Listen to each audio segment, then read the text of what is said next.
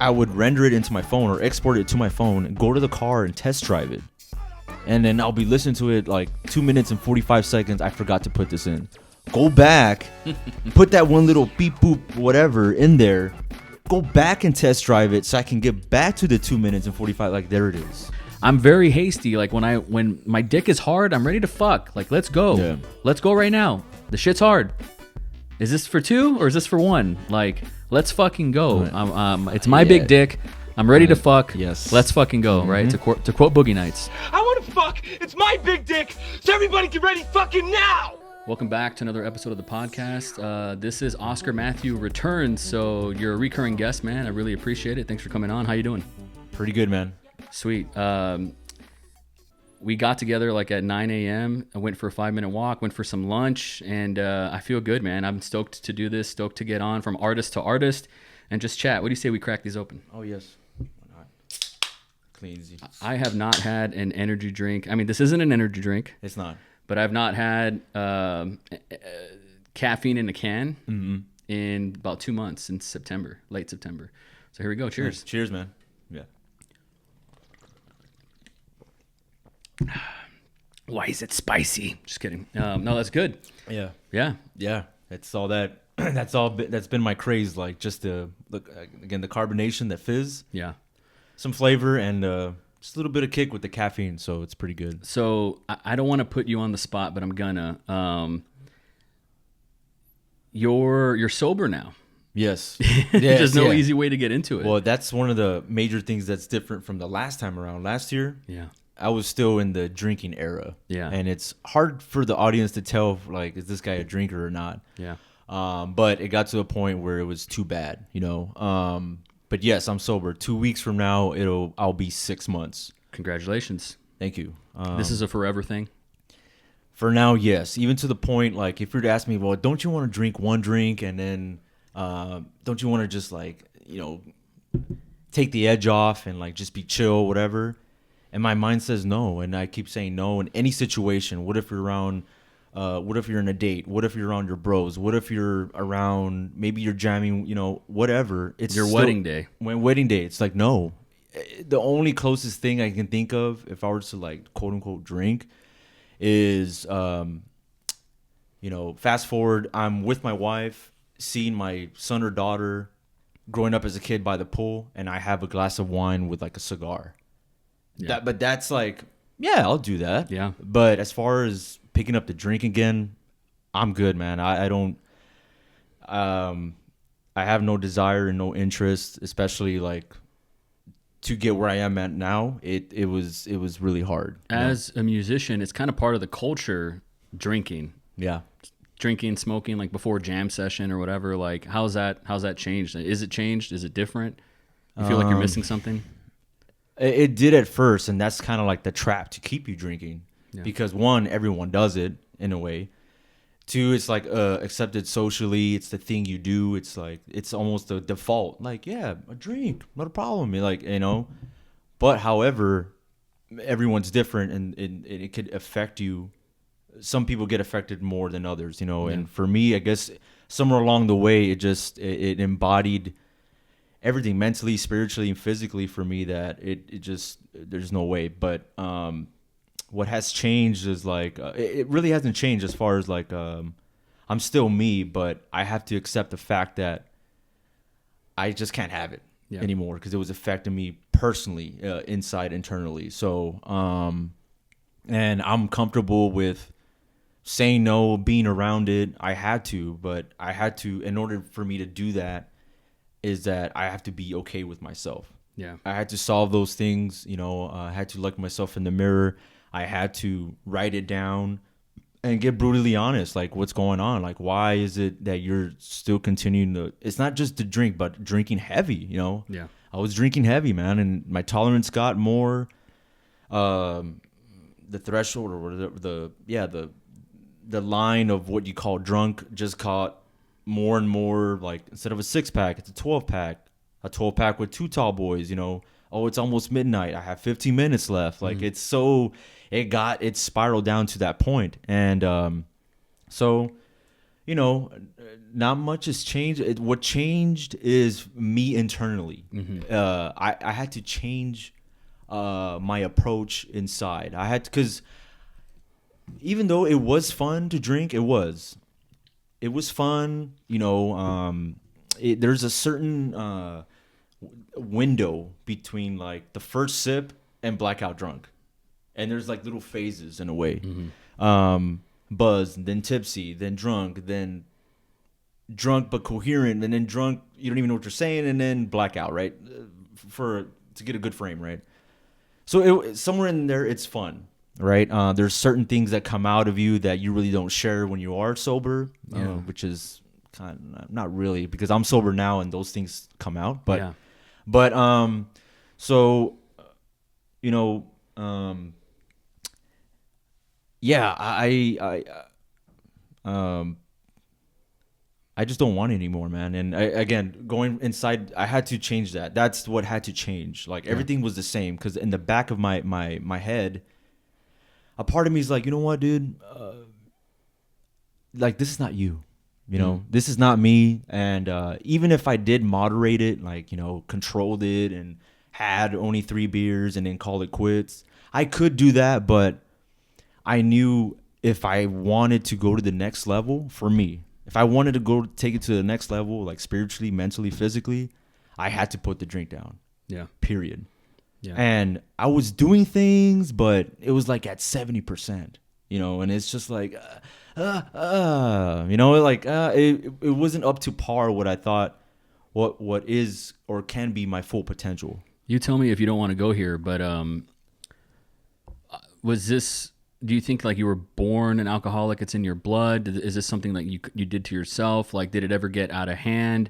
Like, can you talk about the darkness a little bit? Because obviously transitioning from drinking all the time insofar as like, you know, making music, I did want to mention that like your first record sounded like this dude, Hydrogena, sounded like this dude stuck in a dungeon, you know, bottle in hand, aggressive, angry music. And now I've heard your music since you've been sober, and like it's a little more like intelligent, almost like it's more refined, sophisticated. But like that darkness in the beginning, you know, I felt like personally getting on medication was going to curb my artistry. Did you feel like, man, if I stop drinking, like, am I going to be creative anymore? Like, was there what kind of struggle and darkness was there trying to, like, how bad did it have to get for you to snap out of it and say, I this isn't me anymore? Are you comfortable sharing like the darkness? Oh yeah, for sure. Yeah.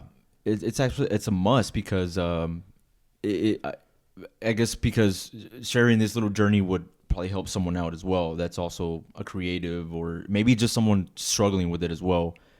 Or maybe someone that you never thought like that person was like an alcoholic or drinker or whatever, and they just don't know how to get that out. So I don't mind.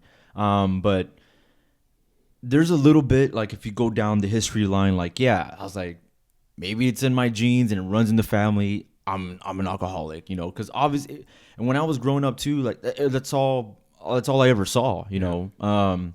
As far as a little kid going to my grandma's house, all the families there, all the dudes and all my uncles, my father included, were all outside drinking, and all the women were inside playing bingo, you know, making food or whatever, and that was just the thing you do. So it was around me all the time. And obviously when I got into high school, which kind of surprises me that I didn't drink till after high school. Yeah.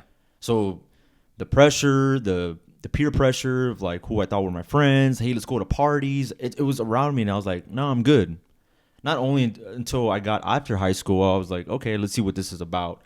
But it was different because I was still a little young and I was experimenting. So there wasn't any of that. Like, am I an alcoholic? There was no such thing. Yeah. But to go back to like the topic is like, there was a little bit like, well, if I go down the family tree, like, I guess maybe this might be my fate in a way. That's kind of dark to say, but I feel that way. It's like, fuck, you know, like, well, maybe at some point in time I'm gonna face it, and then I'm gonna have to go from there, which I did. And it's hard for me to say that because I think internally, even without the drink, even as far as high school, even as a little kid, and this could be like the alcoholism talking, you know, whatever, quote unquote. I do have an addictive personality. The OCD, like focus, like I have to, like once I'm locked in, I'm locked in. Yeah.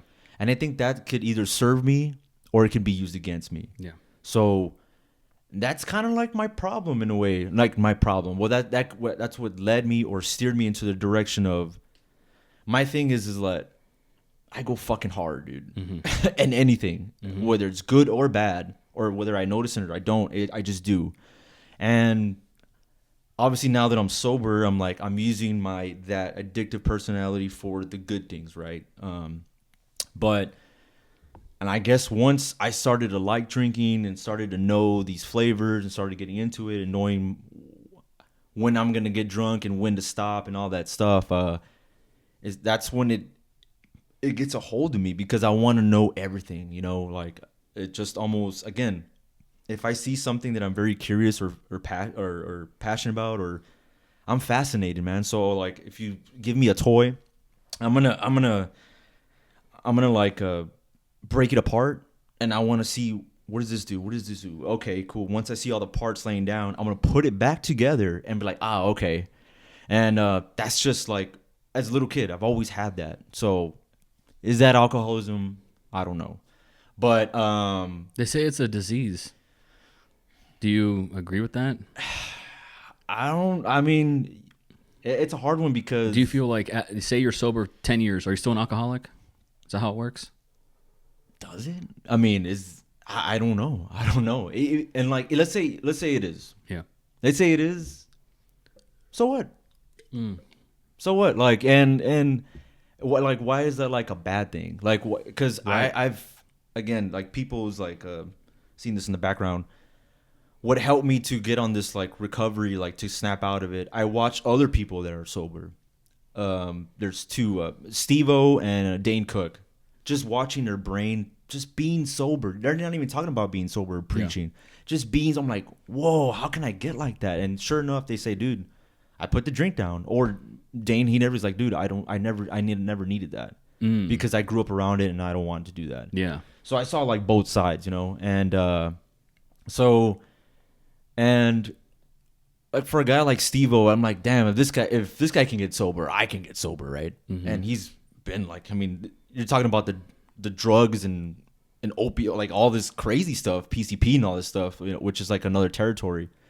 But and I just find like alcoholism, like alcoholics, like people that are stuck in the drink, it's always been the main one. Like weed's okay and, you know, okay or whatever, but it's not as dangerous as alcohol, you know. And even if they are, like, I don't, even though, let's say 10 years later past, like you said, 10 years later is like, are they still an alcoholic? Maybe, but at least they're channeling that alcoholism into something more productive. Yeah. And more, you know, it's kind of like, what's the difference between, even if you use the word addictive, like I'm addicted to fitness, that's a good thing, or addicted to drugs. It's like, ugh, that's kind of bad. But the word addiction is in there, so it's kind of like pick your, I don't know, pick your poison, pick your vice or whatever. Yeah. So I'm like, and if it is like, I just know for me, I truly don't ever feel like I was an alcoholic ever, but I feel like for a time window, sure I did, because it got the best of me. You name it, like monkey on the back, you know, celebrate for whatever reason. I got out of work, put in 12 hours. You deserve a drink, you know. But 1 turned into 3, 3 turned into 6, 6 turned into 12. So it was like you had to go hard. There was the occasional just one tall boy or whatever. Hell no. And once I got in that, like, one sip, that's it. Really? Gone. I think that's the alcoholism part. Yep. Yeah. Me, I've had to stay away from it my whole life. Like, I'm terrified of the few times I've drank. I've probably drank less than 8 times in my life. One of those times was a blackout. Like, how did that happen, man? Talk about escalating quickly. Like, there was pictures of me. I've never shared this, but on a roof of a house. Apparently, there was like some pipe, and like I smoked out of it. I don't know what was in there, you know. And waking up the next day was like the Hangover movie where I'm seeing these photos of like me on Instagram and I'm like hammered on the roof of a house. Like, how the fuck did that happen? And I think it was just that go hard thing of like one sip. I was like, I remember there was a Baja Blast Stripes cup, 64 ounces. And I put vodka in it. And then that's all I remember. Like 64 ounces Baja Blast. Like what the fucking fuck? Like I never even like had a beer. I never had a shot. I went straight to that. Yeah. And what the fuck? That was, 2013, which was like the lowest point of my life. But it was not cool. It wasn't sexy. It was not fun. No romanticism about it. And, I'm the type of person, I want the most thing. I want the best thing. Yep. I want all of it. Yep. I don't want one cookie. I want 12 cookies. Almost like greedy in a way. Greedy, I guess, gluttonous. Gluttonous, yeah. And so I've always been terrified of alcohol because of our family, like that too. Yeah. My father's side, I think they're all, they all got all kinds of things going on, diabetes, heart disease, alcoholism, substance abuse, all kinds of shit. And then there's my mother's side, our side, and everyone drinks. Everybody drinks. It's just part of the culture. Like it's just what you do. Every photo there's alcohol in the background, and it's just part of it. So it was normal, for sure. But I was terrified, and so I feel like an alcoholic that just never had a darkness point where it's like a come to Jesus moment where, oh man, I got it. This is the day sober. I started counting the days. Like no, like I've never counted the days, but it just never got that bad for me. But it was the potential was always there. Like it was waiting for me. It's like my destiny to fuck up and become an alcoholic. Like it just feels like the way I'm straight, I would easily be addicted to alcohol. It just fits. Yeah. It's like Legos. Like it would just click for me. So I had to stay away, and that's why I have stayed away. So I relate to what you're saying about going hard, the gluttony. Yep. Like I get it. It hurts. Was there a come to Jesus like darkness moment for you of like, okay, I'm done? Was there a moment, or was it a series of moments? There's like series, and there's like two of them. Again, story which I don't mind sharing. It's fine. We went to go see Blink-182 in July of 23. Yeah. I got fucking hammered. I got shit-faced. Blackout. And the thing is, up until that point, I don't do that. And if I'm going to get blackout drunk, I stay at home. If I'm going to get lit or party or whatever, I always make sure, and I always know, like, damn, like 2 or 3 more, like that's kind of it. And usually up until that point, I kind of know, like, either I can't drive, or I'm gonna ask my friend to stay, or no, or whatever. But that was one. Had to get carried, blacked out. Don't remember. I just saw Turnstile, the band. They opened up when Blink. They played 1 or 2 songs. I don't remember. It's just black. I don't remember how I even got anything or anywhere. When all I remember just waking up at Dave's place and be like, oh shit, these guys looked out for me, So of course, that was one. It was after the fact. When I woke up, I was so disappointed in myself. I was just so like. Can I share one thing that you said with me like sure, the next day? Sure. You said, and when I asked you about this dark point, I didn't think you'd bring that time up. I wasn't sure how that affected you, but I was there for that. You told me that wasn't very tribal chief of me. Yeah. And I knew that when you shared that with me, I was like, oh, this guy fucking is really disappointed in himself right now. Yeah. When you said that, I was like, oh, I know what that means to you. Yeah. And yes, it's because I'm a huge Roman fan, but it just felt like I just felt like in a delusional universe. I just felt like Roman walked in a room and just like looked at me and shook his head and walked out. I'm like, damn, and it cuts to my core, and it just does. And but I was just disappointed. I was just I shouldn't have gone out of hand. But I know why. One, why? It's not because it's almost like a petty thing, but I don't care. Sure, I was already tolerant. I was already drinking heavy. I knew what I was doing. But I think the moment when I don't know how this is going to come out, but when I saw Turnstile was a band that I've gatekept for years. And it was one of those when I saw them live, I was so excited, and so like people that know Turnstile before, it's like we win, you know, and it's one of those like I was so proud of them to see them open up for a band like Blink-182, like they've made it, and I was a little bit because I'm a musician as well. I felt like, man, I could be on stage too. And I don't mean like take their spot or eat like jealousy or envious. No, like I was happy, but I felt like sad too because like, man, I like what am I doing in the stands in a way, you know? Yeah, I felt that way so many times. And at shows. I don't care. I'll say it. At a point, I was like, don't say that, you know? And I was like, no, I'll say it. You know, like, I think that's a very common thing amongst artists, I think. Yeah, I share this with Guillen all the time. There's this one meme where it's a a guy dressed up in a football uniform in the stands looking at the football team. It's bad, yeah. And we kind of joke about it, and we're like, and he's like, but Guillen is like, dude, it gets every time, bro. Yeah, it gets me every time. And again, it's not in a way like, oh, that should be me, but I know I could do this. I know I can. Yeah, I don't care. I'll be the opening band for 15 minutes, you know. Yeah. And so that was like it got me so sad. Like once I saw that, I was like, fuck it, I'm blacking out. So it was conscious. It was, I guess, while it was happening.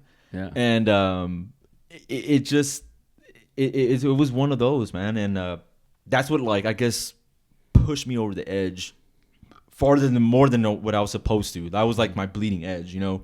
And so that was one of the reasons why, but that wasn't the reason why I was disappointed. Mm-hmm. That was what really like, you know, like it was almost. You didn't want to feel the pain of that. Right. But at the same time, I did feel it at the same time. Like I was in there. I was so happy for Turnstile. Like I was like, this is my band, you know, and we made it. Like I guess the people, like the nerds out there, the marks like me that understand where they came from. It's like, yes, we did it, you know. And it's almost like rooting for the, you know, what is that called? The underdog, whatever. They you know, they performed in a warehouse in front of 50 people, like wasn't popular or whatever, and like, whoa, they kept at it, and then look where they are, you know. Yeah. And but I guess it's just a musician. Me again, I guess it sounds a little petty, like I'm not on stage, right? But you know, as a musician myself, I'm not gonna lie, dude. It's like, damn, like it's not like It doesn't seem like it's a dream. It's possible, you know. Like it's tangible. There you go. It's not like something that's gonna take like, no, dude. It's doable, you know. Do you know who the rapper Logic is? Yes. Okay. Say what you want about him, but me and Claire went to go see Logic live. I don't remember, 2018 or something. Mm-hmm. And he was out there and he was a rapper, and it was like the first rapper I'd ever seen in a concert. And he had like this camera crew around him, and I felt like I could be on that stage, like being like the guy filming the guy, like that's my world, you know. And I remember not enjoying myself at the concert because I was just like, I want to be the guy in the spotlight, like I want to be the guy in the arena, not the dude in the stands. Like I felt like such a embarrassed like mark, you know. Mm-hmm. Yeah. And I wanted to bring up this quote. Supposedly it's by Theodore Roosevelt. I don't know. Maybe I'll read the whole thing. Maybe I won't. But I just want to get to the point. It's not the critic who counts, not the man who points out how the strong man stumbles or where the doer of the deeds could have done them better. The credit belongs to the man who is actually in the arena, whose face is marred by dust, sweat, and blood, who strives valiantly, who errs, who comes short again and again and again, because there is no effort without error or shortcoming. And I always think about this, the man in the arena quote of people in the stands want to like throw tomatoes and talk shit, but it's always that guy in the middle that is like, you know, yesterday was the Mike Tyson fight. Yeah. And a lot of people are like, oh man, this guy doesn't have it anymore. Right. You know, he didn't get, there was no knockout, but I'm like, Mike Tyson won, you know, like he was that guy in the arena. And so I think about that, and I felt that way. I felt so insecure going to shows. It's part of the reason why I don't like to go to them, because I'm like, well, I want that to be me. Yeah. And this is, I've never said this, it's kind of like an intrusive thought, but like when I go to shows, oftentimes I'm like, well, I want to be friends with that person. Like I want to be friends with Iron Maiden. Yeah. I don't want to have this relationship with them where, you know, I'm just the mark. You know, like I want to be like when I go to a wrestling show, like, oh dude, I want to know those guys. Because I've done it. I've been behind the scenes. Like it's a great feeling when you know the guys and you're in the locker room and everything. But apparently that pain was like just enough to you know, take it over the edge and get blackout drunk. You know Yeah. what I mean? So I think a lot of people are going to relate to that actually, Yeah. because it's a very common feeling, I think, amongst artists where there had to have been, you said there wasn't, but I'm going to give you a little pushback. There had to have been a little jealousy. Like, yes, there's like this, we made it, but there's just also like, what about me? A little bit. Oh yeah, the drummer Daniel Fang. Like I'm like, Of Turnstile. yeah, he's great. He's a great drummer, but it's just like, I remember, do you remember the drum solo he did? oh yeah, Okay. it's great. It was great. Yeah, It was. I thought of you. dude. In a weird way, like I kind of sobered up in the moment when that happened, and like just for like that little time window, and I was just there like with my eyes like, you don't know what's, just because that's just me. That's my main choice of instrument. Yeah. And it was good, you know. And sure, there was a little bit, just a little bit, but it wasn't even that. Like there was, because the word like jealousy or envy doesn't roll off the tongue very well when I say that, because I love Turnstile, Got it. love them, you know. Like that's like in a way like that's my band, you know. But I'm so petty because I don't want anybody to know. So because Yeah. it's just one of those. You want to want for yourself. Yeah. But the word's out. They know who Turnstile is Yeah. or whatever. But it's one of those like, but I was there since day one. Like you weren't there, you know? Yeah. But it's a petty thing. Whatever. And I don't care. Yeah. That's the way. That's the same way I feel about Ginger. Like, I was kind of there since like 2014, you know? But yeah, so. So Man, that, like, but it was real little, like 5%. so that night of Blink, I remember being one of the dudes that carried you out. You know, thank God that we were all there together. Yeah. You know, like Yeah. my brother was there, his wife was there, Dave was there, our cousins were there, and so like thank God we were all there to have your back. And like, you know, I just remember, I won't say who, but we know who, messaged me and was like, "Hey man, like Matthew needs help," and I was like, "Where is he? Like, just tell me where he is, because I'm not gonna be like, it's on your own. That's your shit, man. right, Figure it right, out. Like, he's a right. grown ass man. I'm gonna drive home. I would not be able to live with myself, sleep at night. So helped you out, which was not a big deal. I would have carried you on my back if you weren't fighting us, but I wasn't. but there was no way. Yeah. So but yeah, we took care of you and all that, and it wasn't my first rodeo, like taking care of a brother like that. So it's all good. But that, you know, the next day, I guess, was kind of dark. And then from that point on, it took. I sobered up for like 2 months, and I was like dead serious to where I am now, and I did pretty good, you know. And then I guess, I don't know, the monkey in my back or that little, hey buddy, there's a drink right there. How about one or two? And Do you remember like that first drink after those 2 months of sobriety? man, Do you remember like what triggered it, or if it was just like another day? it was just like another day. Like I think it was just like the alcoholism like reward me came out. Like, hey man, 2 months is pretty good, you know. You deserve it. You deserve it. Why not? I mean, 2 months is pretty good. Why not? And that kind of voice in my head, and I'm like, you know what? Yeah, I guess I do deserve a drink. I guess I'll have a drink, you know. And that's how I fell back in, you know. And so yeah, I Was called that it. last year? That was last year. That feels like 5 years ago to me for some reason. It's weird, right? Yeah. Yeah. So it was like so, and then I fell back. So July, so all of August, all of September, and then October.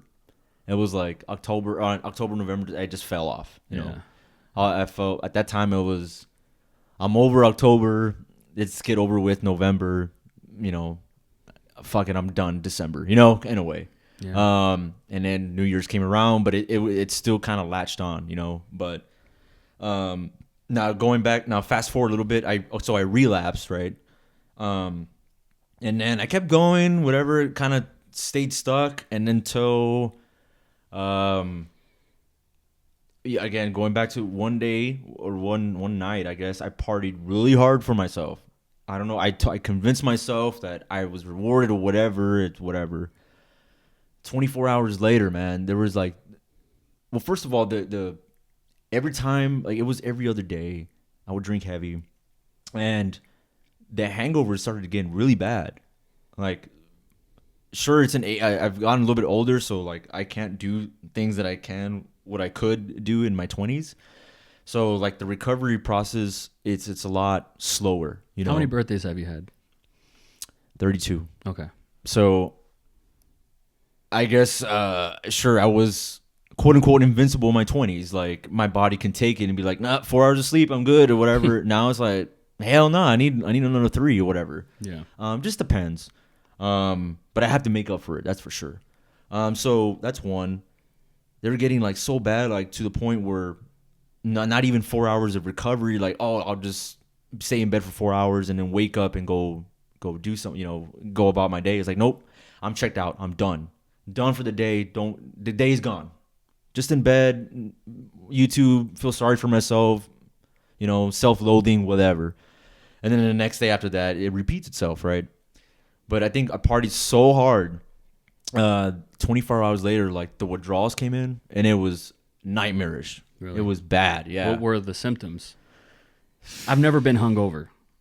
That's wild, man. I've not one time. Even that blackout drunk moment, I woke up like I heard harps and like fairy dust and like Tweety Bird, like the birds, and I was just like, wait a second, how the fuck did I get here? I wasn't hungover. I've never been hungover, so I literally don't even know what the symptoms are. I really don't.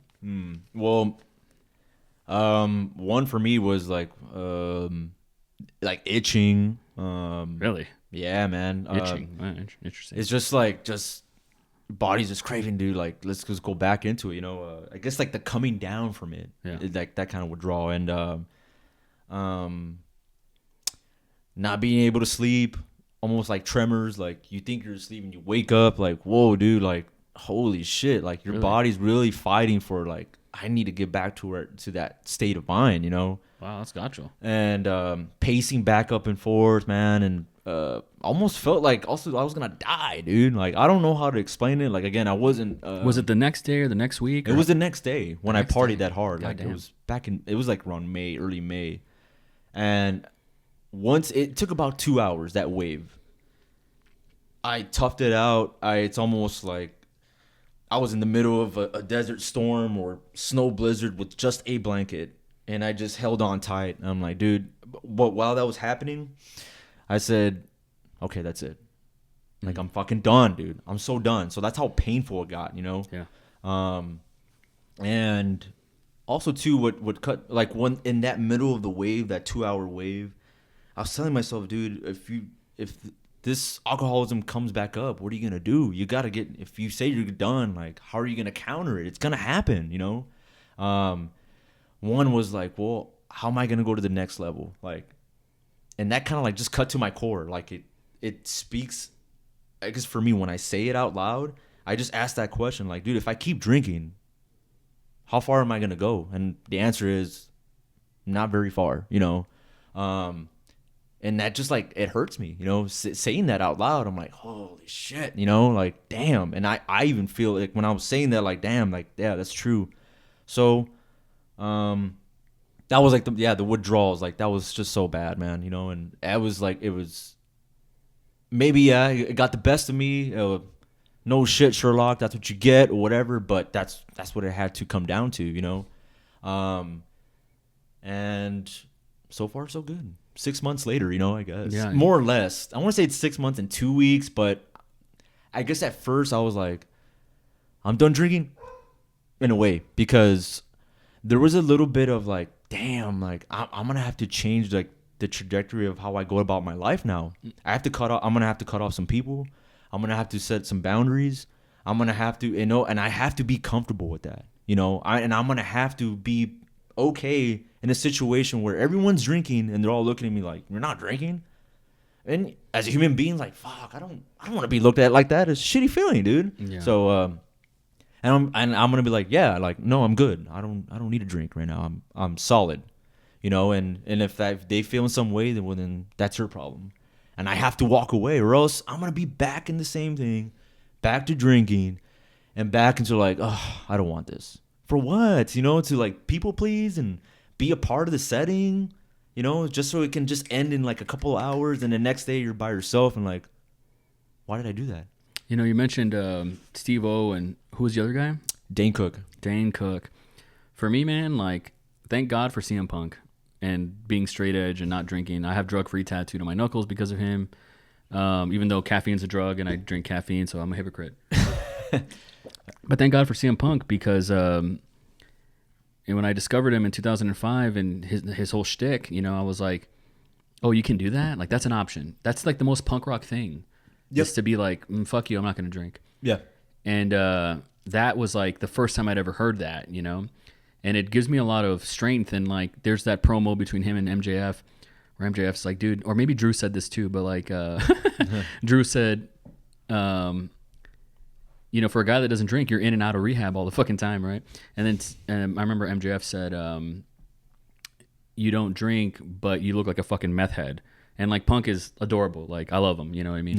Yeah. But like that was like a green flag for me to be like, oh, I can do that.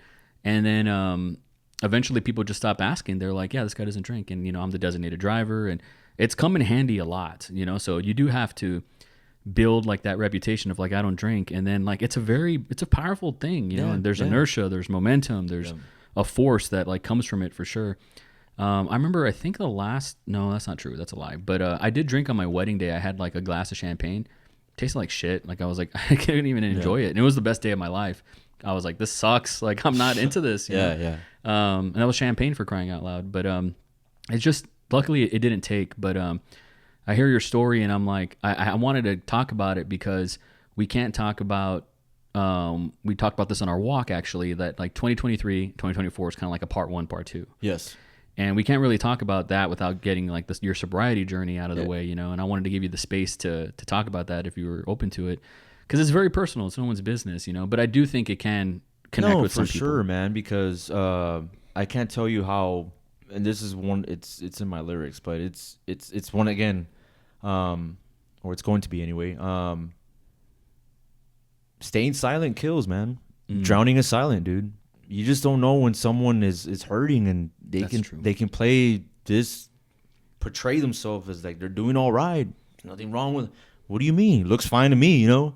No, they're not, dude. Inside, maybe it's a society thing, especially for us men. You know, a lot of men stay silent, and like I don't mind. Like I'm not ashamed or embarrassed, because for what? So I can put up this facade of like how I'm a man, but inside I'm dying eternally. Like what? Like no, that's not for me. That's not right. It's funny now you mention that being the man thing. Like machismo probably kills a lot of men. Yes, machismo does. And you would think it'd be the opposite, but it's not. Yeah, it's like, dude, like you need to open up, and it's not weak to open up. It's not, you know, it's okay to say that you're having a problem. Like there's no, because the actually.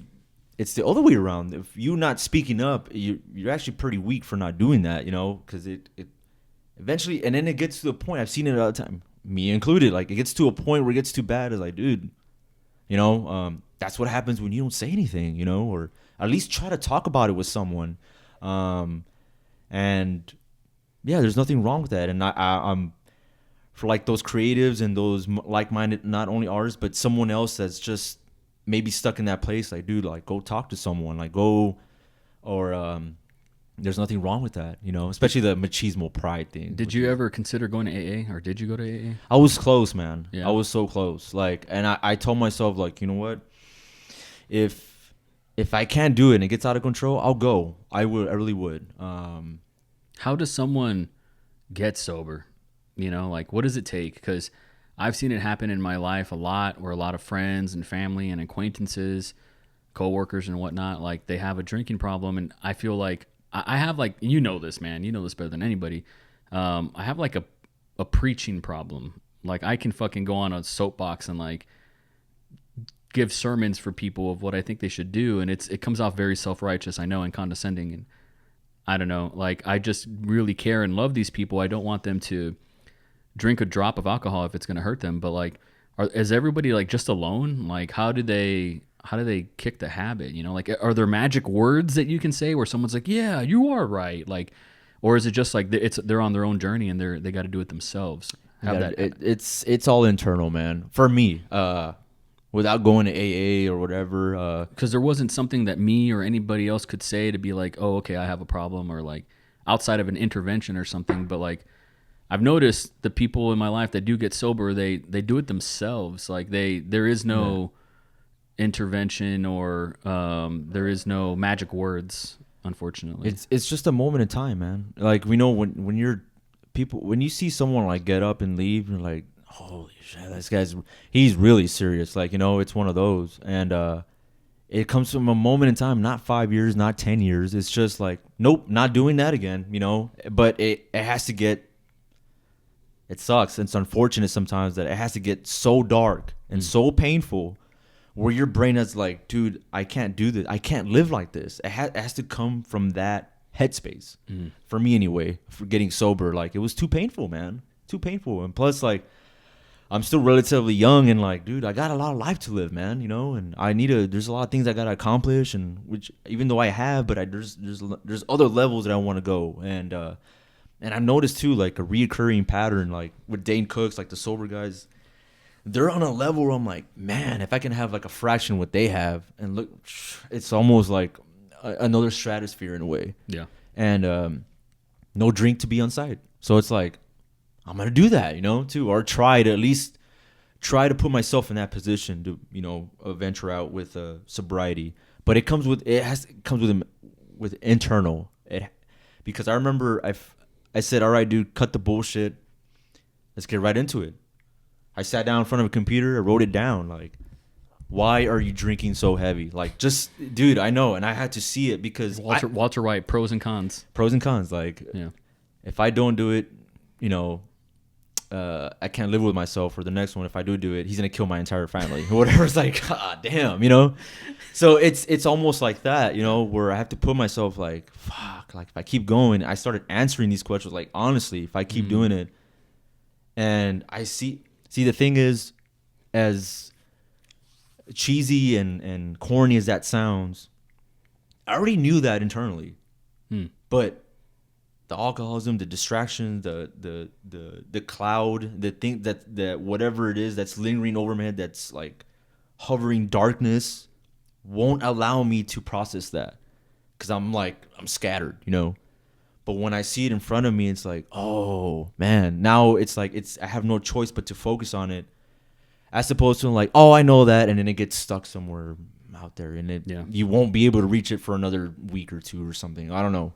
And I hate that, you know. So it has to be within, man. Like I internal, and being honest with yourself. Like, sure, there's a lot of things, like a lot of things can be wrong, as far as like environmental. There's factors, circumstances, situations that can ignite, and sure, but as cheesy as it sounds, it comes from internal. It has to be a choice within. It can't just be like, I don't know, because they're doing it, or maybe it's a thing to do, or maybe it was just a phase. Like, I don't know, man. But that's the best way to be sober, is choosing to be like, I want to be sober, you know, and only because it comes from a dark place, you know. Yeah. You could live like that. I could technically still be living like that, but I'm not gonna get very far, like I said. And so and I know that for sure. And do you ever think like your dreams, your vision kind of saved your life? Yes. Because how many people do we know have an alcohol problem, but they don't have a vision for their future? And so why are you going to change your present for a better future if you don't even desire to have a vision for your future? Whether if that's a dream or a goal or an aspiration or just a better life or better job or whatever that is. So many people are just, this is it. And they're stuck in that way, and they think, okay, the next 30 years are going to look like that. That's fucking terrifying to me. It is. So talk to me about, you know, your dreams, your goals, your vision. Like, you obviously had to leverage that to break this habit. What does that vision, like, what do the goals look like? Well, first of all, like, because you could have did the easy thing. Yeah, I could still go about it and do it, but it's going to be like half-assed, 60%. Said like, I don't want hydrogen to be 60%. See, you have a desire to be optimized to 100%, 90%, 110%.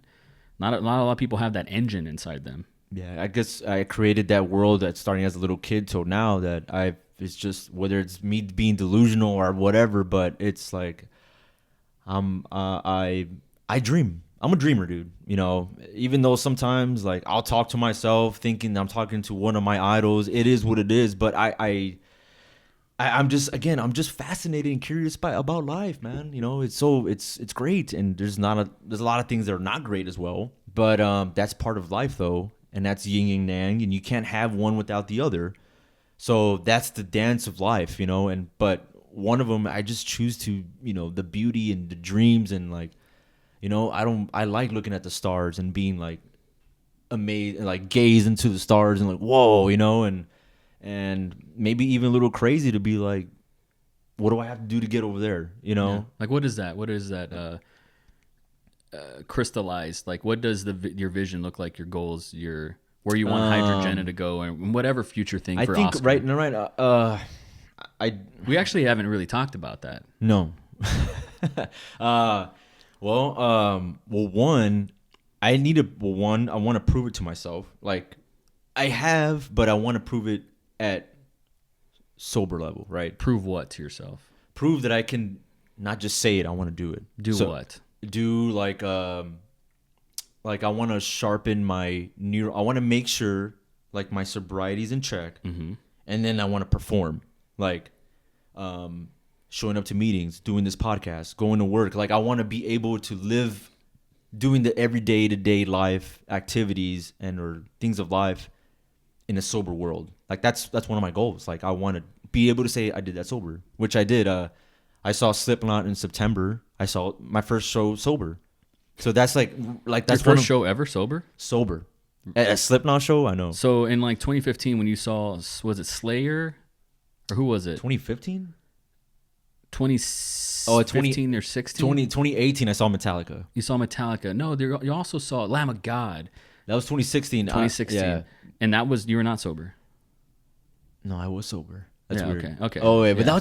that's different, man. Okay. I don't know. Well, it's just I knew it couldn't have been the only Slipknot couldn't have been the only time. Ah, man, that's kind of weird. Interesting, right? Lamb of God, where you fucking. But I was in died- the mosh pit. Died So in the mosh. I died in the mosh, but that's another level of like self like healing the kid therapy kind of thing. Yeah. You know, Well, you did that one sober, just so you know. I did. Yeah.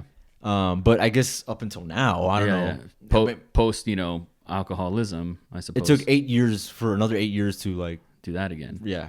So being able to participate in life sober is one of the goals. yes, and I'm still proving it to myself, you know. And One of our friends, I won't say who, yeah, just to protect them, is sober as well right now.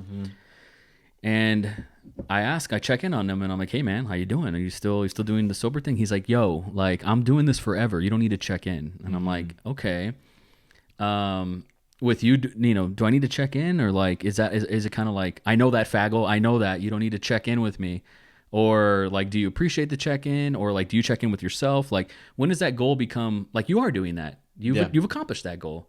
When do you like move on and say, okay, what's next? Because that can't be like a goal forever, right? Like, or is it? Like, you tell me. well, I gotta think about how long I've been drinking compared to how I was sober. Okay, You know so what it I is mean? relative. It is. So I have to like keep doing. Like I really want to make sure, like, dude, because So what is like the number? Like, give me the number. Be specific. Like, be sober for a year, 2 years, 3 years, 4 years, 5 years. How do you know you've accomplished that and you can check it? it's hard to say because these things like keep happening.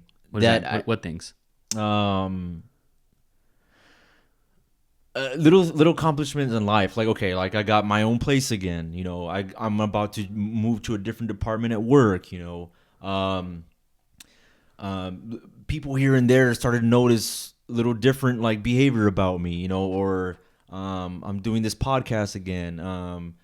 My older sister came to visit me in Austin for the first time ever. Like, was it a coincidence that I had stopped drinking and I'm sober? So I'm starting to like just see things that were always there but never happened. It's almost like it's new to me. Do you feel like you're manifesting this in some way?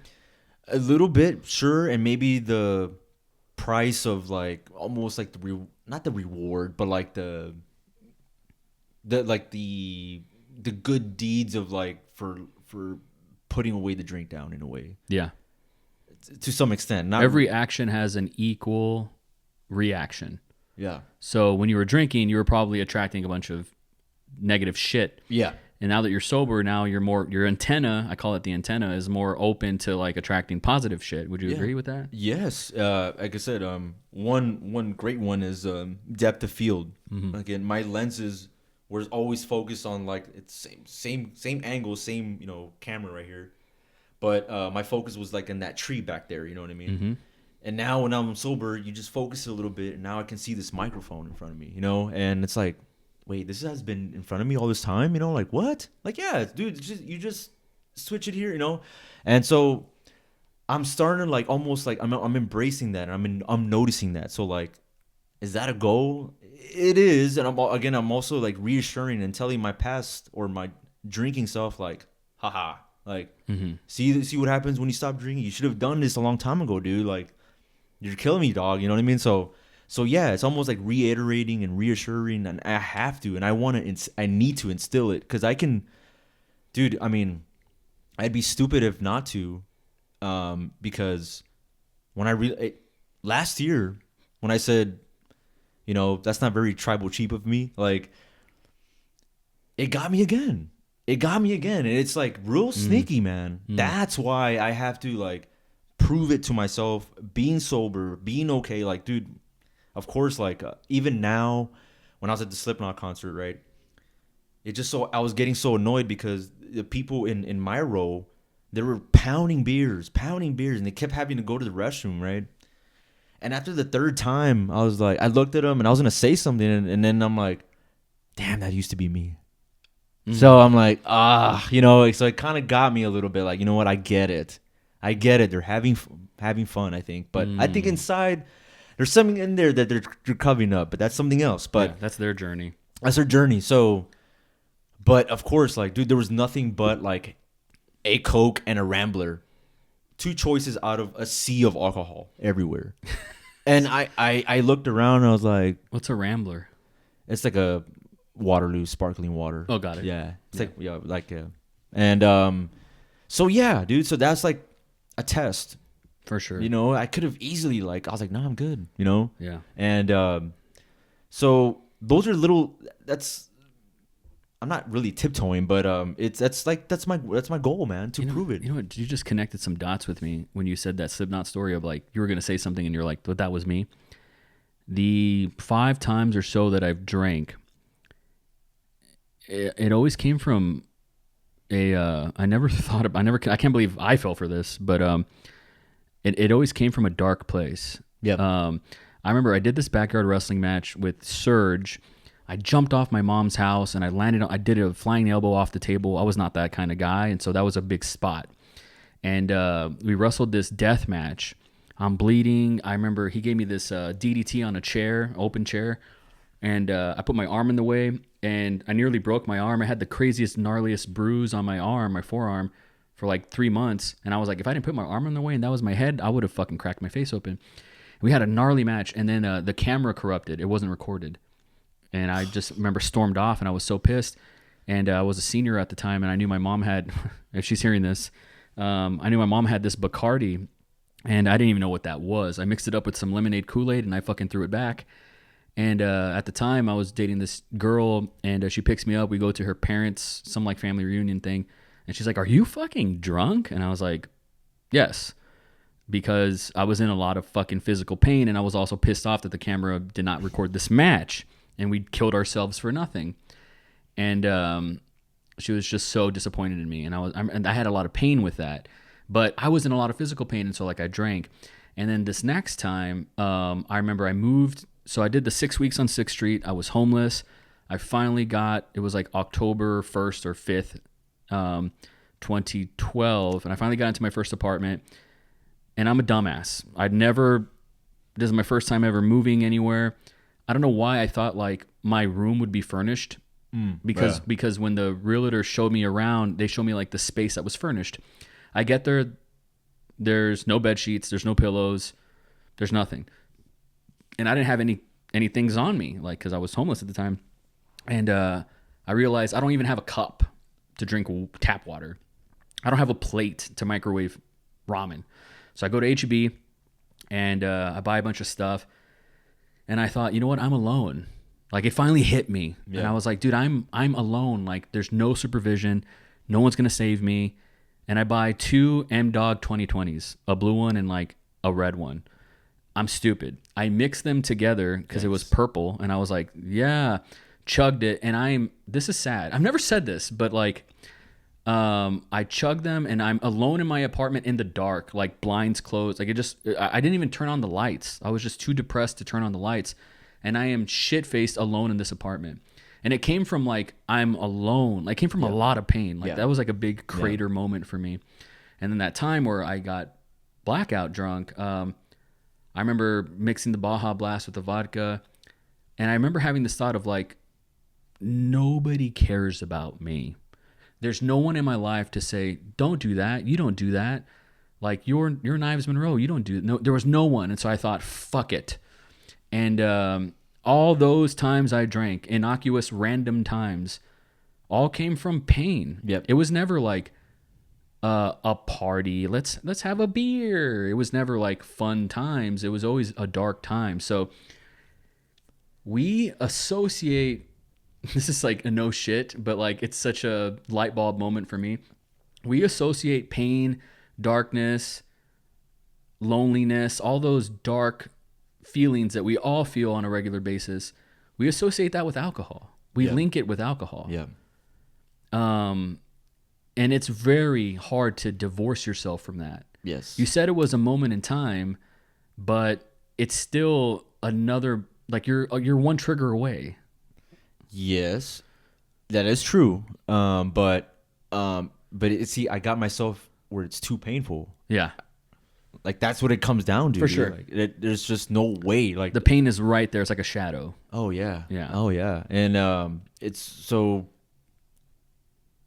But it took so many factors, and it like I make it seem like I just woke up one day and I was sober, but it comes off that way. But it just came like, dude, like I'm done, you know. Yeah. And but yeah, there was a lot of. But see, here's the thing: you say loneliness and like no, yeah, all that was there. Like I felt like, damn, like no one really gives a shit about me. No one can step in. Nobody says, hey man, don't be doing that.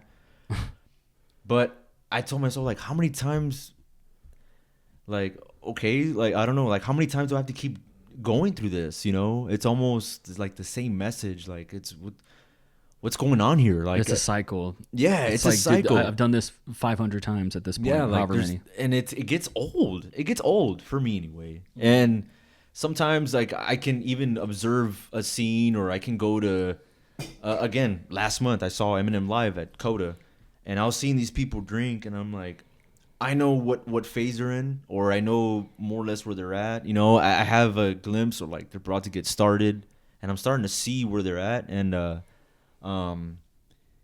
but it's not bad yet. That's the only thing. It's not bad. It's not. Maybe it is, but it's still not too bad. You know what I mean? Like, What makes alcoholism so painful is like you can't have what I call like the occasional crack rock. right. I'm just gonna smoke a little bit of crack. Well, no, like you can't do that. No, and see, It's like, you know, with alcohol, it's like there's no one beer. hell no. Isn't that crazy? There's no such thing. How do some people do that? Good for them, I guess. I would love to meet them someday. Like, how do you do that, sir, ma'am? You know, like, they're just, that's bullshit, dude. For me anyway. Yeah. And but that's another one too. Like, accept the fact that I'm wired that way. I have to accept, like, dude, you can't just have one. Mm-hmm. And I have to say that out loud, dude. I cannot have one, and I'm good. Like, and again, full disclosure, like, there's nothing wrong with it. I just can't have it. That's it. I just can't. And of course, like, 6 months is pretty good. I mean, and that's breaking a habit, I think. it is, but at the same time too, I kind of even like I almost like hesitate even saying how long, because it's like, for what, to impress someone how long I lasted. Like, it's like, no, that's not me anymore. So it's almost like killing that old version of myself, and this is a new one, you know. Yeah. It's kind of dark and brutal, but at the same time, like, well, I'm never gonna get to the next level if I don't do it. You know, I can continue to live like this, or it's gonna be too painful, where it becomes too late now, but it becomes too tragic, and too, like, almost a little too late. You know. Yeah. And that's painful enough for me. Like, okay, what do I gotta do? You know. And I love sober you. Thank you. I love appreciate like that. the sober version of you. Like, Thanks, man. You're way more sensitive to things. Your antenna's super sharp. You check in, you know, you're like, hey, how you doing? You know, that's cool. Like, I get really salty about people that like never ask me how I'm doing. You know, I'm like, No, and they should. you never ask me how the fuck I'm doing. Like, They should I'm feel out here guilty. too, man, you know? And but they're all caught up in, they're all caught up in their life, right? But you and our mutual friend who is also sober right now, I think he's like maybe 2 months, which is not a long time, but like it's a good inertia and good momentum there. For sure. Now he checks in with me now, and he's just like, "How you doing, man? Like, how's work?" And I'm like, "Who the fuck are you?" Like, you never used to check in. Yeah. Like, I used to be the one checking in on you, and he was like a brute when he was drunk. He was a brute, and now like he's just more like lucid. It's like he's awake from a dream, you know. And so I feel that way with you too. And so I love sober version of you. Like, protect him at all costs. Yes, man. And it's not only for me as well, but it's for other people too as well. Because not only for me, but I know my mom is ecstatic. I told my older sister Erica, she's so happy for me. My little sister is proud of me, you know. So it's for them as well. You know? I gotta ask because my real quick tangent. Yeah, for sure. I'm bipolar. I got a whatever. I'm crazy, and so I'm on this medicine, and like before I was on medicine, I would just be like, bah, like I would just like say the thing, and then people were like, oh my god, this guy just says whatever he was on his mind. Right. But now that I'm on medicine, it's like a pop-up blocker. Mm-hmm. It's like this ad comes up, and I'm like, nah, don't say it. That never used to be there in my mind. So the pop-up blocker just hit when you had said that. Sure. Do you know where this is going? Sure. And so I was like, nah, don't say that, but I'm going to say it because we're on a pod. And if we got to cut this out, we'll cut this out. But it's fine. You mentioned your mom's ecstatic. Your sister's stoked. You know, your other sister's like, wow, this is great. I love sober you. What does your dad think? Well, I'm surely you've talked to him about this. I did. On the surface, it's like the best at best.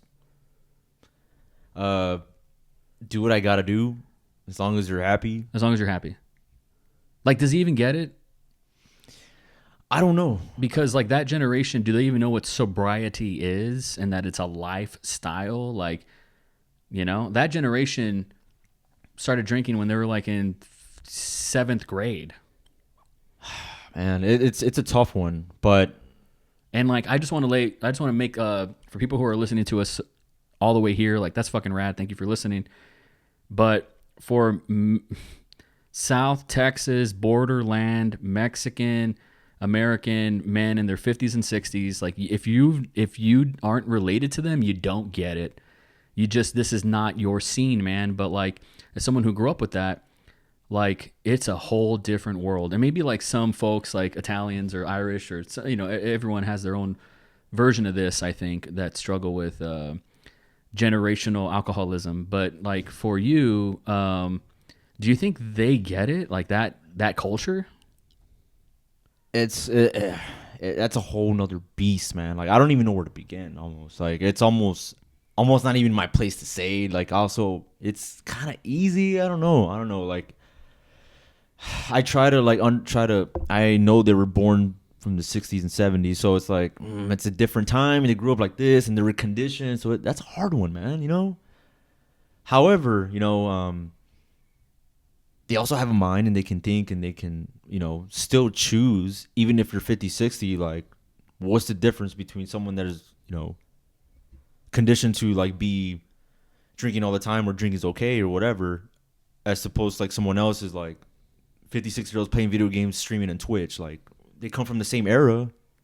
What's the difference? Like, I don't know. Like, what? I don't know. It's a hard one. Your mom's ecstatic. Yeah. Your father is kind of like, good for you. Yeah. My mom's ecstatic because she's seen me like when I was a handful of times kind of drunk, and I can get kind of shitty. Yeah. Oh, yeah. wow. And you know, I never done anything like overboard, but it's just like I just get really shitty, you know. Yeah. You're never shitty to me. No, I don't know. I don't think I have. No. And if I have, I never saw sorry, like a shitty monster version of you. I never saw that. I think there's just certain like I guess maybe because with certain family you get open up more, maybe. Not only that, but they can push certain buttons that nobody has access to. Well, so that's why. That's a fact. So So there's like certain things like, oh, you want to play that game? You know, I'll fucking you know. So yeah. And I'm kind of I'm kind of that way. You push me, I'm gonna push back. You know, as far as like that kind of thing, you know. Every now and then I'm like, I really don't care. I don't have time for that. But yeah. So I think, you know, and it's very apparent too, because, you know, I was in the Valley for 2.5 years. After you moved from Austin, you lived in Austin for almost 10 years, and then you moved to the Valley. They moved to the Valley, which we kind of covered in the last podcast. The last one. People need to listen to that, just, you know, so they can get the full picture. But I just wanted to, yeah. And that was during the pandemic, so there was like, okay. And then I came back last year of May of 23, and now I'm here, right? My mom can see it, and it's like night and day for her. That's great. And she hugs me, embraces me, like, son, like, this is like the Matthew that I want to see. Like, that's fantastic. Whew, man, like, it's almost like, wow, you know, like, damn. And I don't like the other out, like, I don't like this guy, you know, like, I just don't like your drift, you know, and whatever. And it affects them, dude. It's not just because through me, but I know my behavior and my way of doing things affects other people too. And I know if I keep going down that path, I probably won't have them around anymore, you know. I probably won't even be doing this podcast. Not because it's personal with you, but maybe I won't be up to par. I won't be able. You would have like procrastinated it. Yeah. Like, we'll totally, eventually. Yeah, we'll dude, not late at night. And then this is like, you know what? This guy's not serious. You know what I mean? So, and then, you know, and on your journey as well, you've been leveling up and up and up, and your schedule's getting more busy, rightfully so. Mm-hmm. So whenever I'm here, I gotta maximize, dude. You know, I gotta make sure, like, even if we don't like hang out for another 3 months, good, cool. Yeah, we got that podcast, you know, whatever, you know, cool, you know. So, but yeah, man. So to answer your question, like, it's very surface level. So, and I don't know. I'll come around when I'll come around, I guess, when it comes to him. Yeah. I want to talk about your music, man, because in the last episode, which was legendary, I think it was almost 4 hours. It's my most listened to podcast. Is it? Yeah. I have not seen the numbers. Like, yeah, I'll show you the numbers. They're, you know, it's great on YouTube. It's great on Spotify. There's Apple Podcast. There's everywhere. You know, I'm everywhere. And so the Spotify numbers, it was like number 1. And I was like, but this is like my most recent pod. So in it, we talked about your journey and your music and Hydrogena, man. Like, what has the past 2 years, 2023 and 2024, like, what's it meant to you? Like, encapsulate it for me, and then where are we going in 2025? So I think the first time around I said, I don't even know I'm supposed to be called Hydrogena. Mm-hmm. And I felt like 63%. Like, say it, but don't say it, but still say it, because it's... Why? I don't know. But, however, some time has passed by, and now I'm like at 83, 82. What do you mean by that? Because I'm still discovering myself through the music. Yeah. You know, Hydrogena is just a project play toy of mine. I see. Like, you know what I mean? And I could maybe Hocus Pocus. Now it's called this, you know. But so far, I think it's still relative. And it's like, at first, it was just to capture what's in here and then put it into audio format. To express myself in a way that I can't with words. And sometimes I don't even know how I can put it into words, that it's like, listen to the music. This is what I'm actually trying to say. Yeah. It's a different language. And so the past 2 years, I think it's just, my abilities and my skills are sharpening up some. And also I'm more curious now with sobriety. I sense that very well. And I think that was another one thing too. And I won't get side off. Please. But I think with making music and while drinking, it was like it was always like this hindrance, you know. It was always like this cloud. Like, I can only touch a little bit of what I can hear, but only for like, there was only a ceiling. Now that glass cloud or that glass, whatever, it's not there. Now it's like, whoa, I can go even further. Like, you know, so that's great. Yeah, man. Yeah. And it wasn't right away. It took a while, you know. And I'm starting to see things. I'm starting to notice things. And I think this is a weird one. Maybe it is a machismo thing. I don't know. But I think sometimes I felt so alone in this department where, like, man, this guy's intense, you know? Like, almost to like I am intense, dude. Like, I open the grid and I'm just like OCD just style and just like seeing like, oh man, you know, and I'm locked in, dude. Like, You're not, and to the point where it can take me 3-hour sessions. I would render it into my phone or export it to my phone and go to the car and test drive it. And then I'll be listening to it like 2 minutes and 45 seconds. I forgot to put this in. Go back, put that one little beep boop whatever in there. Go back and test drive it so I can get back to the 2 minutes and 45. Like, there it is. That's psycho shit. It is, man. I love it. It is, man. I know, But I love it. but that was another reason why, like, almost like, dude, you need to calm down, dude. You know, like, you know, almost like that, where it's almost, I feel like I'm outnumbered. Like, fuck it, I guess I'll just drink. You know, I don't know. What do you mean? Like, I feel like Outnumbered? What do you mean? I guess there's not many people that I can look over like they're not intense like me in a way. Oh, okay. And I don't mean like in a like one upping or anything like that. I just mean someone with the same energy that has like this sensational appetite for life, like just so fascinated. Like, I just want to grab it by the fucking, you know, and I just want to, you know, and that's just me, dude. And now I'm okay with expressing that without a drink. So I'm still my abilities and skills are sharpening up some. What used to take me 4 hours, I can do in 2 or 1 or 30 minutes. So I'm starting to progress a little some, you know. I'm starting to use the MIDI keyboard a lot more. Starting to do solos on my end, the best that I can. I'm just going for it, you know. And it's all, again, like my toy project, Hydrogena. Like, fuck it, dude. Like, you know, before in the drinking days, I would be like, nah, dude, don't do it because you don't. It's like, no, like, do it. Like, just try it out. Like, what's wrong with that? You know, so I'm being more, it's more confident, you know. I'm more confident now. It's crazy too that it's been a year since Redefined Landscape. Yeah. 1 year as of yesterday. That's a great one. Still great. Still holds up. And I'm kind of like, I set it down as far as, because I really don't play my stuff. Yeah. The only things that I play over that are in my head are the current projects, like a current project that I'm working on, which is I'm about to announce here. But anything that I'm currently working on, that's what's in my head. But I don't go back and whatever, you know. I just been like, okay, what can I do that I've done before and just make it better? Or maybe I already did do it and I did like it, just enhance it more. Thus with like remastering tracks. I've never done that before. And at one point I was like, oh, I'll just leave it as is. Like, it's good. It was for what it was. Like, Revelation, I like it, but I remastered one track called Evolution, brought it to life, kind of like got the world of Redefined Landscape and combine it with Revelation. I'm like, whoa. I was like, this is what I really wanted the first time around, you know. And it took 3 years, but I did it, you know. And so I'm still discovering it. I'm still in this playful, like, I haven't tried everything yet, like a psycho. I might have tried most things, but there's still that back thing over there. I'm gonna get to it. I don't know when, but I'm gonna get to it.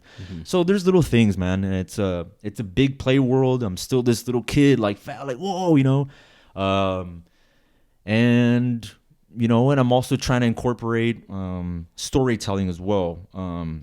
A lot of it is I'm trying to make my younger self happy in a way, or I'm trying to express my journey when I was younger. I'm making music for that guy. But now I'm also trying to keep it current of who I am too. And it's almost like, whoa. So there's like a lot of content there, you know? And every now and then I'll be talking about other subjects that I'm passionate about or something, which right now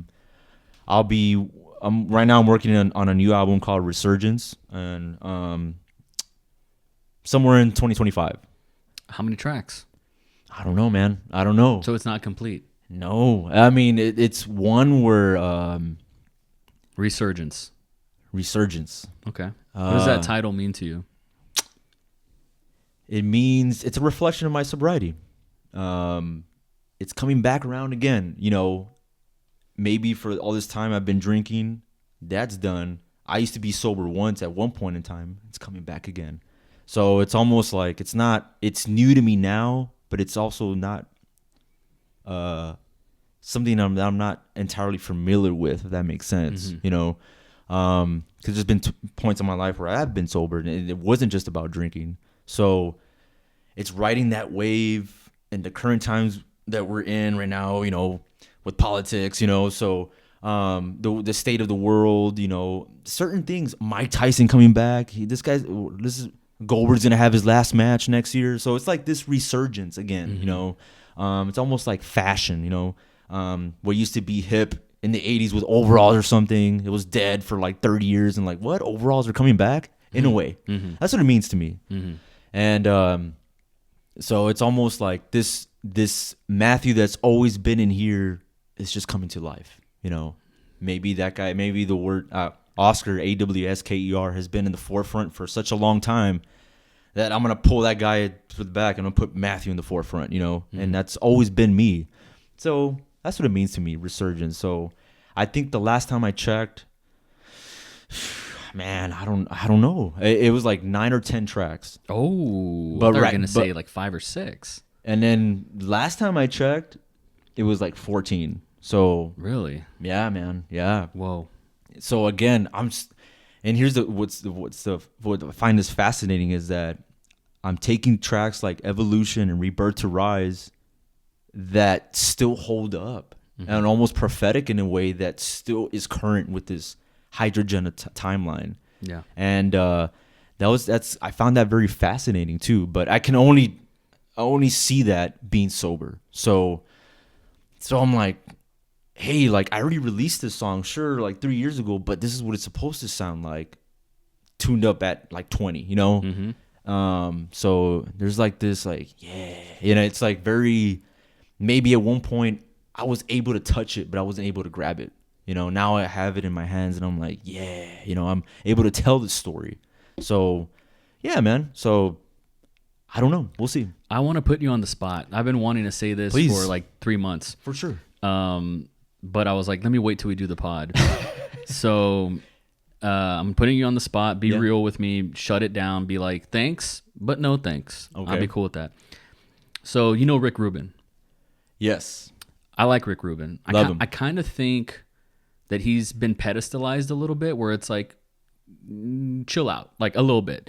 I've read his book, The Creative Act. I believe that's what it's called. And great book. It's very hippy-dippy, but he has a lot of value to offer creatives. And like, obviously, he is a kung fu master when it comes to producing records. Some of the best music you've ever fucking heard, Rick Rubin has his hands on it, right? Yeah. But he doesn't have a musical bone in his body. Like he doesn't play guitar. He doesn't play piano. Yep. He's not a musician. But he is an artist. And so maybe I'm speaking out of turn here, but you have made music with Eddie Cobra and Guillen, and you have done features with them and whatnot, and you guys have collaborated, and like those are some of like the best tracks. Like they're just they got so many layers to them. They're 4-dimensional. It's a bit of a dream of mine to, where's he going with this? It's a bit of a dream of mine to produce one of your records.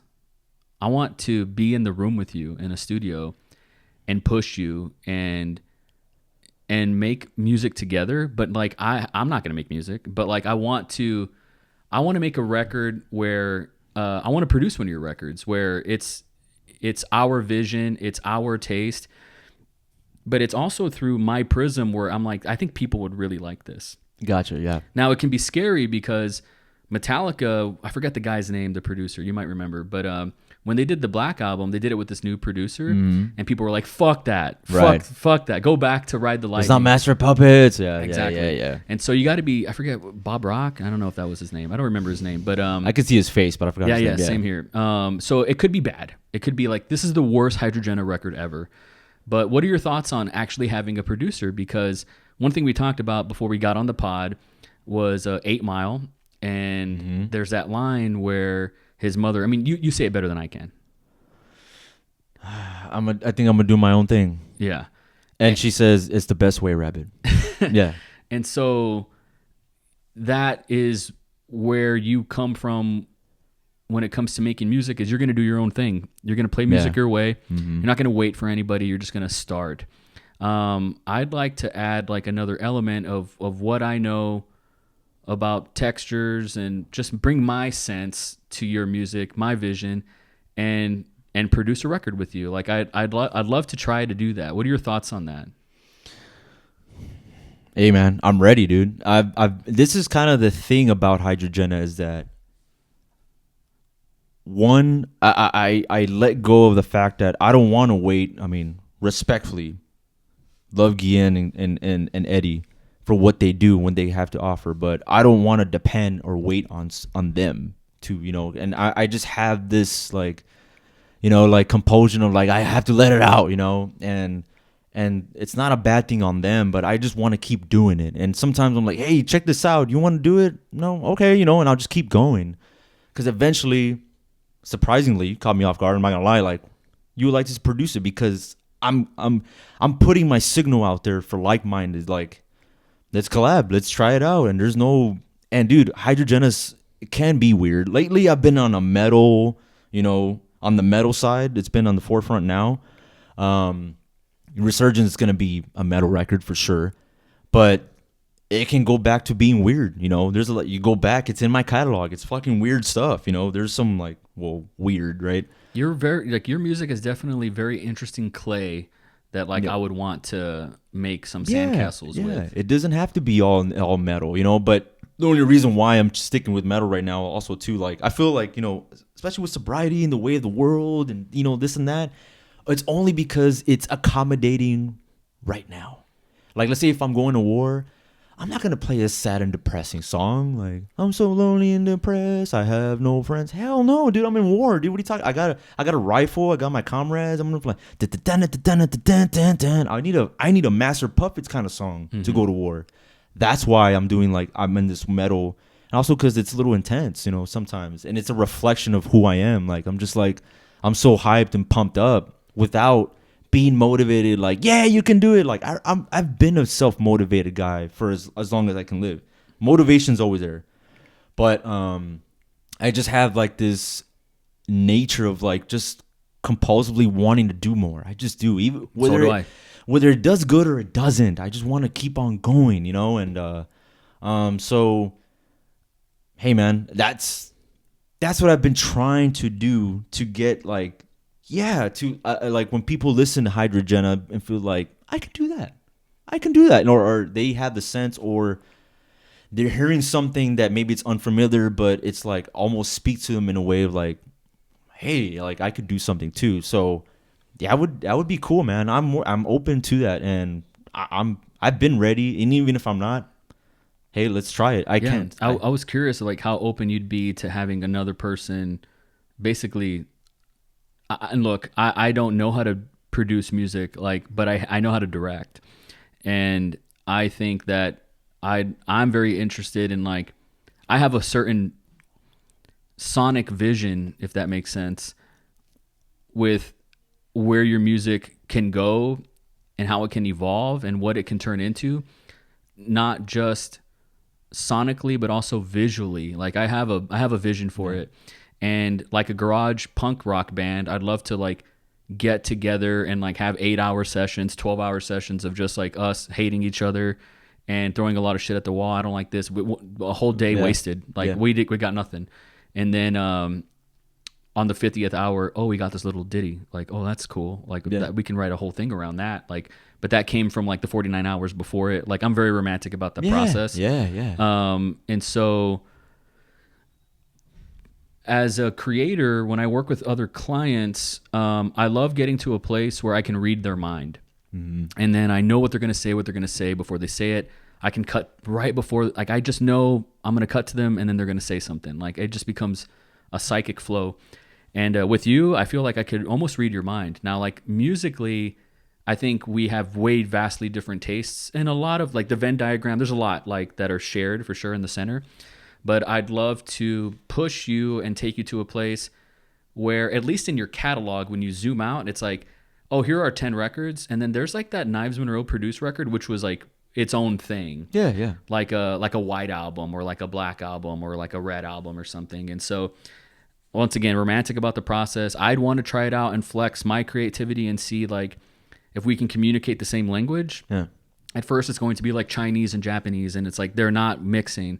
But then we find a new language in there. And so, I wanted to bring that idea up to you, and it excites me because it could be a 6-month thing, it could be a 6-week thing. I don't know, but I'd love to produce something with you, and also create a visual component that accompanies the record as well. Yep. And it's just a whole different, it's going to be a different thing. Yep. But I feel like Hydrogena is so malleable and like flexible enough that like it can be whatever we want it to be right now, you know? So I'd love to collaborate. That'd be really fucking cool. And that'd be kind of like a dream come true for me. For sure, man. Yeah, I'm so open to it. Like, and again, even if I'm not going to lie, a part of me thought 30% was you're going to be like, thanks, but no thanks. Like, I'm going to do my own thing. And like, I appreciate that, well, which I would have been like, gotcha. well, sure. Like, I'm still, even if like we go, I'm still gonna do my own thing, you know. Of course. But however, I don't mind it because your intention, Yeah. the attitude. That's why I'll take that any day. You don't have to have, let's say, you don't even know how to, plug a guitar to fight for your life or whatever. Right. Like it's fine, but I can see your intention and attitude, and that's the whole point. It's like, oh, okay, cool. Like, because a lot of it is about the vision. Mm-hmm. It's not just sonically. Like, yeah, it's part of it, but it's also like storytelling, vision. Like, I have to see it. You know. Yeah. A lot of my music was vision. Yeah.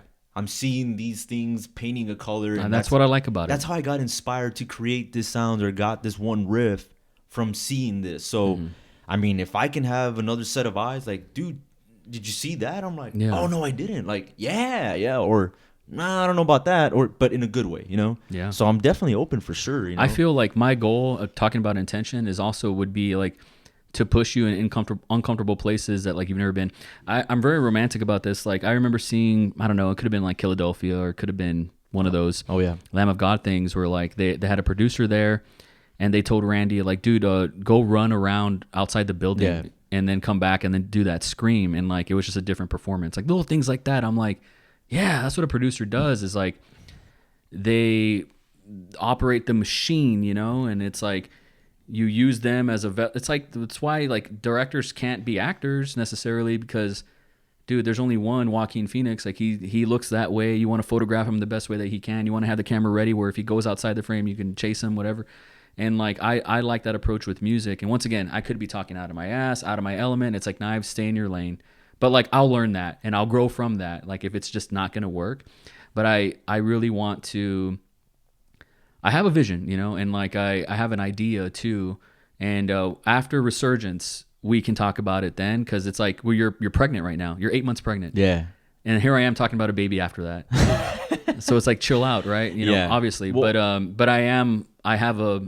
You know, well, I'll say this and that in mind. Yes, you're not wrong about that, but so I did the singles route this year. That's right. Or at least half of it. Wanted to talk about that, yeah. And not for me. I guess. Oh, really? Not for me. Like, I could do it for sure. It's not the fact that I couldn't do it, but I don't like it. I guess because where I come from, the way I've been writing is if I drop a single, I feel like this was either in the middle of the song, something came before it, or it's like a cliffhanger. So therefore, like after Resurgence, I need at least 3 to 5 tracks, just mini package a little story. Yeah.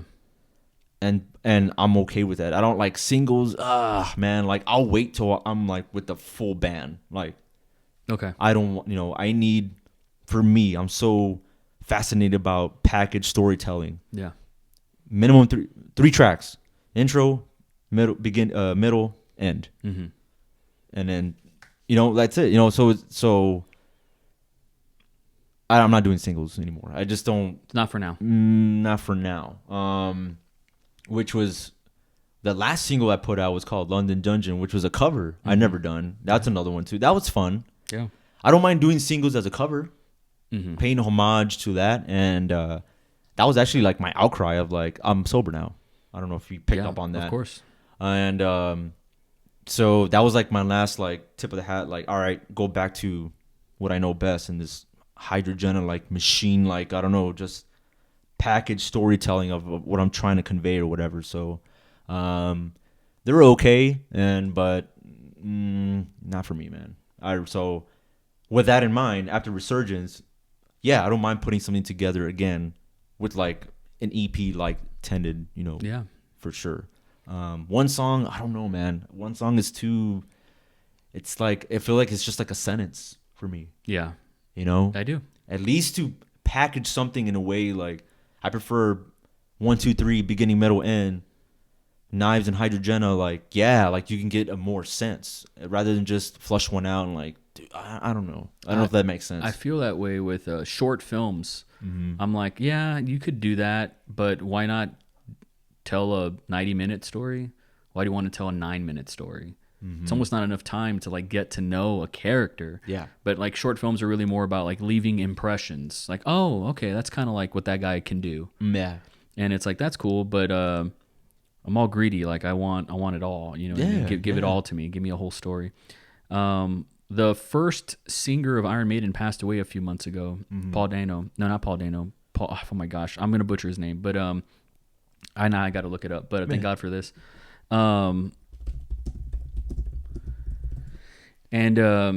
Dude, I mean, that's what created Iron Maiden. Like the first 2 records. That is that actor. Yeah, Paul Diano. I was close. Paul Dano is the actor from There Will Be Blood. Metalheads right now in the comments are like giving me shit. You're But, not true metal. Sorry. yeah, but this guy passed away, man, and like he was a legend, 66 years young, super young guy. But like his tracks when he was on Iron Maiden before Bruce Dickinson came, like those guys told epic stories. Yep. And one song was not enough, you know? Like it was this bleeds into that, you Yep. know, and then like that goes okay, cool, and then like there's an outro suite, and then that turns into this track, and it's like, oh man, it's a whole sonic experience, you know. Yep. So you can't necessarily do that with one single, you know, even though the current meta right now are singles.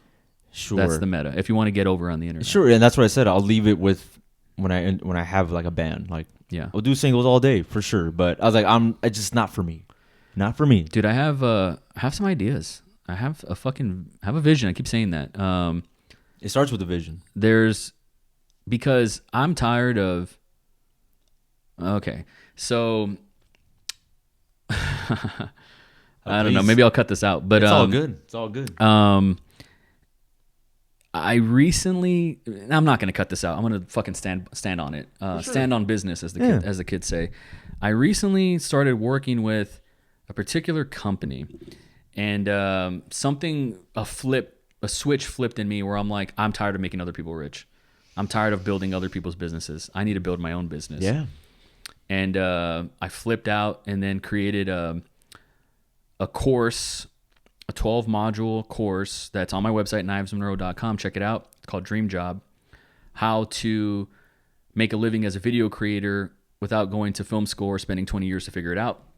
And I made it, and I've been writing it for 8 months, but I pretty much made it in 2 weeks. Shortly thereafter, I created a new course called Shitposting, the Art of Shitposting Online. And I was like, dude, I snapped. I fucking snapped. And I'm tired of making other people rich. On that same vibe, I'm tired of looking at musicians and being like, here's what I would do if I was them. Because I think I know how to get over as a musician. I could be wrong. I could land on my face and skin my knee and just chalk it up to experience. But like part of my vision with Hydrogena, I can't believe I'm talking about this out loud because I've been fantasizing about this for a few months, is how to get over on the internet as well as a musician. And if we can pull that off, well, then that's a formula that you could run with, or it opens some doors. And like, I'm very, like you mentioned, you want to get off the single route until you have a band. Like, dude, it's part of my vision and my goal is to like attract a band for you. Yeah, you know what I mean? Like attract those, what I call like-minded geniuses. Like, how do we attract a bass player, someone who's a fucking wizard on the keyboard? How do we attract a saxophone player, a trombone player? You can put up called Craft. Is this a band? Yes, it is. Okay. They're relatively CKRAFT. That's how you spell it. If Hydrogena was a band, this is what it would be. Okay. You might have to put there they are. But that's them. Should I put this on? Sure. All You Can Kill. That's what just recently. You don't have to play the whole thing, but just to get a sense. So whatever, they're in a full band. They're called Gregorian jazz metal. I've never heard of that in my life. And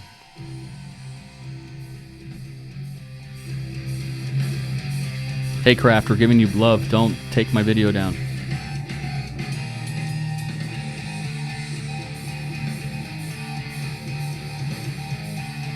Is that an accordion? Oh my gosh.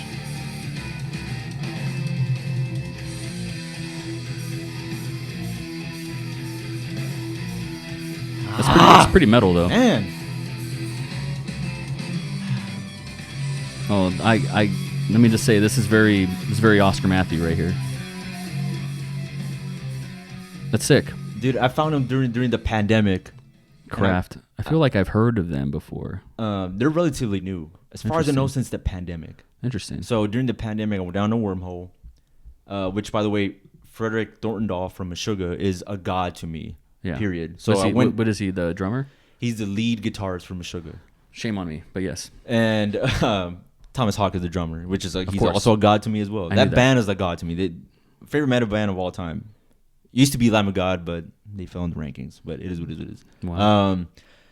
So I found that accordionist. Mm-hmm. He did some solo through Frederick. He did a solo from Frederick through the accordion, and I'm like, damn, like he replicated that through an accordion. That's crazy. And I'm like, let me see. And I went deeper and I found that band, and I'm like, I saw this.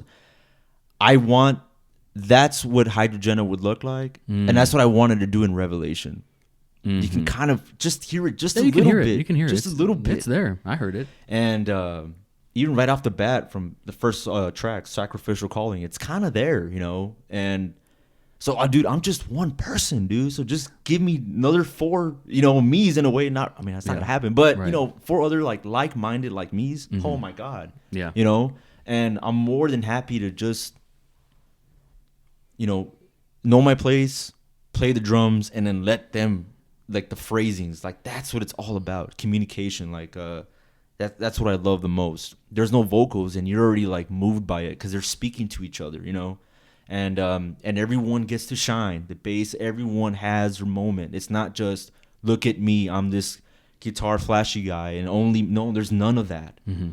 Everything is like a vibe. There's an energy to it. There's a sound to it too, and when you're hearing this, you're putting yourself in the vision, Mm-hmm. You're putting yourself out there, like achieving a dream or whatever. It doesn't have to, or like putting yourself in a certain mind frame. So yeah, man. So that's been my main goal this whole time, to attract other people, like, and again, so open to the point, like I'll everything, again, these are not albums or EPs. This is like my audition. This is my signal saying, hey, man, Here's what I can do. this is what I can do. What do you got? Help me out. Like, is there something that I'm missing here, or can you help me emphasize, or can you latch onto something that I'm already doing? Like, hey, I like what you did there. Check this out. You know? Yeah, and even to the point, I don't mind. Since we're the day and age that we live in now, we can transfer music. The way I can collab with Gien or Eddie, it's all file transfer. It's been like that for a minute. Yeah, for a minute. Like, so I don't mind talking to someone from the UK or Sweden, and saying, hey, dude, give me those files. Like, yeah, send it over. Of course. He does his thing, sends it back, and whatever. And then that's our collab. That's cool. But to find a band and, like, be like a ritualistic kind of thing and make it a thing, it's not impossible, but it's going to take a lot of work. We're in Austin, Texas. I know. But Like, if this is not the place, then it doesn't exist. although the climate and the temperature in the room did change for Austin. Mm-hmm. I only know because I'm a delivery driver, and I was out there during South by Southwest. That music scene is gone, man. This past year? The past 2 years. Really? It's cash grab tech kind of thing. That's all it is. Which is, it's okay. It's not okay, but it sucks. Where, like, how band people or band, like, musicians and artists were able to walk down the street, you kind of don't see that anymore, man. Just a little bit. But although, yes, we are in Austin, Texas, and there are people out there, but now it's all, like, filtered, now we're looking for certain, I don't know, man. it's not trying to cherry pick, but you can kind of get my swift or my vibe or what direction for someone to collab and be like moving forward, you know, if that makes sense. Like, you have to have a certain attitude going forward. Again, you know, and this is what I struggle with a little bit too, is that I'm a little bit of an extremist. I'm very like compulsive, that it's almost like I want to weed out the people that are not very serious about it, you know? Of course. And it's hard for me to say that, because it's like, oh, dude, calm down. You know, I'm not saying make it your whole life, but care. That's all, you know. Like, show that you have interest. Like, you know, show up to you know, band practice early. You know, get there and deliver and give me feedback. Say no, that sucks, or hey, that's great. You know, Yes. I need that. So, and it's not like personal or anything. It's just. It's the fact that I give a shit about what I put out. That's all, you know. Yeah. And it's hard to have someone else that can be musically talented, but they kind of like, I just do this for a hobby, which is, it's not a bad thing either. But it's like, you know, because when I think about a band, I think about like a brotherhood, you know, like a pact, like a group. It could be. I'm open to females too, dude. I'm gonna show you something. Continue. Yeah. So picture, to make it even more weirder. What you saw, Kraft? Yep. Female singer. Oh, I thought there were no vocals. There's no vocals. No, but just imagine that, like adding that layer, right? Or, dude, female saxophone. I don't care, you know. I wanted to show you this. It's probably not going to translate on the video, but I saw this lady. She's a musician. I just popped up on my feed. I didn't ask for it.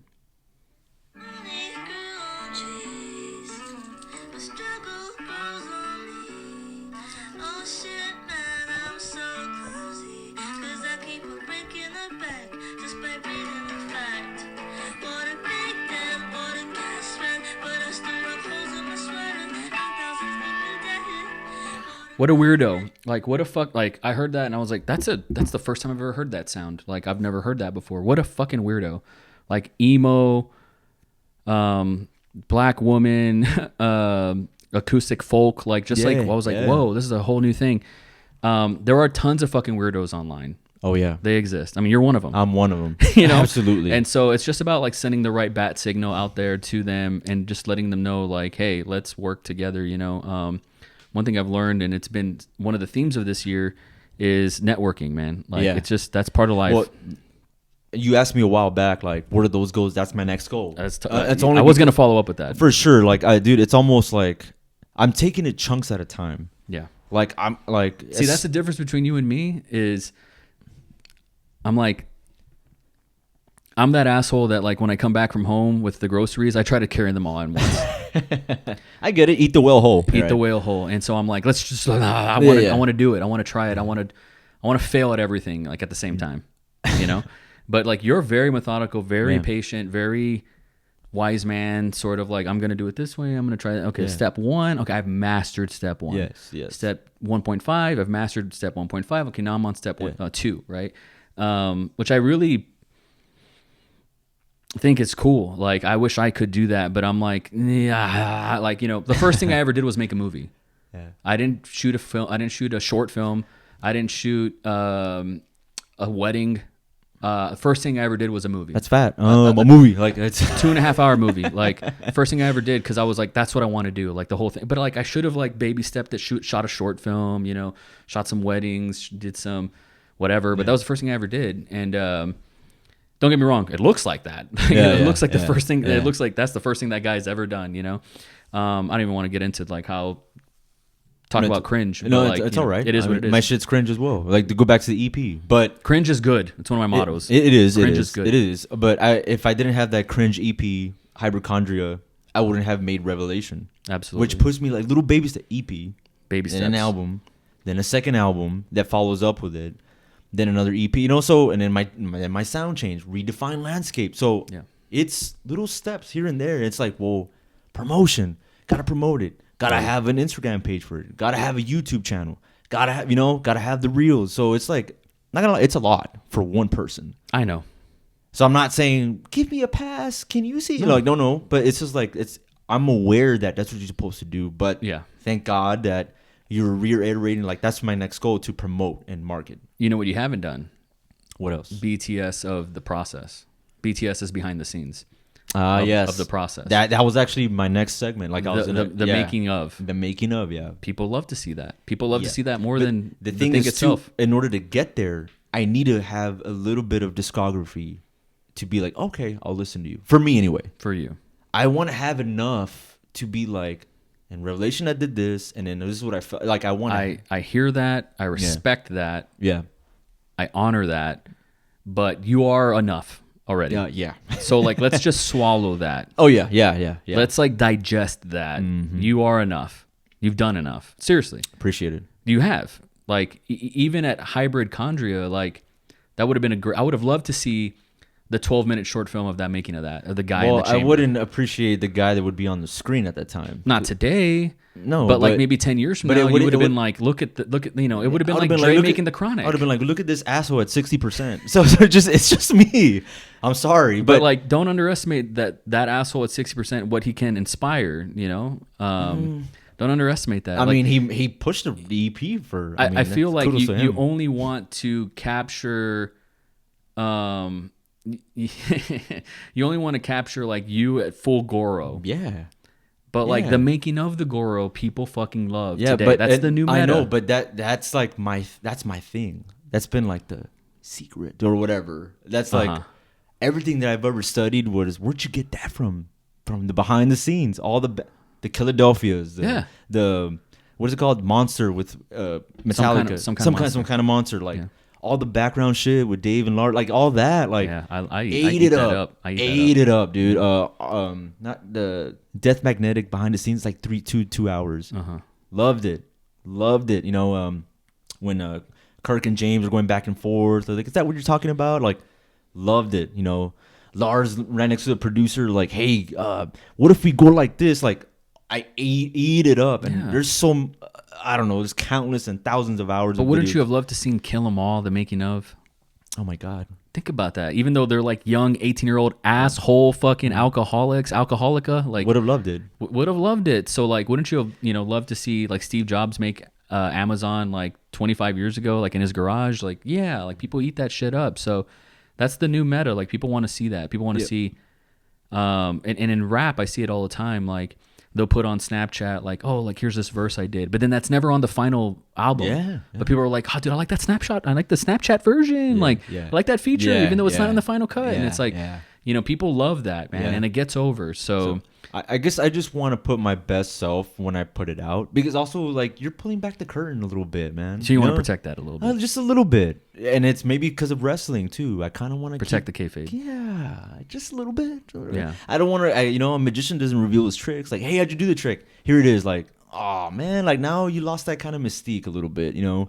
And still to this day, like, how were you able to capture that? I was like, you know, kind of just woke up and, you know, not really. I mean, I know what I did, but so when I get to that place, I'm like, whoa, you know, there's just like, not that they're going to be wowed or anything. So, but, you know, 2 albums from now, I'm just going to call it Untitled for now.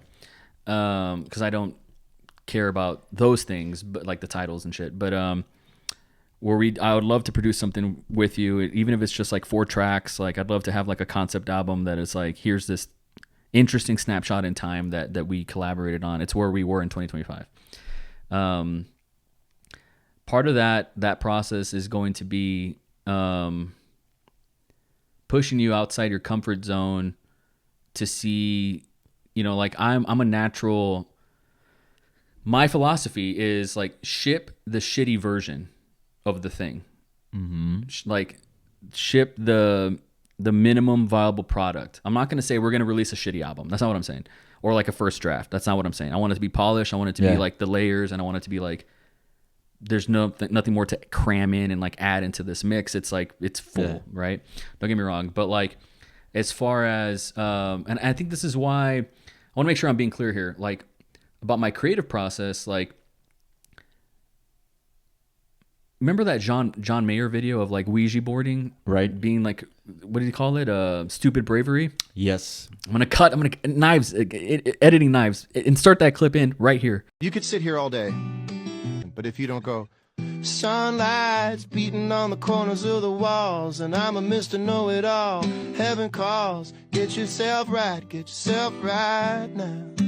If you're not Ouija boarding immediately, you're wasting time. You're like a different human being. Just stare at the corner of the wall. And maybe I'm a little bit shy. Maybe someday I'll tell you why. Because I don't know. And it's all stuff, but you got to keep forcing it. I love that clip. And it takes a stupid bravery. And so like I want to push you to go to places where you're like, I don't want to do that. And then like, but see what happens. Yeah. And keep an open mind. And I know that you have an open mind, but like it really excites me to try to take you to a place that doesn't show the magic behind the scenes per se, but gets you uncomfortable, where it puts you in a new potential sonic landscape that's like, oh, let's play here a little bit. Like I've never really flirted with this, but like since you're teasing me a little bit, since you want to play here, let's play there a little bit and see if there's anything that comes out of it. So I have a very particular philosophy of music and like its relationship with video and its visuals and how to connect with an audience. And maybe I'm chronically on TikTok, I don't know, but I see these kids and I'm like, if you just had a manager, if you just had a producer, if we just had another guy, a shadow, not exploit them, but like take them to another place. Yeah. I think, maybe the future is like selling tickets with that. Yeah, absolutely, man. Yeah. That's my intent. For sure. Yeah. I'm so stoked. I mean, if you got to have the audacity and the confidence to be like, hey, let's do this shitty version.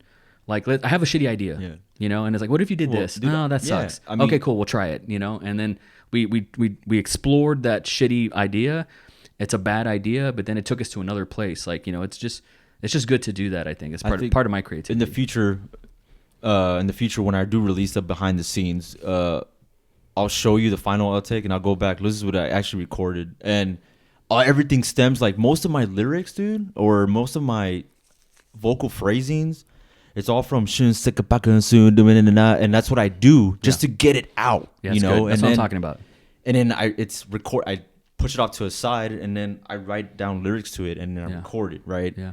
And but yeah, so if that's not cringy or like but that I have to do that in order for it to come out, rather than I don't know, oh, it's not perfect the first, like it will never be, and you will never be satisfied, dude. That's right. And there's something about man, and it's funny because I wanted to release Resurgence in next month or like this year, but I'm also saying goodbye to the project, which makes me sad. I know, because you're never satisfied, dude. There's always something, right? But I've done this. It's not my first time. I've done an album before, and I've said goodbye to projects. I've hit export, but this one I really I like to really make sure, like, I kind of just feel like, dude, just hit. You've done everything you could to who you are with what you can, with your ability.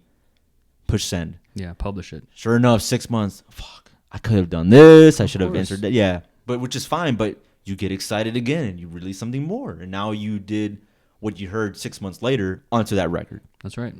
So yeah, for sure. That's the process. Yeah, man. So I would definitely open to manager / like selling tickets, whatever the intention of this. Yeah, man. And I don't mind. Like, sure, I might not like it, but I don't mind, dude. There's still tracks where I'm like never gonna release that, But or I have 2 versions of the song, but I only put one out, and the second one's just buried somewhere, So that's part of it. And but I don't mind, like, well, where did that stem from? Well, from the shitty version that I didn't like the first time around. Yeah. But that's only for behind the scenes, though. I kind of don't want to show that. Again, protecting the kayfabe alive. I understand. I like to, that's my gimmick, and I want to stick to it. But if you make a little series of content about that, say 40 reels of that, that content could attract a bass player, a saxophone player. Oh, for sure. An accordion player, fucking somebody else, So that's my intent, is like, it's about sending signals to people that they gravitate. There's a gravitational pull, and it sucks them which in. will be remastered. Oh, yeah, sweet. Yeah. The whole point is sucking people into your universe. You're building a world. Yes. You know? Yes, and like, hey, come into this world and let's build it together. That's it's right. not just my world. Put Yeah. your world in too. Oh, Yeah. like I never would have thought of that. Put that in, you know? Yeah, dude. You can only go so far by yourself, and I know that. And that's why, like you said before, the tracks with Eddie and Guillen, they're like the best ones, which I agree, because they come in with their, sometimes even with no context, just listen and they do their own. And that's what I want, their version. I said, don't do it. I almost by at fault don't give them a direction, because I want to hear what they would say initially, because that's like organic. Yep. And almost too, we're like, it surprises me, like I never would have thought of that, you know. Yep. Which makes it interesting, you know, which is almost like, whoa, like, what is this, you know? That's why I always give Guillen the freedom to, like, dude, just say whatever you want, man. Like, it's however you feel, is like slow, medium, fast. Like, every now and then, like, wow, what's the tempo? I'm like, don't worry about that, man. Just kind of just take it in, and then say your voicing or phrasing, you know? So, and that's where, like, the quote unquote, the best stuff comes out, you know? Yeah. So, yeah, man, I'm so forward. Like, that's, again, those are the next goals: marketing, promoting, which is, it's another beast on its own, man. It is. You know, after trying to figure out the software, after putting out the music, after, you know, like, it's a lot, man. It is. However, I'm okay with doing that. I'm okay with figuring that out as I go. And now that I have all this content, little by little, I can release, like, I can tell a little mini story for each track. You know, that's a lot of content right there too. So, it's in the works, you know. Yeah. So I think one more resurgence, like one more album, will help me like, okay, you know. Yeah. And that will be technically, this will be my 4th album. So so yeah, man, I'm ready for the next one. I mean, I'm saying that, but even though I'm still in the middle of it, but I'm interested to see after, when it's released, like how I'm gonna feel or whatever. Yeah. You know, so we'll see. When we go to, this is going to be like, I'm showing you my sex tape, and let's see if it'll come out. And so it's like, oh, here's a sex tape of me. Watch this. Look at this angle of me. This feels like that. And I don't mean it like that, but this is just one of my things that I'm very proud of, and I'd love to add to it. Is the relationship that I've had, and all I've done is just capture it. I haven't even done anything crazy. With Adam Oya from Landlocked Pirates. I'm proud of the work that we've done together, but I've never informed on his music ever.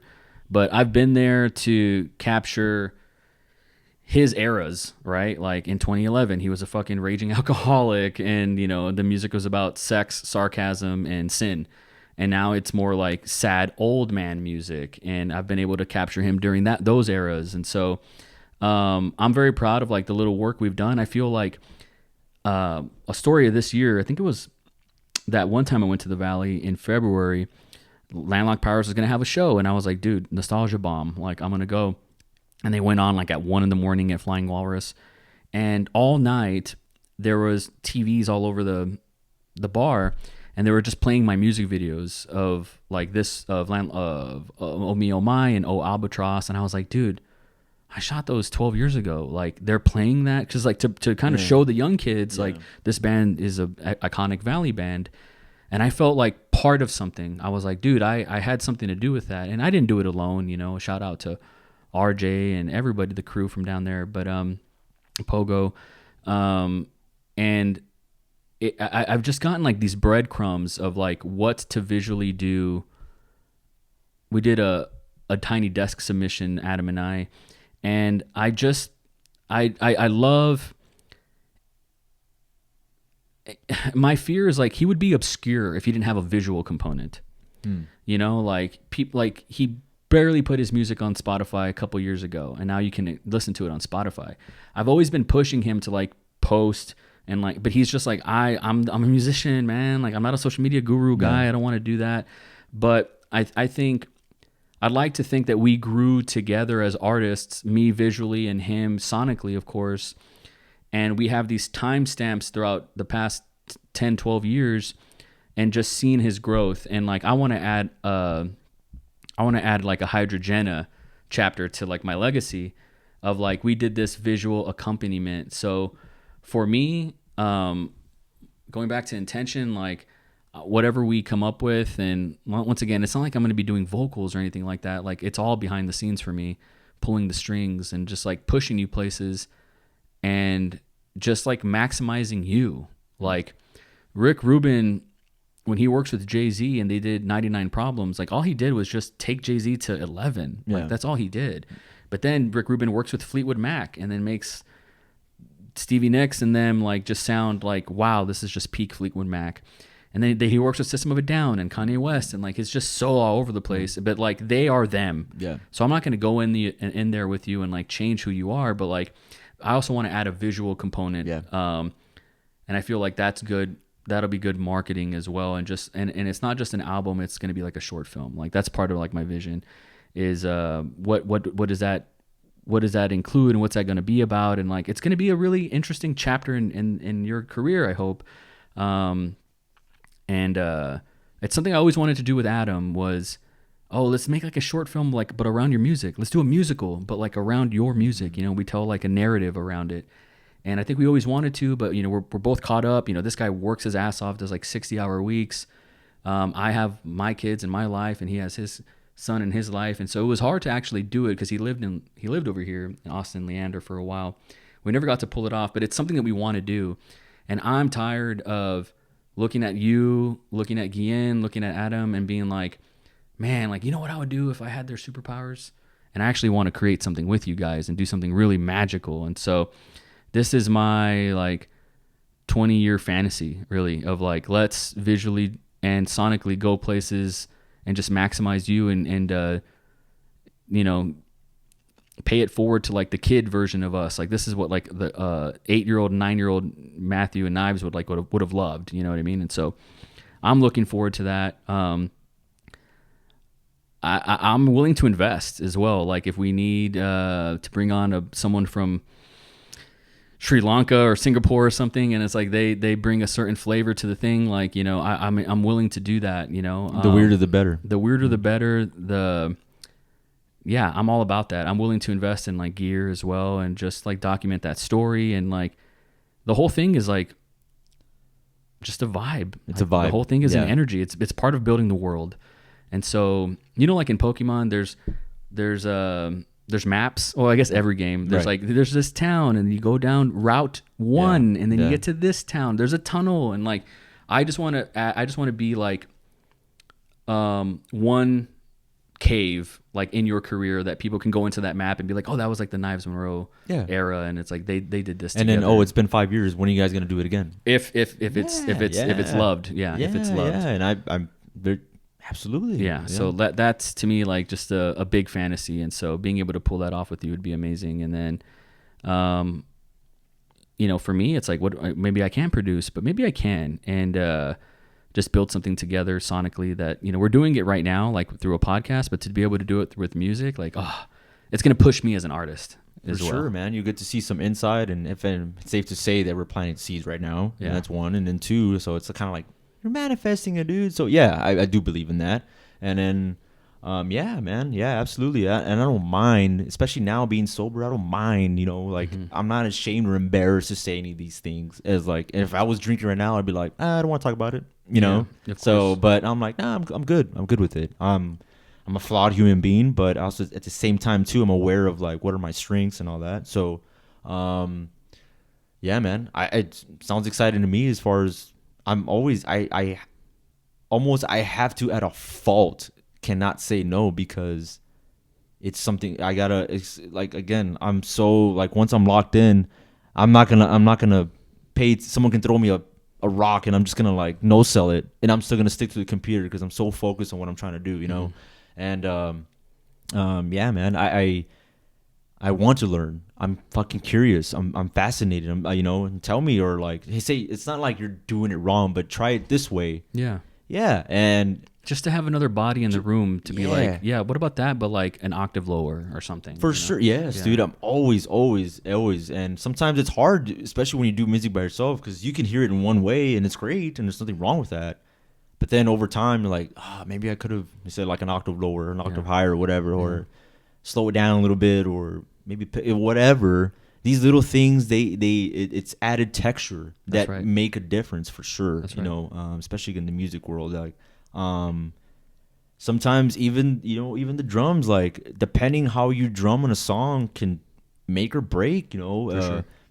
I'm not saying it's the be all end all, but it's a good they're a good navigator of the way it grooves throughout the whole thing. Sometimes there's certain situations where it calls like not chaotic, but like very busy drumming, but in its context, like it works. Sometimes it's just strip it all down, snare kick, snare kick, snare kick all the way through, right? Which is fine, but it's accommodating for the music, right? Yeah. So I always try to find the balance of making it groove, and sometimes, I mean, and there's no right or wrong way, but sometimes, you know, it can change the vibe of the song just through the drumming, you know. So whether it's the upbeat, the downbeat, or double time, you know, sometimes it just depends on the mood or the swing of the song, you know, and they both match or they all match, but it just depends on where the intention is, the energy, the story drive, you're telling, the story you're telling, you know, and it just depends. So yeah, man, how can I not like? No, I'm good. You know what I mean? Like, there's no, I can't. I would have respected it. I would have been like, got it, because this guy's on a crusade for something else. You know, like he's trying to attract a different energy, a different vibe, and so or gatekeep it, you know. And I would have been like, okay. But also, if I would have accepted it. Oh well, I appreciate that, but no, like I how can I not? And plus, it's another realm. Like it'll open up eyes for someone else that maybe Hydrogen is new to them through this. Yeah. And then now they revisit the old catalog. Yeah. Like, whoa, maybe. dude! I mean, like, isn't that the point? Like of making a new record? Yeah, like Yeah. I was like, I've been doing this I have already 4 records. Check it out, and like Yeah. that, I think that's my thing. Any band that I look for, like, what do you got? Like, what, you've been around since 2015? Let me check that out. You know. Yeah. So yeah, that's very fascinating to me. That's how like I kind of root for band. Turnstile, dude. That was another one where like I had all this stuff, and obviously their performances live for sure, but they had material to be like, oh yeah, and now when the next album comes out, I'm like, that's how they got there through these 3 records, 4 records, or whatever. So yeah, man, I'm so down for it. Like I'm down for that's like probably another fantasy I never really thought about in the near future, but yeah, man, how can I not? And Hell yeah. the more like if I get nervous, it's because I'm excited. Nervous is energy. Like it's Yeah. feeling nothing. That's like, okay, how do I make this guy nervous? Like how do I make him feel something? Yeah. Just, I mean, that's it. We need to draw from the frequencies that Yeah. are out there. So Yeah. for sure. 2025 resurgence. Is that safe to say? Yes. That's badass. Do you know what month? Oh man, I don't know. Okay. I don't know. So it's just like it takes as long as it takes kind of thing. Just a little bit. But just 2025 alone is like it like brings down the weight down a little bit. Yeah. I am not waiting, but there's still like one with Gin I'm waiting, which by Gin I'm waiting on that solo. It's like 16 bars, which is asking for a lot, but I know he's busy with stuff. So there's little things here and there where like I'm hearing it, I'm like, it's good, I like it. And then it's not because something's missing, or maybe there is, I don't know. But I'm kind of stuck in a good way in between, like, again, doing this remastered version of Evolution, which kind of like maybe like wait, you know, it put it to a halt. I don't know if that makes sense, because I was a little bit scared to do that. Well, you can only multitask so much, right? As a one-man band.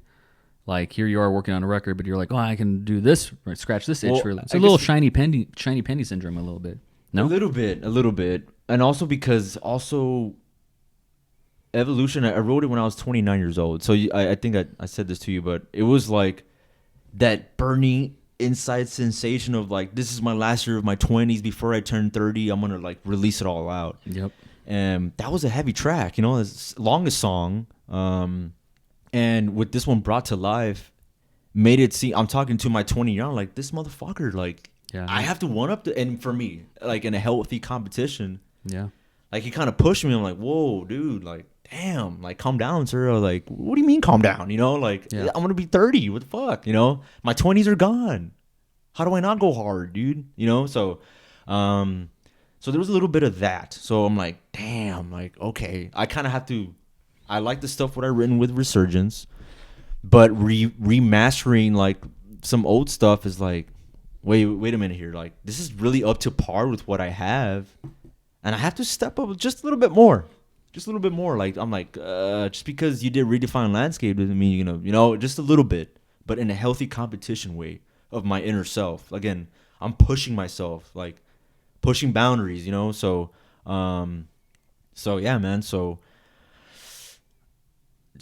I wanted to say January 2025, but I'll give it a time window. Between March and May. Okay. March, April, May. It's safe to say it's safe quarter one. Quarter one going to quarter two. Okay. Yeah. So I don't know where, but I know I don't know. They're just something that like I have to almost live up to the name Resurgence. You just gave me an idea. So you're I feel like every time I bring up like collaborating with you, I'm stepping on Resurgence, and I'm not trying to do that. Oh, no, not at all. It is a story of the house. Like it's just as important as everything. I just want to make that abundantly clear. But it would be cool if you and I, when we collaborate, to go somewhere for like a week that we've never been, like a Hawaii or like an Alaska, and like draw from that and like go out like and explore like 10 miles one day, go on a hike, you know, and like take that with us into the studio, you know. Like I'd like to go someplace far away from what we're used to, from like the lab, and take that into and put it into the music. Yeah. You know what I mean? Like that to me is like really interesting.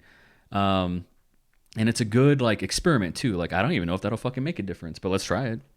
And so I'm saying that because if you release your window is like March, April, May-ish, maybe like in the summer we'd do something. No. Or I could put pause and Resurgence. Let's go do that. Maybe. Come back, and then I'll delay it. Maybe. That's the beauty of it. Maybe. I'm not telling you to do that. But I mean, I'm just open to that. You know, I've always had this fantasy again. I've been dreaming lately. Eminem. Everybody knows his catalog. What would you say is like his peak, top, like prime? Which record? In your opinion? Man. Just like peak of his powers. Peak of his powers? Yeah. Not like fame. No. Damn, man. It's anywhere between Marshall Mathers LP and Eminem Show. Okay. 2000, 2002. So anywhere from 2000 to 2002. Imagine in between those two records, Marshall Mathers LP and the Eminem Show, that he made another project, but put it on the shelf. And then in 2030 he releases it. Yeah. For the first time. Yeah. I've always thought, you know, in an artist's prime, what if they made one more secret record that they wait 30 years before they drop? Yeah. Did you ever see the movie Boyhood? It's a must-watch movie. So the way Richard Linklater shot it and made it, as I'm sure you know, it's not a gimmick movie, but he wrote it, casted this like 8-year-old kid, and filmed like 5 scenes once a year until this kid became like 19, 20. Mm-hmm. And so when you watch the movie, it's this 2.5-hour movie of like, you watch this kid from like 8 to 20, from like 3rd grade to college. Mm-hmm. And it's the same actors, the same cast, everyone grows. Yeah. And it's like, whoa, but Richard Linklater, it's not like he paused his life and made that movie for 20 years. He made School of Rock and a bunch of other movies as that was happening. But like, you know, every 2 months out of the year, like he would shoot a couple scenes for Boyhood. And so I always thought, wow, it'd be cool if an artist like an Eminem or a Tupac or a Kendrick Lamar or a Dr. Dre or whomever, in their prime, made another album that they're like, I'll drop it in 30 years. And it'll be new to a lot of people. And it's in the peak of their time. It's going to be like texturally what that will do to the time. Oh, yeah. Would just be crazy. Like, it'll be like, dude, this is like, why didn't you drop this then? But like, here it is now, and it's new now. Or it's a bomb and it's a wet fart. I don't know. But like, I've always thought that'd be really neat. I think a filmmaker should do it. Like Quentin Tarantino, like he should have made a movie after Pulp Fiction And that would have been his last movie that he releases, and that's his 10th movie, and it comes out today, but we're just seeing it, but he made it in the 90s. Oh, shit. Yeah. Like, that would have been so cool. I want to see someone do that. All that just to say that if you, I'm not asking you to, this is not an official ask, but if you did pause the rollout of Resurgence and then we did something, and then you can always bring Resurgence back, and then, like, you know, you're 8 months removed or 6 months removed, like that would not be a bad thing. It'd be like, oh, that was that pocket of time.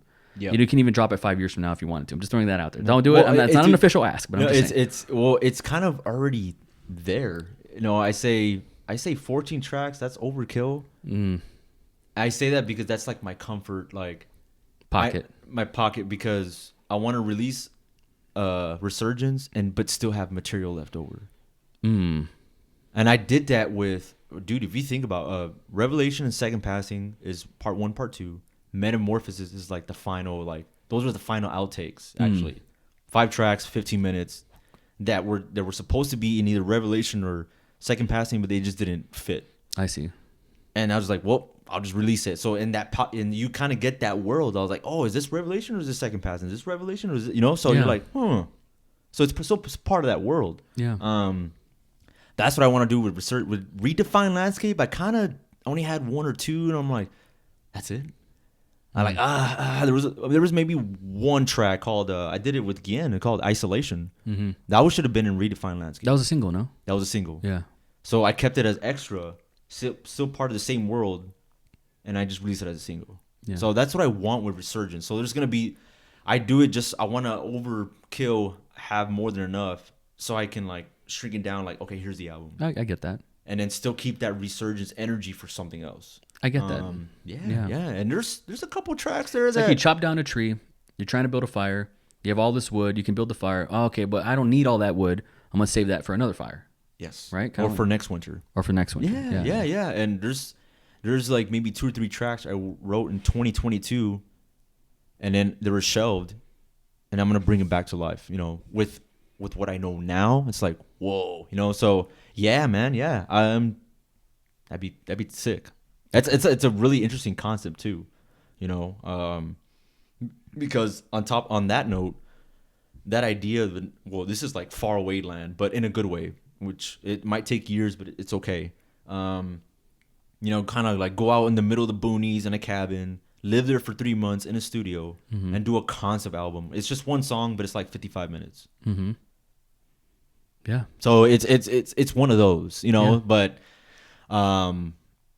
that's just like way out there, you know. Probably, I hope I can grow a beard. I don't know. Maybe I'm a late bloomer. I don't know. I mean, if Eminem can grow a beard at 47 or whatever, right? And like what? And I don't know. Anyway, I got used to it, but I don't know.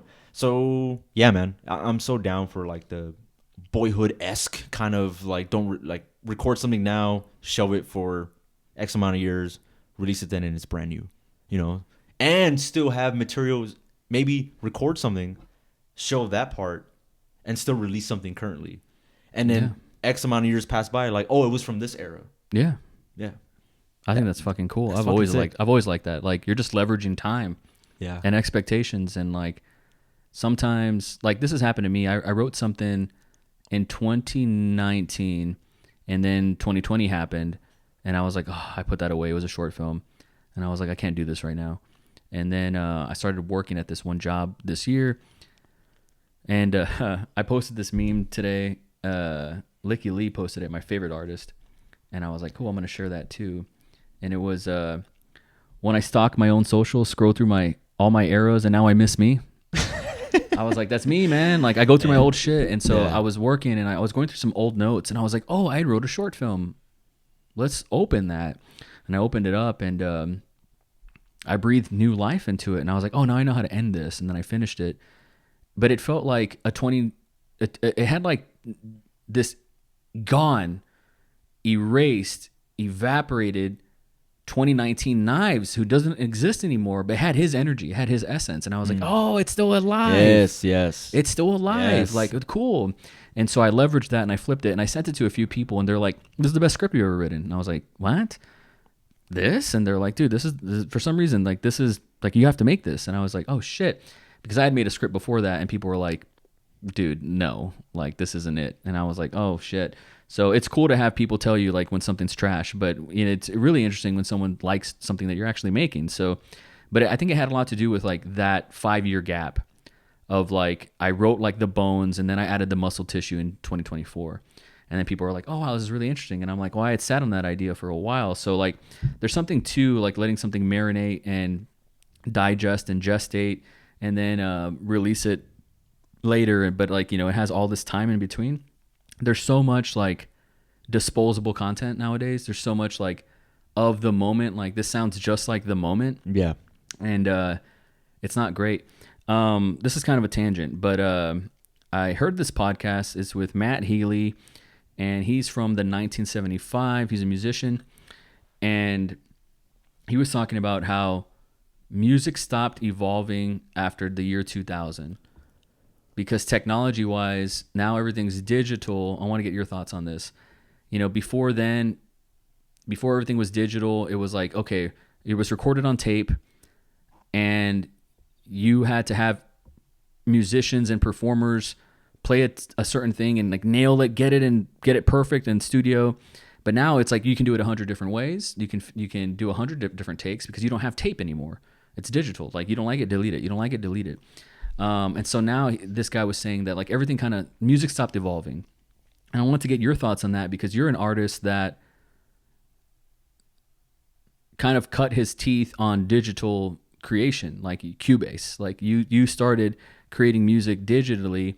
Like your relationship with music, like what do you have to say or offer that's new, that is unique to you, that stands out, that pays homage to what you've heard before and it's in the DNA of your music, but also you have something new and fresh to say? Like, do you agree that nothing new has come out since dubstep or whatever, and since 2000? Or like, is music like bleeding cutting edge again? Like, you know, I'll put it to you like this. Like, we talked about this on our, before that we got on the pod. We live like in a nostalgia culture, right? And everything's kind of like a remake. Nobody wants to invest in new projects. With music, I feel like right now we're in this era where it's kind of like a throwback to the 80s. Maybe I'm just thinking of pop music. I mean, you tell me. But with Hydrogena, like, what is your vision of music in 2025? Like, and how do you fit in? And is there a place for Hydrogena in 2025? Or like, are you like on the fringes? Like, you're like on the outfield out there? Like, how do you fit in? Like, what is, like, if there was an MTV2 today, like, you know, would you get on it? Like, where do you fit in? I fit in where the climate is, you know, because if you think about maximizing what is available to us, and it sounds like even saying like, oh, music died at 2000. Like, do you know what I mean by that? Because now everything's digital. Now everything kind of like sounds like everything's a preset. Like I can just download that. Sure. Yes, there is a lot of that. Oversampling and like music kind of became easy in a way. Yes. Now everyone's like a carbon copy in a way. I'll put it to you this way. So the guy said in the podcast, and then I'll let you answer. If I were to say, what does a song from 1950s sound like? You would point to like Elvis Presley or whatever. What does a song from like the 60s sound like? You'd probably point to the Beatles. 70s, disco. 80s, what would you say? Thrash, so Metallica.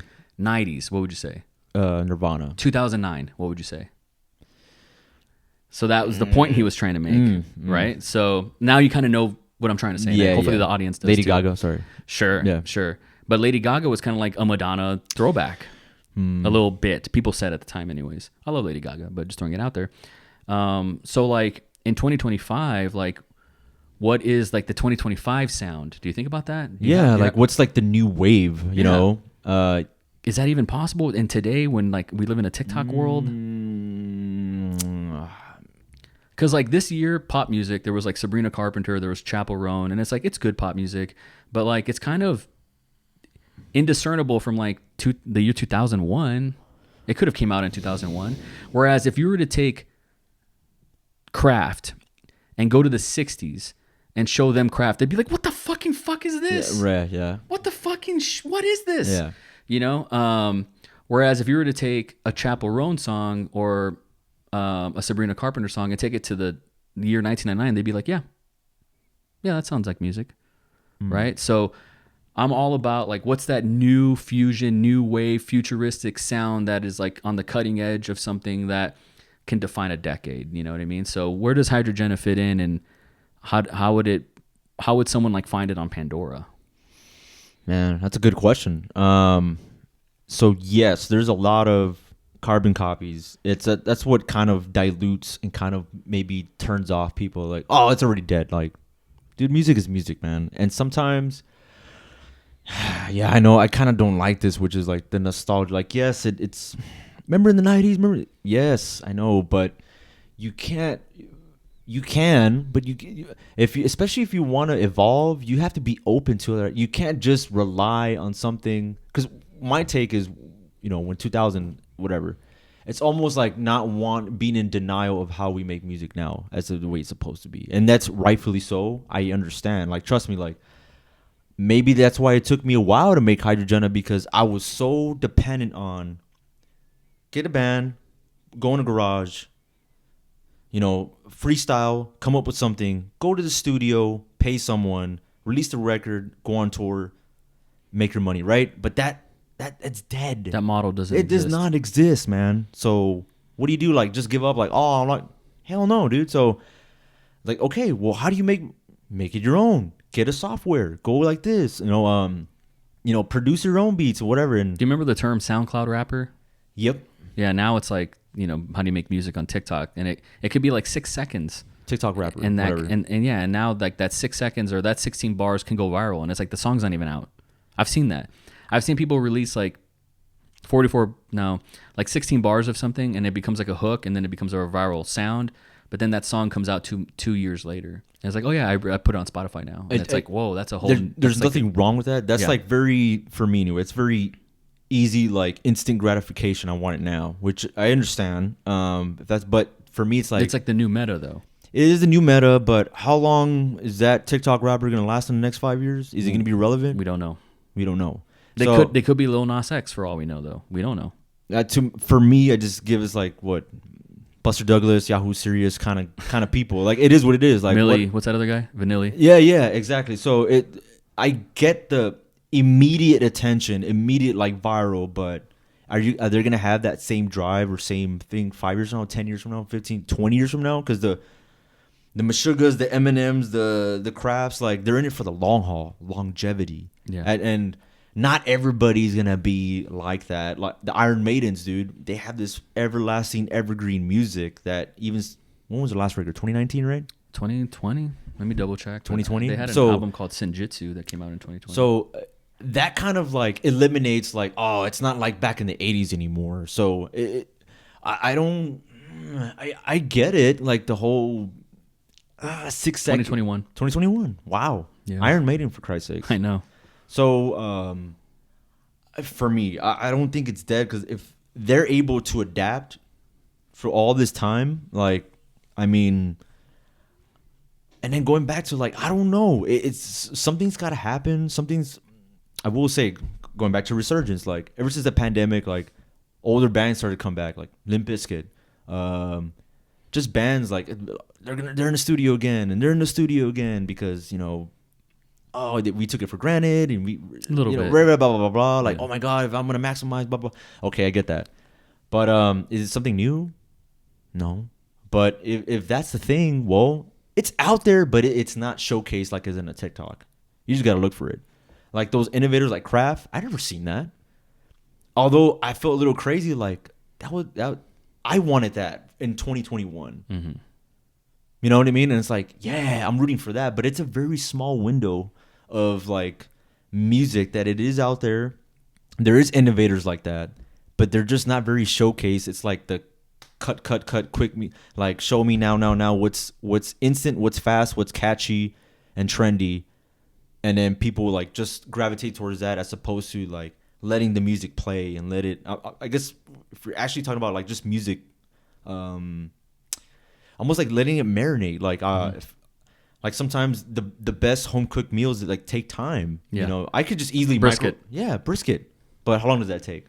10 Like, hours or something. hours. You gotta overnight and marinate it and this and that. But once you slice it for like, it's like the best thing you've ever, like, that's what I want. I want steaks, man. I don't want I see. ramen in the microwave. Like, Yeah. and that's not bad either. You know, I've had plenty of ramen, but I want like lobster, man. You know, I want oysters. You know, like I want that. But in order to get there, it takes time. You know, it takes. That's why I don't mind waiting for Meshuggah. Like if it takes another 5 years to make a record, okay, I'll wait, because I know once it drops, that's all I'm gonna hear. You know what I mean? Yeah. It's almost like everlasting. But that's a personal preference. But I'm trying to get back to your question. Like, has it been dead? No. There's been a lot of. I did for a while, like, oh man, ever since Napster dropped, like, what's the point? You know, just a little bit. But no, man, there's still interesting blends that you can get. Okay, this might be my rebuttal and argument, but like 50s you had this, 60s you had this, 70s, 80s, right? Okay, you can take each and one of them and then fuck it all and become one. And then if they stick with it and they eventually you know, stick with it, not just make a TikTok like viral thing, but actually go through it, like give it like a 10-year span. Even 10 years is a young band for me. You know what I mean? If they stick with it, eventually they'll find and like, this is something new.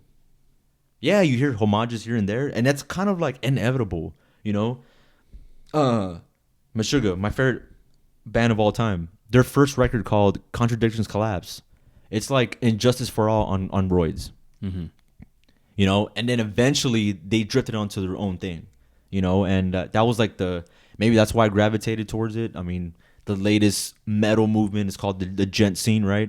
And they were the first ones to grab 8-string guitars to get that tone.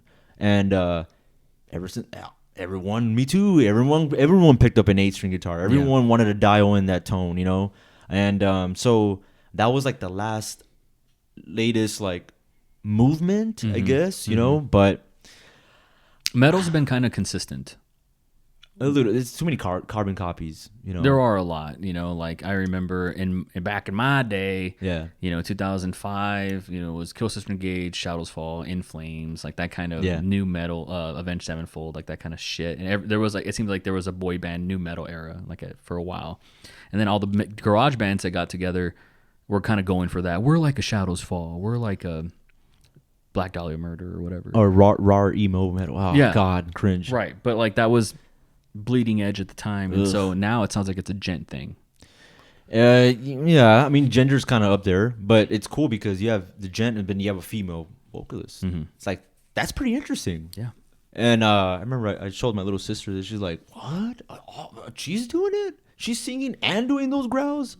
Yeah. I find that interesting. Like, who's done that before? Right. And now more females like Spirit Box, and there's other band like now females are doing like metal clean, and you know, that's pretty sick, and that's still pretty new in a way, even though but new in a way of like in that world, new in a way where it's presented in a different approach. So as far as like music died since 2000, I think it's just the way of the world, man. I mean, I feel like I look at Hideo Kojima. For its time, he always maxed down the PS1.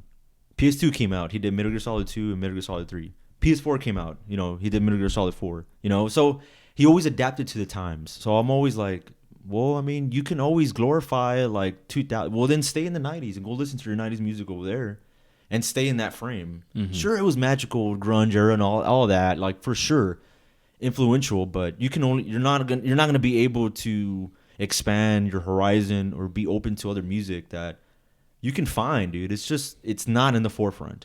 I mean, because of course TikTok and Instagram Reels are interface that you're not able to see the crafts of the world. You know what I mean? They're out there. You just got to look for it. That's if like you want to see for something new or something that's just different. So there is like an underground. There is. Oh yeah, yeah, and that's why Metal's kind of always had that. A little bit, yeah, and I think they still are, just a little bit, because I feel like with Gojira being on the Olympics, it's like, are we metal now anymore? Because now it's presented to the masses, and it's not supposed to be likable music or approachable, whatever. So it's like there's a little bit like, but I think people now are like, yeah, like, you know, there's a little bit like rebellion for sure. Like, this is my music. Like, you're not gonna get it. Like, for sure, that's like a petty thing. But however, like times are different now, and now it's more. It's like, well, if you want to be underground, there's underground, and you can gatekeep that. But at the same time, I guess for me, like, how do you not want? For me, like, how do I not want to see craft win and like level up? You know, and go to play and open up for a band like Meshuggah or with Ginger. I would like I never seen them on tour. I would like to see them live. You know, so I would like to know them in person. I would like to meet them. So.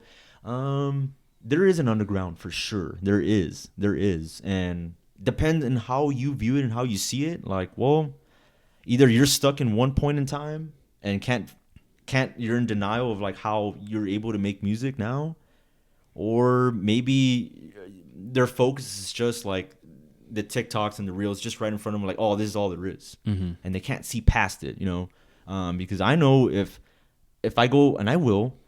I always go down wormholes. I'm like, how did I find craft? Because I went, it's out there. I had to dig a little bit. You have to. You have to skip all the bullshit. You know what I mean? Like, okay, and you'll find it out there. You know, there's underdogs out there that it seems like it's just a new approach, and it's almost like fresh. You know, so it's just a different take, and I don't see it as like it died. Like, music is music. When music is great, it's great. You know.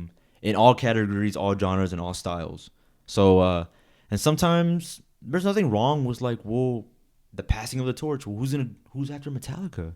Oh, it's Lamb of God or whatever, like, or it's Slayer or whatever. Like, people want that. Like, well, who's gonna keep doing it? That's how I found Turnstile.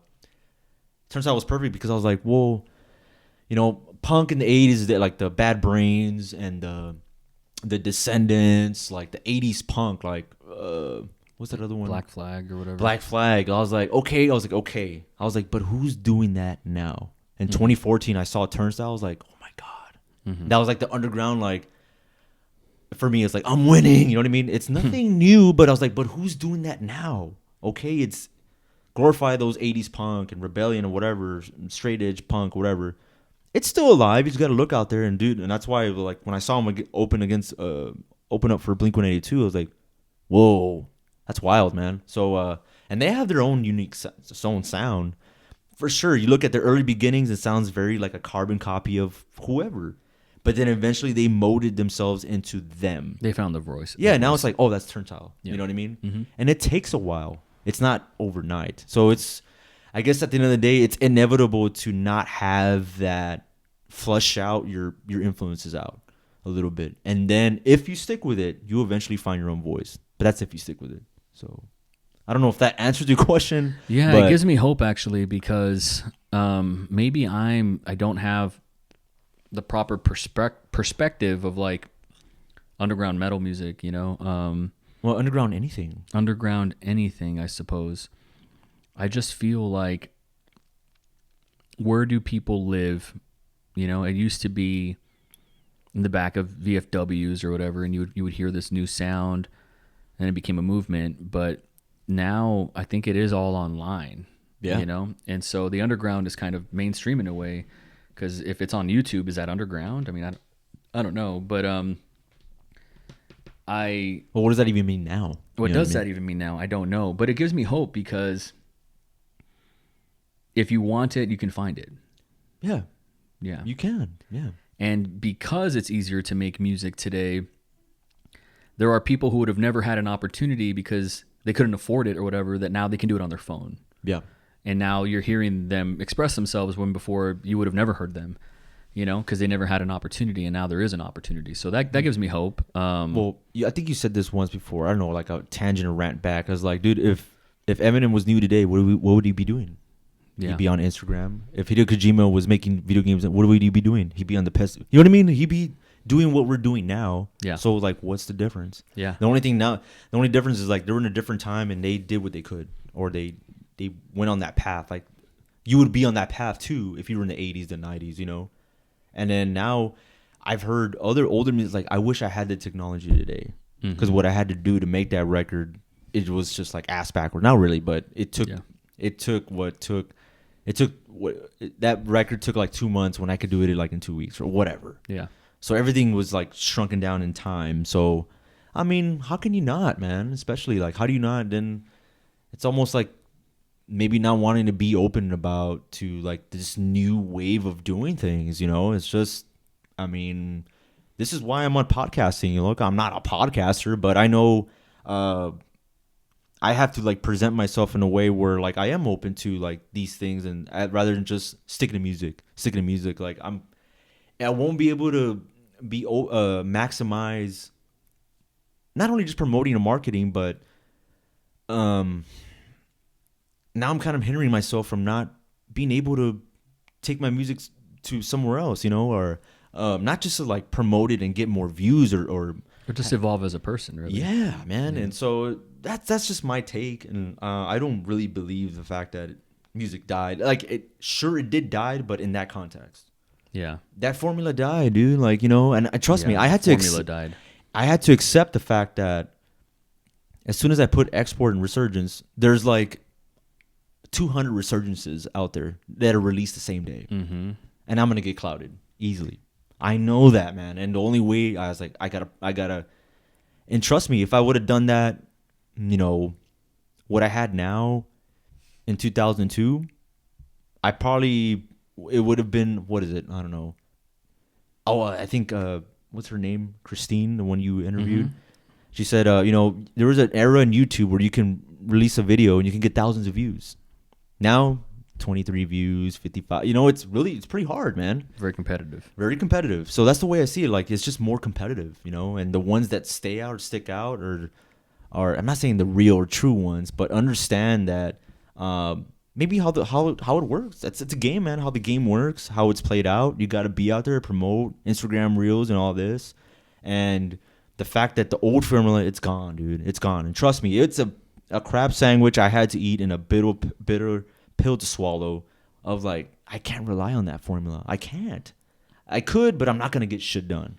And that's what changed was the world that we grew up, you know, when you're, for us, millennials, whatever, if you're in your 30s and in the 2020s, if you're in your 30s, the world before YouTube, if you were a dreamer back then, like you almost, like the system's not there for you today. Hell no. It doesn't exist. Like I remember, she's not going to hear this, maybe she will, but Ina Estrella, who was in a band called Doom Desire, I think they're still in a band in the Valley, she was really into power metal. And I remember this is like 2010, dude. Which kind of peaked at that time for that. Yeah. Dragon Force and all that. Yep. And I remember she telling me like, you know, the only way to go on tour and make money, and you're not even like really making a living, and it's power metal. And at the time in 2010, I thought like power metal was dead, you know. Here we are in 2025. Is power metal dead? Like, I don't know. Like, that's the thing. Like, the old world is dead. Like, if that's what you want to do when you grew up, it was make power metal, it's a bitter pill to swallow, you know, today. But if you're an artist and you evolve and you adapt and you can transform and transcend to what's going on today, at least kind of speak in modern times, I think you have a shot, right? For sure. Or you stay the course and you make music your way, and this is what I do and this is what I fucking do. And maybe you'll stand out. But like the system that she fell in love with in 2002 or something doesn't exist today. It doesn't exist anymore. It just doesn't exist. Nope. So you have to play the modern game, you know? And I spent like the last 5 years like playing an old game, and then this year I shifted a gear where I'm like, oh, I understand it now. Like I know what the meta is now, and I'm adapting to that, you know. I had to evolve as a filmmaker. Like, I'm doing this. Like, this is like cinema to me, you know. Yeah. And it's gonna exist on YouTube, and like my YouTube career has evolved to like whatever it is now, and I understand like the modern meta now. But the thing is, like, you know, it can change.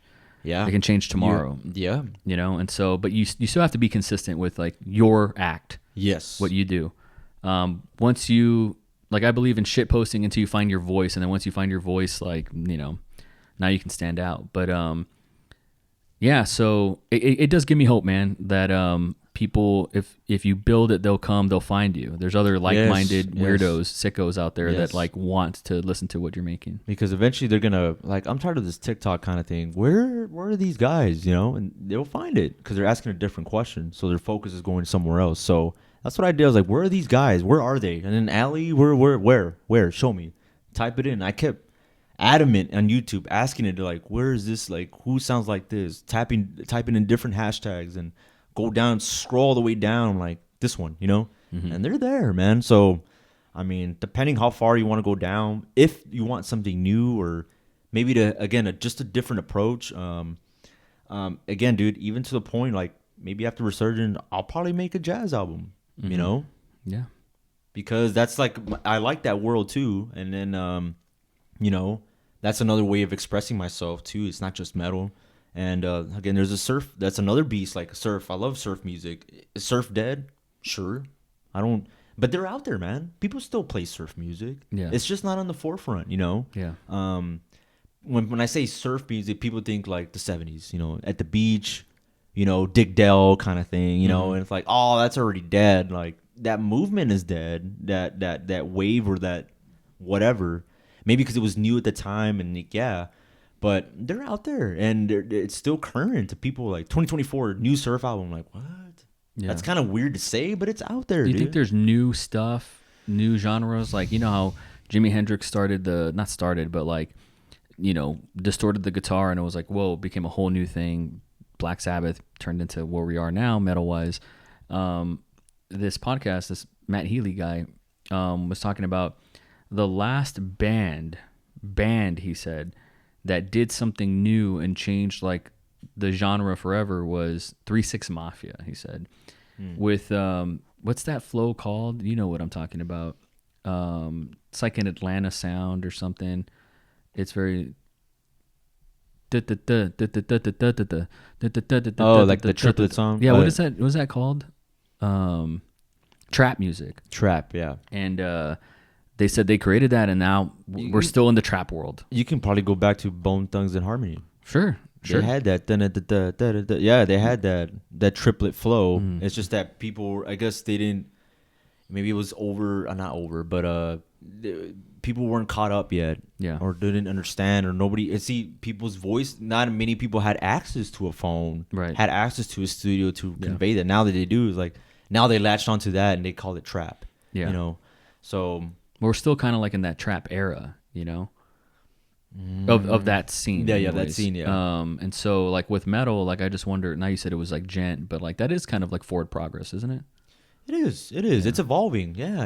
It's definitely an evolution of music because I don't want to hear another like I don't know. It's hard to say like say I don't know jack shit about your music and I ask, and I know you gatekeep this a little bit, and I say, hey man, what are you into? And you're like, music. And I'm like, cool, what kind of music do you make? What do you say? Heavy experimental Really? music, yeah. Experimental. Okay. Experimental and like progressive experimental. And that's what like gets your dick hard? Oh yeah. Yeah, because it's not really. It's almost like a vague, generic word that you can't really put your like. Oh, that's what you are. You know. Yeah. Like, sure, there's like a metal world, but there's also like a soft world, and there's like a weird like noise world, which I kind of put that on the shelf in the rear view a little bit. It's there, but I'm like, how do I try to incorporate that? You know. So the best way is to do it in like an album format to kind of like help weave in and out, I guess, to connect all the dots, you know? So, progressive, very progressive, man. It's not like a, the happy go clap kind of way, which I can do and I've done before, and there's nothing wrong with that. But sometimes those are necessary to kind of gap in the weirdness, I guess, you know, without it being like just full-fledged weird, which that's not a wrong thing either, but that's how I like to tie it in, to kind of at least give the audience or for it to make sense. So progressive, experimental, like heaviness, that's the best way I can put it. That's what comes out right now, you know, and there's not really and I'm still experimenting, man. That's the beauty of it. You're still experimenting. Yeah. I'm still hearing, you know, I have a vocoder, for Christ's sakes, in a metal, like Reawakening, which is great. Yeah, I remember that. So great, man. I love it. And what do you call that? I know. I don't know. Is it unheard of? No. Like, is vocoder's been done in the 80s, you know, like in synth music, you know, Yeah. 80s, whatever. That's not new. But now I created that 80s synth like music or vocoder anyway with like the gent, and like I combined it. I'm like, sounds interesting to me, you know? And so I look for little things like that. I try to take things here and there and make it my own. I try without trying to be a copy. I try to make my own thing, you know. And still to this day, man, I'm getting that software guitar plug-in, and I'm dialing it in. I'm tweaking knobs here and there, and I'm stripping it. I'm using different amps. I'm using different tones. I'm just experimenting, dude. Yeah. I'm not sticking. I can easily just copy and paste, redefine landscape sound, and then like put it on my next one. I could. You could do that. Most people do. No, like I want just an experiment. I'm still just trying to find it, dude. Where I get to, I think I will. It might take some time, which I'm okay with, but to the point where it comes out on Pandora, when it comes out on Spanish, like, oh, that's Hydrogena. How long would that take? I don't know. I'm still trying to figure that out. I'm still experimenting. Like, that's the beauty of it, rather than just being handcuffed or boxed in one hole. And I just don't. That's why I wanted to be Hydrogena, like multiple things, rather than just. I feel like I'd be gatekeeping myself if I'm just metal. You know what I mean? Yeah. I can only do so much. So experimental, man. Experimental. You know, there's not really one thing. That's the beauty of it. There's not really. Obviously, when I join a band, like, oh, you're this and this is what you are. Sure. But I know once I'm in that band, I wouldn't mind it because like I stand up for it, or it means to me and this and that. But yeah, that's the best way I can put it. What are your other goals for 2025? There's some spots you want to hit. Some spots I want to hit. Man. First of all, maintain my sobriety. For sure. I even to the point of like I stopped counting. Like I don't because that's not me anymore. Mm-hmm. And I comfortably I can say it now. There was a little bit where it was like 4 months in, where I'm like, I'm 3 months, 15 days in, and I'm going like this because there was a little bit like, but what if I slip up? You know, what if you're just doing that just because or whatever? I was like, no, and it took me a while. Yeah, it took me a while because I'm not gonna lie, dude. I do miss it. I miss it because it was fun, and I'm not embarrassed or ashamed to say that. You know, I was like, oh, dude, that might be the alcoholic, and he was like, maybe, but I've already moved on from that. I had to accept that, you know, that I had to put up boundaries. I'm probably repeating myself again, but I'm putting myself boundaries, saying no, and confidently saying no, and like just walking away. I have to do that, you know, and so maintain my sobriety. That's one goal for sure. That's at the forefront. Another one is do the behind the scenes, pull back the curtain a little bit. How I do it. I know this podcast will be aired by then, so it'll give a new perspective of not only just me, but like for my music, and it exposes, like not exposes, but reveals or shows a different perspective of who I am, and they can see my intention, you know, whatever. If they maybe they're on the fence of like, well, I don't know who this guy really is, and they get in this podcast and they can decide whether they want to collab with me or not. That's another one.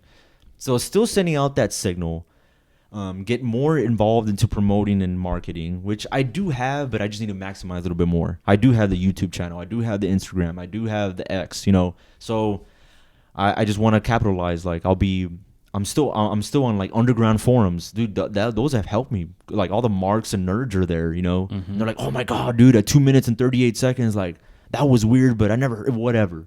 So those are work. So do more of that. That's a goal for sure. Another one probably be here's another one. I waited a little bit to make sure I got a good grip on it. Second hit back to the gym for sure. Fitness. That's good.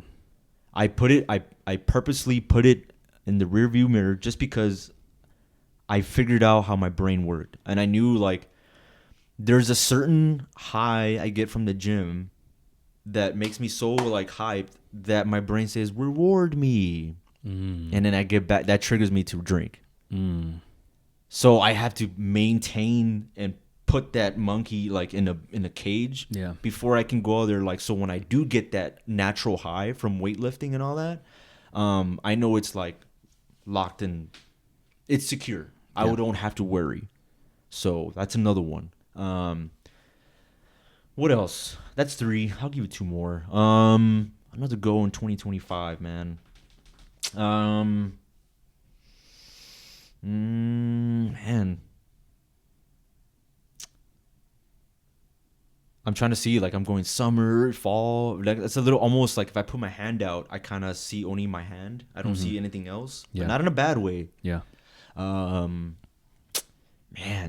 And just, I guess just, I think the main part is just like maintaining this new wave, this resurgence again, you know, this, pun intended, with the new album coming out, and just evolving and becoming a better version, you know, trying to, what can I do to, like, okay, I've done this before. What can I do now, you know, to go even further, push it even more, you know, even further. You know, now that I'm sober, now that I'm continuing to be sober, what's something that I haven't noticed before, as opposed to like when I was drinking, you know? So I'm still, that's still new to me, you know? So even though it isn't like, oh, you know, it's still new to me, man. I don't know how else to put it. It's new to me.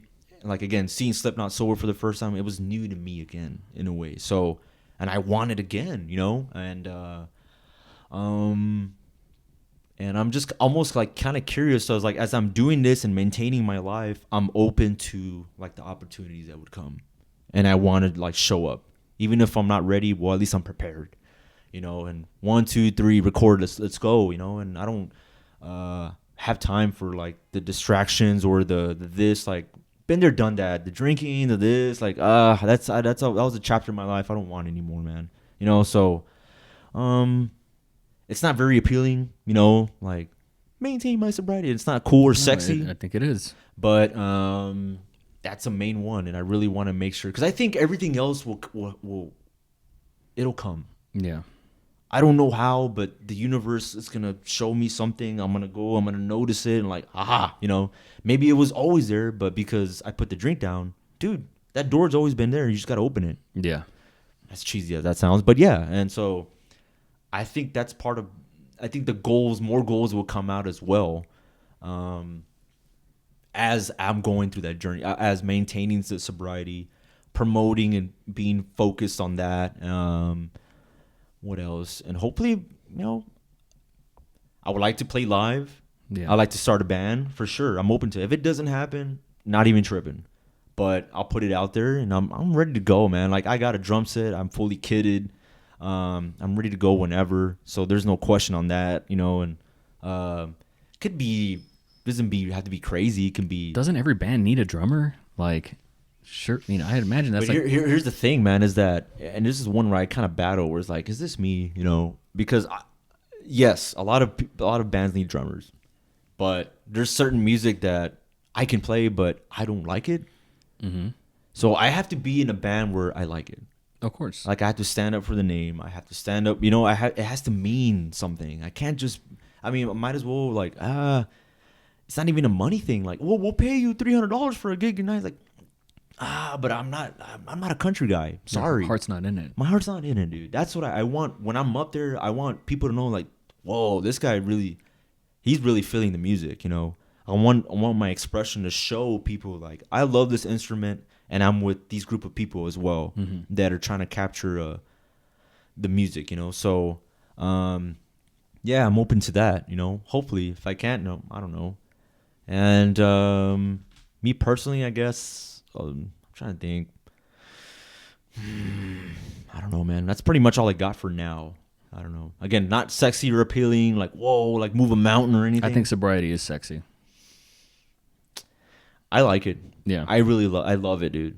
I love it. And I want to try to keep it, and maybe I don't know. Maybe as far as like Hydrogena, I'm open. I can probably just talk about sobriety there, you know? And right. Cuz it's definitely I'll be an advocate for that, you know?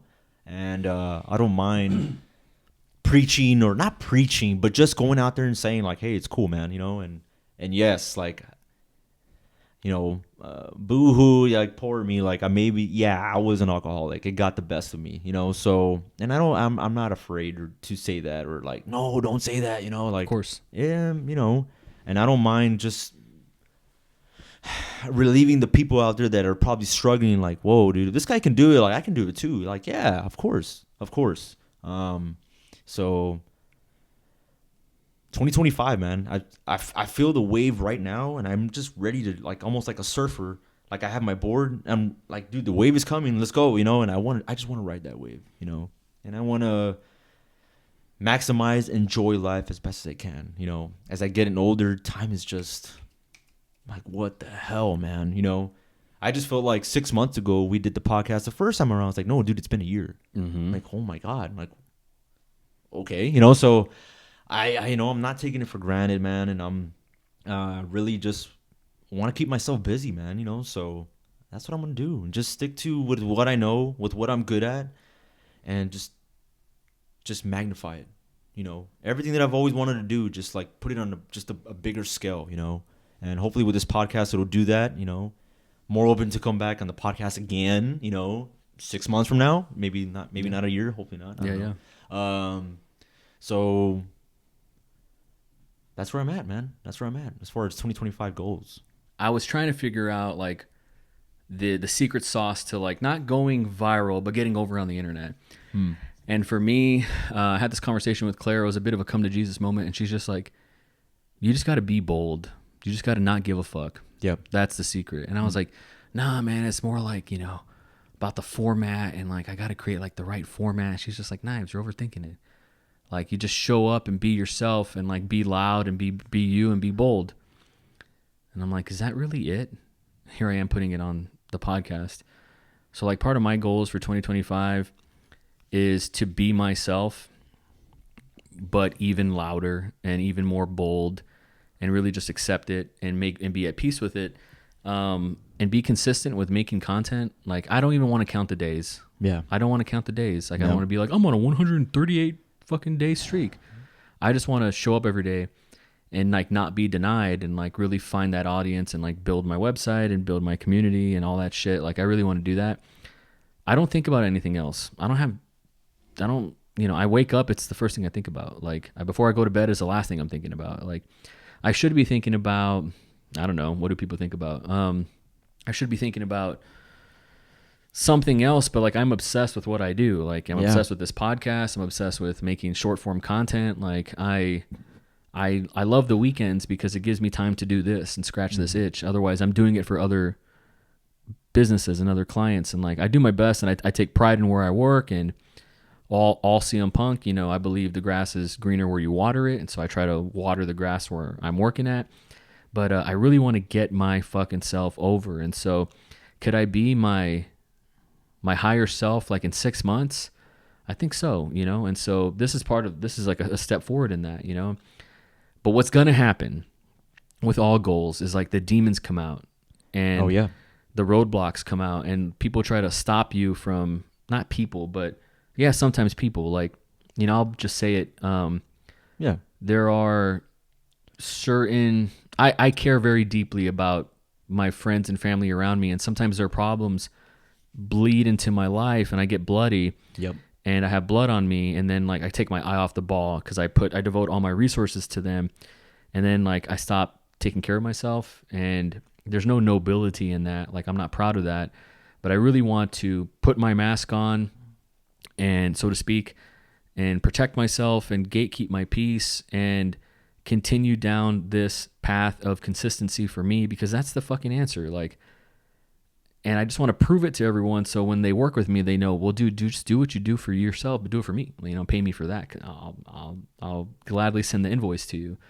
But I just really want to get over on the internet, like as an artist, as a one-person business, as a creator, whatever you want to call me. Yesterday during the Mike Tyson Jake Paul fight, they were introducing Jake, and they're like, fighting out of the red corner, Jake Paul's a blah blah blah entrepreneur, content creator. I was like, they called him a content creator, like as if that's that's a thing, like, but it is a thing, and so that's part of like why he got to the dance was content. And so I believe, like, I'm going to put this out there on the internet because I've never really said it out loud. And people say this, nothing to be ashamed of, but I want to make $1 million. Not like, I want to make $1 million before 40, like nothing like that. But like, I want to make something that's inside me so valuable that it makes $1 million because it had $1 million worth of impact to a bunch of people. Not because I want to buy a watch, or I want to buy a Tesla, or, whatever. I want to buy another truck. Like, no, it's, I want to be able to do something crazy that like I've never done before. Like I want to grow, I want to evolve, I want to build a universe. I want to, bring people up with me. I want to solve what I call creative poverty. Like, creators that are like, they can't make a living doing what they want to do. I want to be able to give them shortcuts and blueprints so they can do that, because there's enough. I believe, like, I saw this headline on YouTube somewhere, that content creation is your retirement plan, because at your job and at my job, we can only make so much. We're going to hit a ceiling. But with content creation, there is no ceiling. Like, you can make as much money as you're willing to put in. And I know there's a slot machine component to it where it's kind of random. There's maybe not a science to it. Maybe there is, but I want to figure it out. And the only way to do it, you can't like be planning all day. No. You can't just be journaling all day. You have to create stuff. And for me, I have to ship even like a shitty version of something. It's not going to be shiny and holographic every single time. So like that's my big goal for 2025 is like be consistent, create new things, build art. I want to be able to have so much momentum that like I can squeeze in a short film like in a weekend. And as opposed to last year was so brutal. My goal was like, I just want to be able to pay my bills. Yeah. And which is like a good goal, but like, and then what happens is, okay, you're paying your bill. You got exactly what you wanted. You're paying your bills now. Yeah. But like now to me, it's like, okay, how can I design a life and build like a larger plan that takes care of me for the next 5-10 years? Like, so that's where I'm at, man. I want to build knivesmonroe.com. I want to build my newsletter. I want to build my podcast. I want to be prolific. I want people to, something occurred to me recently. This is very selfish, but this is just my truth. I think people need me, man. Like not in a, they love me, they really love me. Not in that kind of way, but like people need a leader, like a content creator leader that came from my background that's going to be 40. I'm 36. But that's going to be 40. Like they need me to show up. They need me to be the best version of myself that I can be. People want that. I think they're inspired by that. They want someone to speak up. Like I've spent 20 years looking around trying to find my community that it just occurred to me like I need to build it. I have to build it myself. Yeah. And so that's my 2025 plan. That's my 2025 goal. And I say it not to hijack the podcast, but just to put it out there on record so I can go back and look at this like in 2026 and be like, did I do that? But what's going to happen is the distractions are going to come. The burning houses are going to happen. The life events, the crises, like they're going to happen. They're going to try to take my eye off the ball, and I have to stay the course during that. I have to build systems that this process still continues even if I take my eye off the ball for a week and I'm on bereavement or something. Like I have to build systems where like, okay, I have 3 podcasts in the chamber, so I can take a week off, or if I get burnt out, and the goal is like to create stuff where I don't get burnt out. Like I don't want to get burned out. I used to like burn the fuck out. That was my process. It was like sprint, burn out, and be a man. Yeah. It just doesn't like, it's not scalable. It's not sexy, like you said.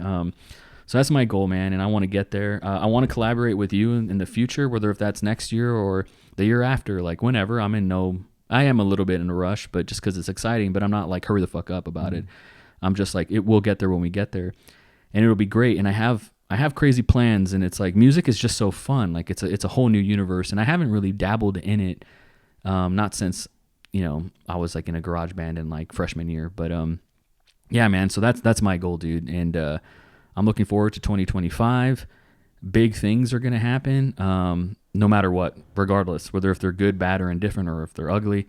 Crazy things are gonna happen next year, and I want to be open to it. I want my channel to be open, like the chakra, the antenna, like keep it open for opportunities, keep it open for all that. And so, yeah, man, that's what I got going on, and I'm fucking stoked for it. Boundaries, man.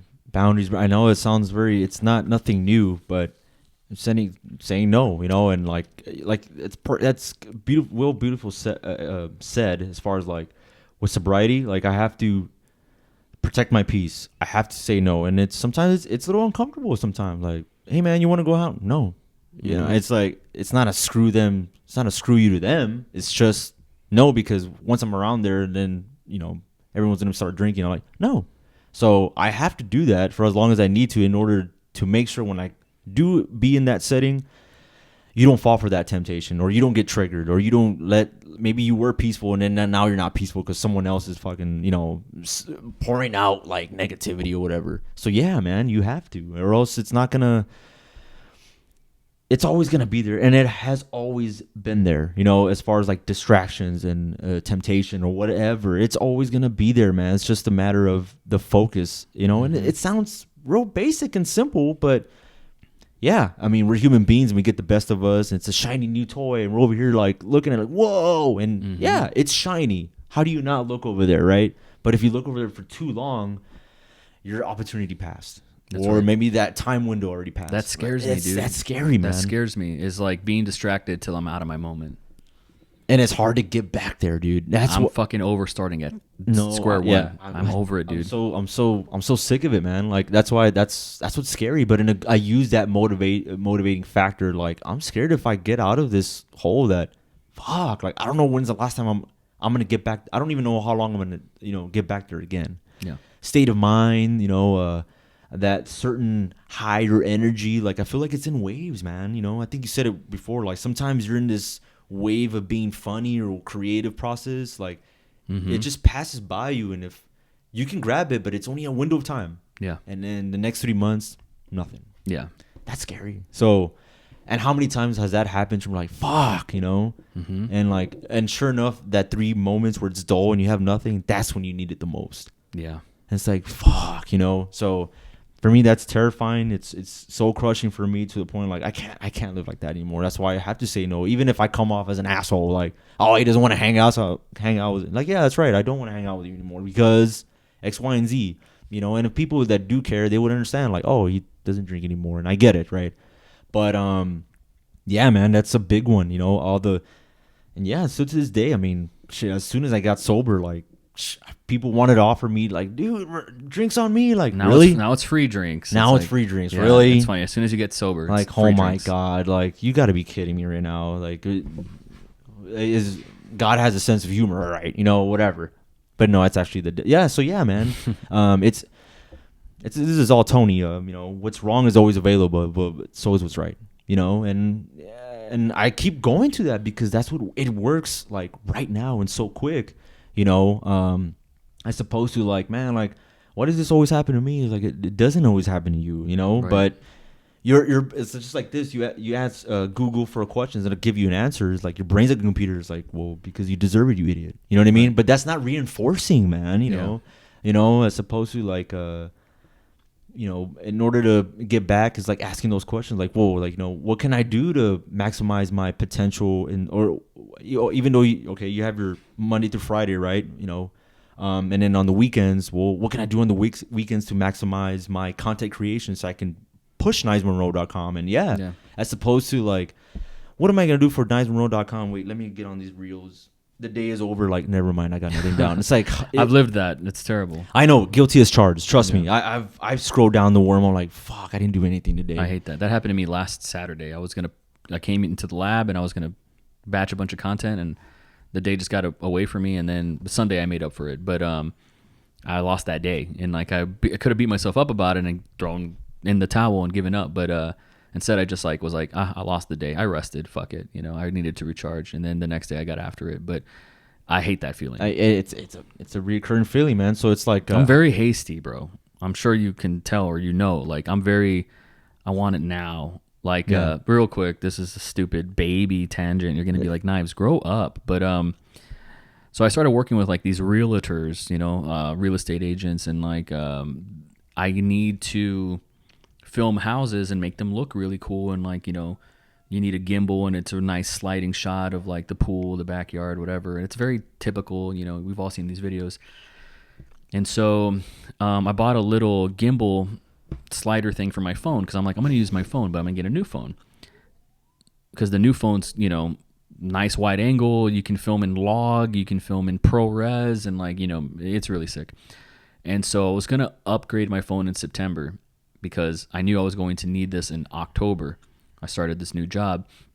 And I switched from this is so stupid. I switched from AT&T to Spectrum because I was going to get a new phone and it was like a free upgrade. I was like, cool, I'll get a new phone. And they're like, well, you got to wait a month for like AT&T, like that cycle to finish. And I was like, I got to wait a month? Like the whole reason why I switched was I could have just upgraded my phone without you. Of course. Now I got to wait a month. So I waited a month. I go to the store. I'm like, hey, I waited a month. I just want to upgrade my phone. And meanwhile, I'm like the content that I needed to create on that phone, it's suffering because I'm using my current phone, and I'm like, I feel like you can tell. I could pull up examples, but so now it's a month later. I needed the phone, and they're like, oh, you gotta wait again because we're gonna reimburse you for whatever. And I was like, I have to wait again. And so whatever. Last Friday, yesterday, finally it's been 2 months, and I'm like, I'm just going to buy it like out of pocket, like whatever. And I go to the store, and they're like, oh, well, we need your wife to be here because it's under her name. And I was like, motherfucker. Yeah. So I call Claire, and I'm like, hey, man, you needed to come, and I didn't want to bother her with this. And she's like, look, I'll do it over the phone. And I'm like, I wanted this 3 months ago. Like, here we are in November. I needed this in September. You know, I've lost opportunities because of this. And I don't want to use these big cameras because I use those for interviews. Anyways, OCD. So Claire like talks on the phone. We switch back to AT&T. It's like, Jesus fucking Christ. And she's like, I was like, can I pick up the phone? Can I go to AT&T and pick it up? She's like, yes. Wait till 3:00 and we'll go pick up the phone. And I was like, sweet. I feel like a baby. Like, I want to open up my Christmas presents. It's 3:00 and she's like, actually, they shipped it. So you're going to have to wait like a week. And I was like, God fucking damn it. You know? And then she's like, well, it's okay because it's going to come on the 19th. I was like, okay, the 19th. Right? And she was like, yes, it's going to come on the 19th. Great. Yeah. And then she tells me the next day, she's like, well, actually, it ships on the 19th. So it's going to be like 5 business days later. I'm like, I have to keep waiting. So I'm very hasty. Like when my dick is hard, I'm ready to fuck. Like, let's go. Yeah. Let's go right now. The shit's hard.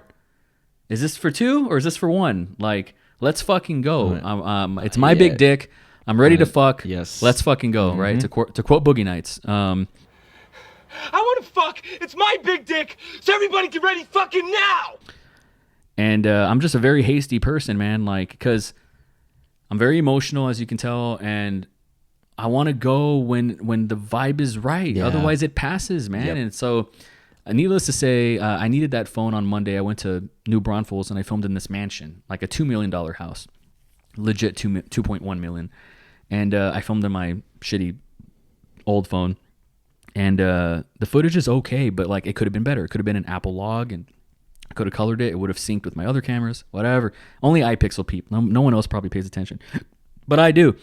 And I needed it then. And so I'm such a hasty person. Like when it comes to tools, I don't like waiting. Like I don't like to fucking wait. Like especially nowadays where you could just, why am I gonna wait? Why am I gonna wait 2 days on Amazon when I can go to fucking Best Buy and just get it? Like I almost bought that headphone splitter because I was like, let's go to Best Buy and just pick it up so you can listen to the headphone. But I was like, I don't want to, fuck it. Like, you know, I was like, whatever. But because I don't want to procrastinate and like push it back. Well, I need the headphone splitter. It's like, no, I don't. But I'm very hasty, man. Like I like to create as fast as possible. And if like, I'm like a brat. Like if I don't get it that day or if I don't scratch that itch and like make 10 pieces of content that day, I'm very upset. Like I'm Peyton Manning, like going back to the bench, like motherfucker, and I'm like, no, I open up the fucking book, and I'm like, what am I gonna do now? Like, fuck that, you fuck that play. But it's like, okay, next play, next first down, right? So I'm a psycho, man, and so I'm very hasty. All that to say, I need to implement patience when it comes to creativity because Rome wasn't built in a day, and sometimes progress takes longer than you think. I want the 6-pack abs now, but it's like sometimes it takes 8 months. Sometimes it takes 18 months. Like it's just what it is. And so I get very impatient where I'm like, man, fuck this then. I don't want to do it then. I get that. I mean, dude, trust me. I want to get to the climax too. Trust me. Like, let's go right now. Like, when I'm hard, hey, man. But hey, I've learned to like slow down and like the role play a little bit. Of course. Love it. Yeah. Love it, man, because it makes it that much more better when you climax. Dude. You're very good at that. Patient with it. Yeah. Slow your role play a little bit, foreplay. Yeah. Take your time. You're very, what I mean, but like as a creative, like you're very patient with that. like me, you know, not to cut you off, but like in 2012 when I made my first film, it had to be that year. I was over it.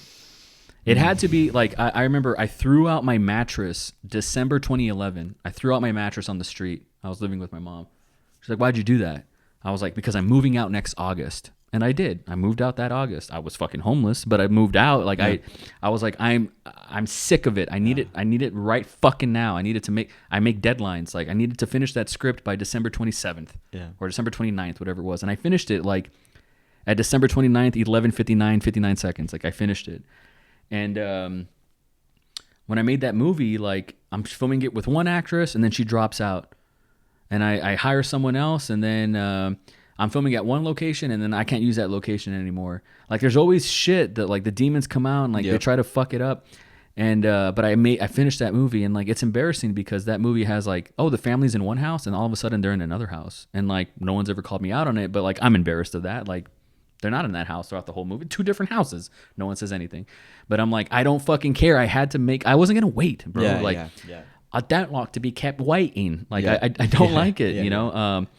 There is having said that, like I mentioned earlier, like there is a let it play out, let time, like, you know, write the script and then open it up back up in 5 years and then reopen and then re-edit it and then like make the movie. And it, you know, I know, but when it comes to like the internet conversation, like I like that feedback loop. Yes, maybe it is instant gratification, but like there is a top of mind thing that you're fighting for of like, but did they think about me today? I'm sorry. But it is what it fucking cocksucking is. Yeah. Like, you know, dude, if Joe Rogan didn't make a podcast for a month, you know the internet would go crazy. Are you okay? Like, they would be like, rumors, conspiracies. Spotify took it down, or like, there's something going on with his wife. And it's just like, people need that now, and I feel that way. I'm like, dude, I want to give.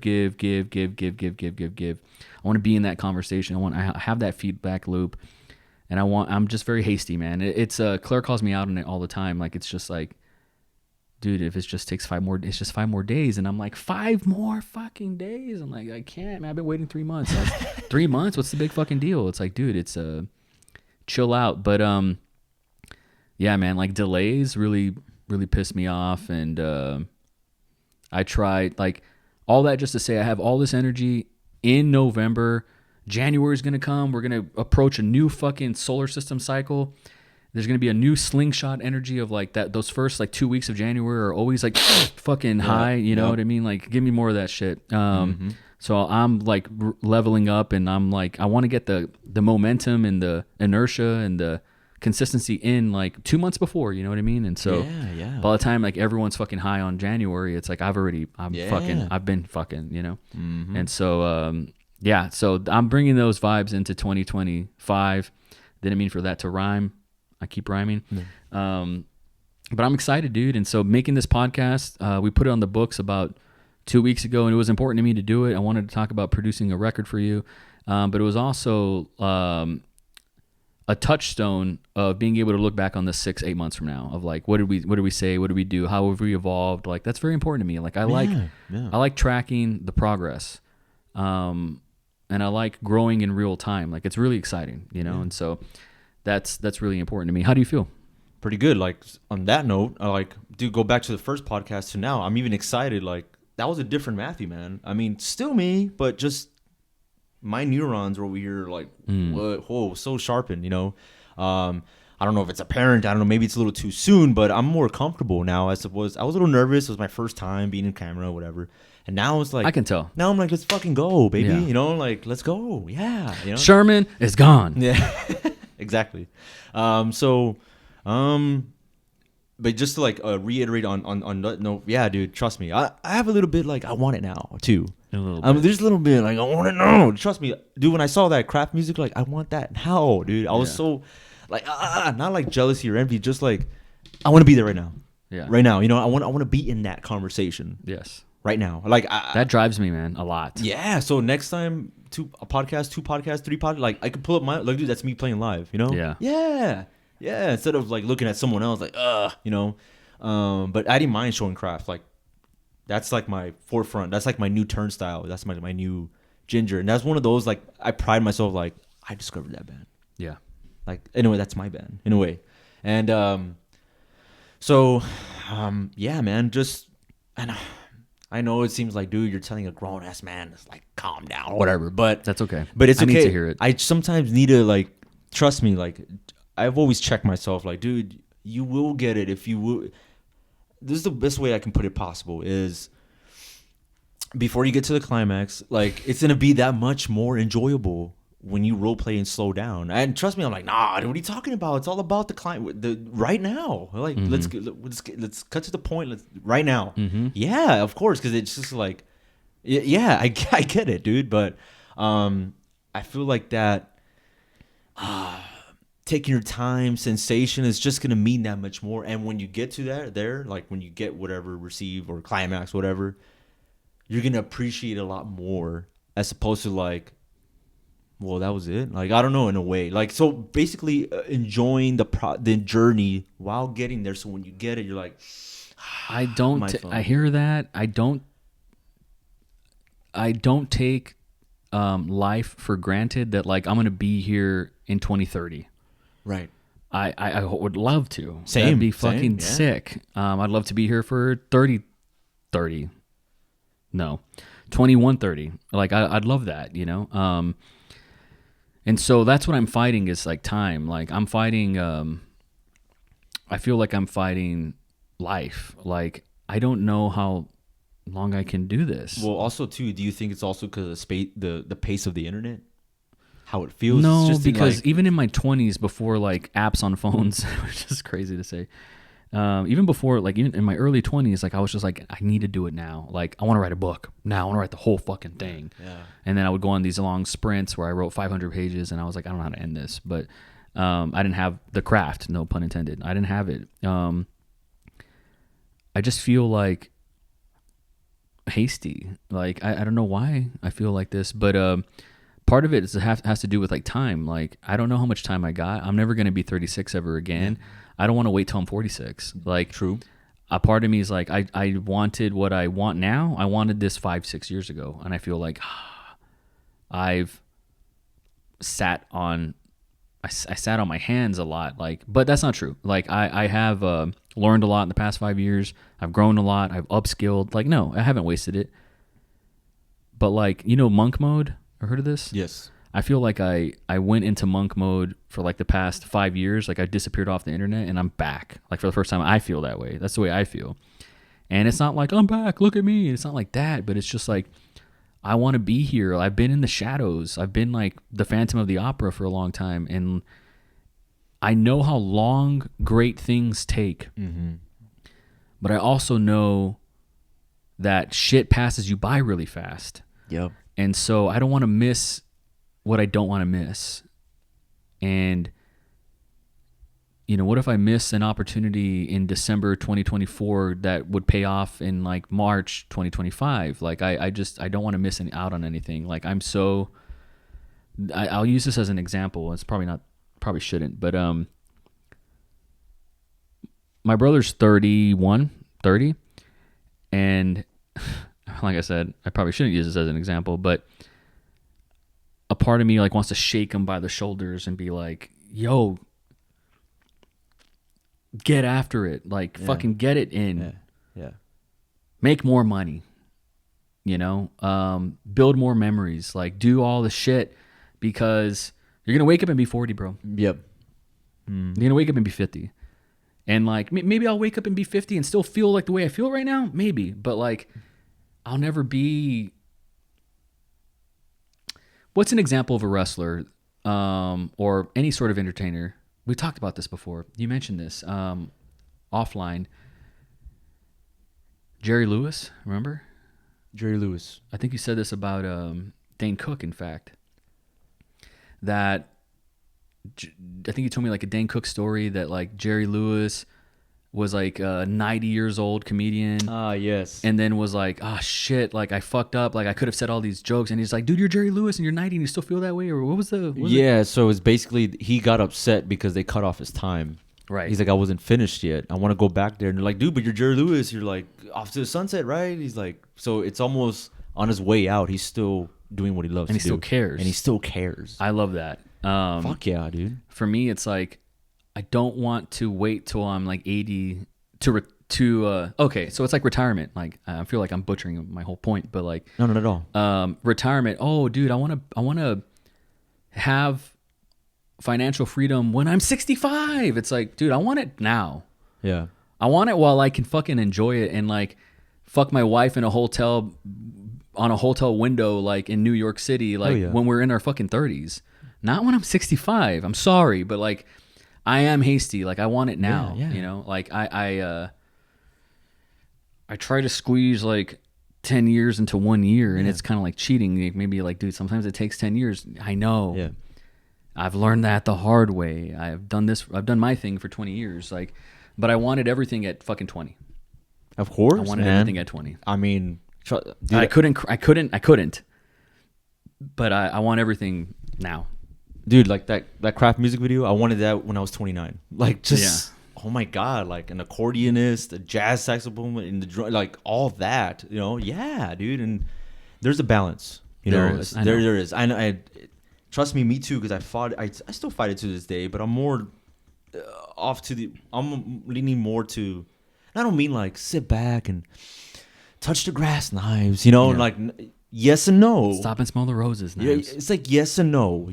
So which ones is it? You know, it's Yeah. like, well, be present, you know, as opposed to wait for that time and then it's like, no, keep doing it even though it isn't time. So when it does come time, you can just fire. You know what I mean? Yeah. As opposed to like, well, it's time for me to shine. Well, I need like another month to charge. Like, no, like now. Yeah, no, Right. I know. Of course. Trust me, dude. Like, someone says, "Hey, man, I saw your podcast. Like, can you gig?"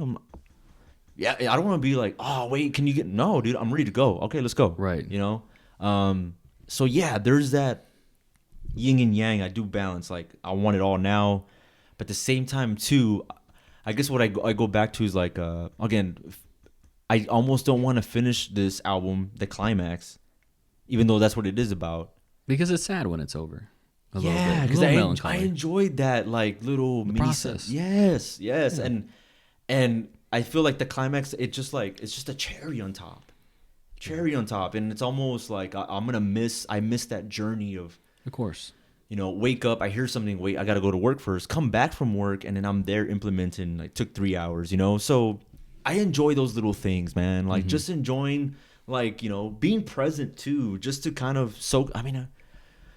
I know it's something like smell the roses, knives, and touch grass. I know. Yes, but at the same time, just knowing. I mean, it's hard because it's different for everyone, so it's hard to even say this. But knowing when that time, I think at this point in our lives, we've seen enough, we know enough to know when shit happens. In a way, Yeah. you know what I mean. Like just like as a feel, not like. In April of 14th, that's when I'm gonna shine. Like, no, you kind of get an idea. You should have some kind of reference point from the calendar year from 25, from January to December. You know when to hit your spots. You know when to climax, I guess, or when to cash in, or when to do this, because you know winter's coming up. Everyone's fucking off. Everyone's in the holidays. They're cashed out. They're holiday, Stuck at home, all that. Christmas, whatever. You know, nobody wants, but like. Lunatics like us, like, dude, I need to be doing something right now. Well, okay, there's not much going on right now. However, you can still like sharpen the knife, you know, knives, sorry. But you know, and just so you can have it ready. So when it's time for January, you just start shanking, or you know what I mean? Yeah. I think these are things that you already know, but at the same time too, I'm like, hearing this and I'm still like, no, not buying it. no. Like, Well, I agree with you. You're right. You are objectively correct. Yes. But my DNA is like, no. Isn't that crazy? Like, that is crazy. No, it is, but it isn't. Because I do understand where that, because that's me as well. As far as like most people have the opposite problem where they're like, I'm not ready. I'm gonna wait for the right time. oh, fuck that. Me, it's like I want to shit my pants and dive right in. I'll figure it out later. I'll overthink later. I want to do it first and then like learn how to do it after. Like I'm so stupid, you know, but like it's just because, and like it hasn't bit me in the ass It hasn't. I was gonna say it's bitten me in the ass, but no, it hasn't. Like what it's done is, I think it's a formula for success actually, because, you know, hey Knives, can you film this wedding? I've never done a wedding before. I don't know how to do it. I don't know the format. I don't even like weddings. I've never gone to a wedding. Yeah, I can do that. And then I do it and then I fuck it up. I bomb. I fail. Oh my God, worst feeling ever. The bride hates me. I ruined her fucking big day. True story. I'm never going to do that again. But because I was like, I want to fucking do it, I did it. And then, hey, Knives, do you want to film this wedding? Do I want to do that again? Yeah. Yeah, I will do that again. And then, like, it's a little better because I fucking failed the first time. But, like, if I had sharpened the knife, if I had bided my time until the time is right, like, if I fucking took my time, I actually probably wouldn't do it. I'd be like, well, I'm not ready yet. Like, I have to wait till I'm ready. Like, oh, well, I'm not like, oh, I'll have sex, but I'm going to wait till I'm 175. Right. But it's like, what? Okay, like, not for me. Like, no, Yeah. I'll do it. You know, I just ate a bucket of fried chicken, but I'm down. You know, like, I just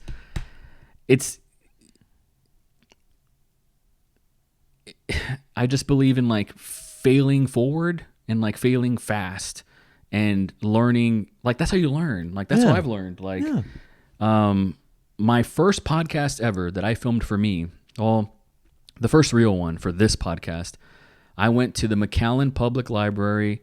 I had like 30 minutes at a fucking room that I asked, hey, can I film in this room? I filmed it on this device with a shotgun mic, which is like 4 like boom sticks. Like, it wasn't even the right equipment. My camera was like not even colored right. I have it. It looks like shit. I'll show you. And then to where it is now, well, I wasn't ready to do it then, but I did it. I did it no matter what. I did it anyways. Right. And so, like, it is a formula for success. It's like, well, how do you play football? How do you play basketball? It's like, hey, well, just let me throw you the ball, make it into the basket. Okay, well, you have to dribble. And it's like, what? And so you learn on the job, and you fail on the job, and you bomb on the job, and then you get better at it. And so the second day, you're like, well, now I know I have to dribble, I have to shoot the thing, and you know, it got easier. But hey man, there's 100 ways to skin a cat.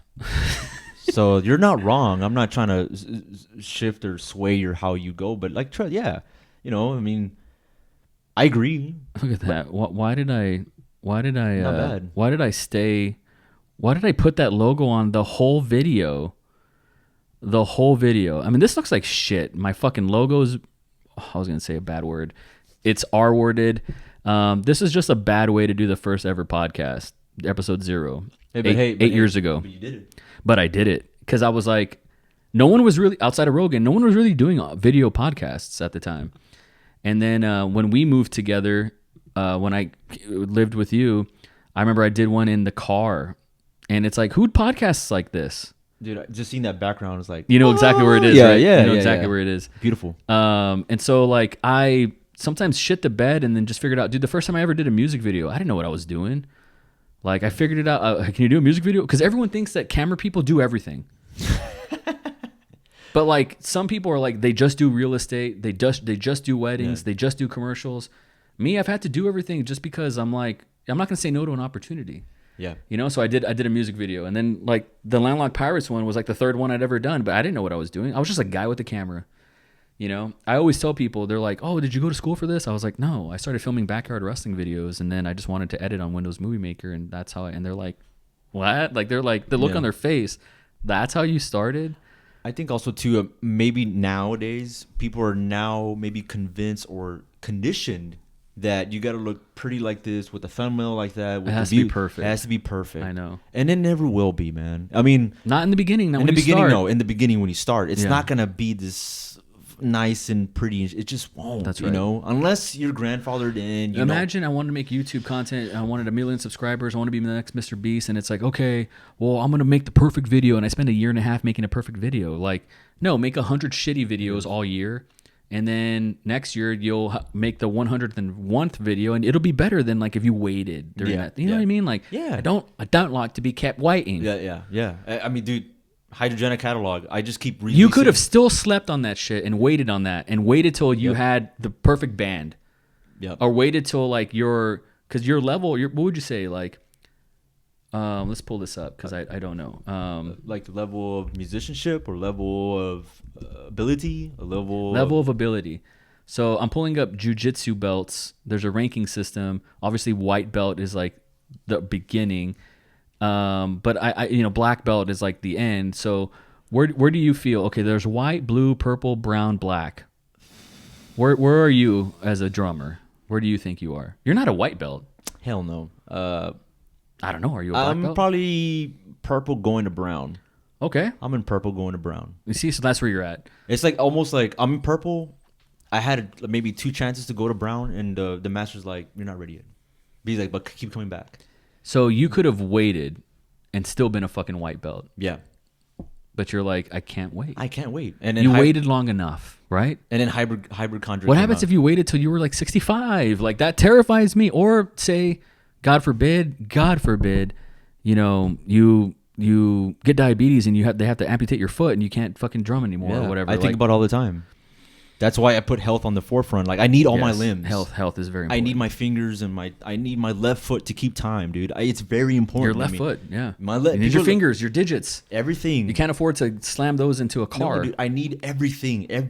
My brain, like maybe that's also too like the OCD. Like I like to keep busy. Yeah. And there's sometimes like, oh man, you don't have to go that hard on the drums. Right. As far as like interesting, chaotic like drum fills or certain things. It's because I have to focus and I'm using everything, and I like that headspace. Every now and then there's drumming parts where I can look around the room and like kind of space out a little bit because it's just very natural and mind-numbingly simple for me. It's almost automatic. It's second nature. But yeah, man, I think about that all the time. Like I need my limb. I need everything. I need posture. I need movement. I need to express myself. Everything. Vocals, visually. I need my ears, dude.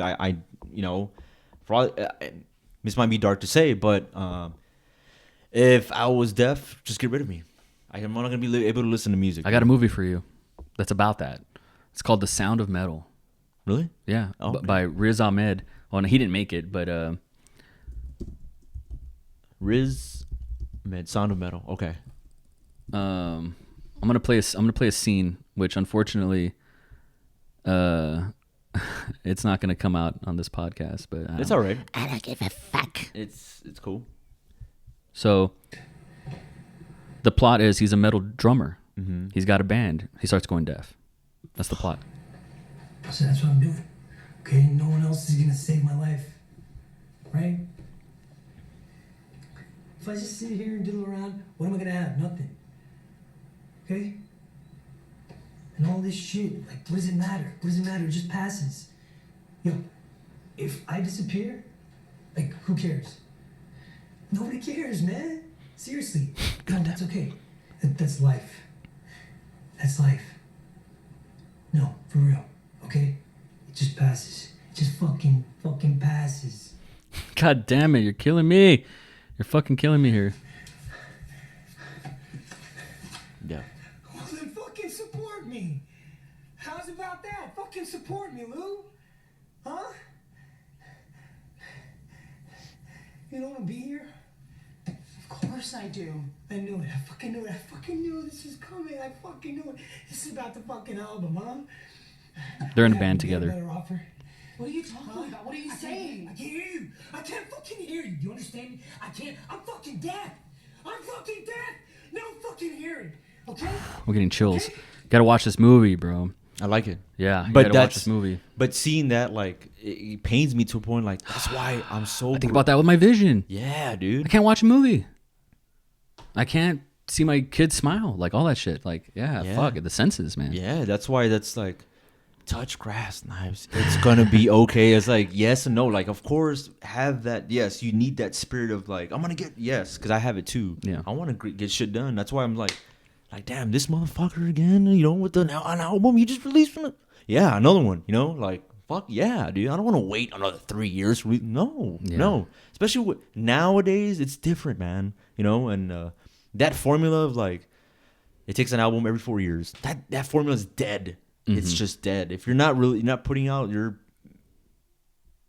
one can hear you. It is what it is. And that's just like the part of you know, you got to be out there. That's why I'm on this podcast. Like if I wasn't open-minded, I wouldn't be here. You know what I mean? So, and being open-minded to the fact that, like, yeah, dude, it's pretty dark, man. It's life is, I mean, it comes with it. But at the same time too, you kind of need these things in order to not necessarily like see the light, but in order to appreciate it. So when you do have it and you do have that opportunity, you're grateful and you maximize it and you put out the best shit, as opposed to, I don't know, you just kind of just go about it, you know, kind of just like half-ass it. You know, some people don't know what they have in front of them, and someone out there that's like, you know, doesn't have a place to stay, is struggling, would kill for someone to have to be like in your position, to be able to, on the handcuff, like, dude, let's do a podcast in my home, you know, let's fucking, you know, I mean, I think internally we know that. That's why I'm still here after like X amount of time, to still want to like maximize so much, man, because obviously not only for us, but for the audience and listeners can be like, man, I felt what he said. Yeah, dude. And try, at least. I really do try. And, or we are trying. And so, yeah, man. So there's a balance. It's hard. On one hand, we're young. We are young. Yeah. We have time. We do. We have time. Mm-hmm. On one hand, we have time. But I don't take that for granted. No. I don't take my health for granted. Like, I can get fucking cancer tomorrow. I just can. I can get diabetes tomorrow or some shit. You know, you try to take care of yourself, but that's random, right? Those death sentences are just random. But I am hasty. I guess it's a flaw. And but don't lose it, by the way, because it's like great. It's great desire. It's like an engine for me, because otherwise I'd still be at my mom's house in the fucking valley saying, one day I'm gonna release this movie. And not me, man. Nah. Not me, dude. Like, I'd rather release like a mediocre movie than no movie at all, if those are the options. I would rather release a masterpiece, a fucking Interstellar, or like a Godzilla -1 or something. Yeah, like, I would rather release that. Don't get me wrong, but if those are my options, but the grand, what's it called? The rocking chair test. Of like, I'm 95 years old in the rocking chair. Like, did I get all my shit in? Like, I think about that every fucking day, every fucking second. Like, I'm just like, am I getting my shit in? And I've, since 2020, like I don't know why, but since 2020, I've kind of like, I took my foot off the gas and I kind of just lived. And I've like waited enough. I've waited enough. 4 or 5 years is enough time to like wait for like to grow, to learn. Like, I've read the books, like, you know, all that shit. I've been absorbing patience. Like, I've done it. And now it's like, okay, I'm ready to fucking export. Yes. You know, like, and then publish, and then now it's over. You know, I'm ready for that. And so every day I want to export. Every day I want to export, you know. I just, at the same time, like you said, there is a balance. There's a double side of the coin. Like, we have time. We do.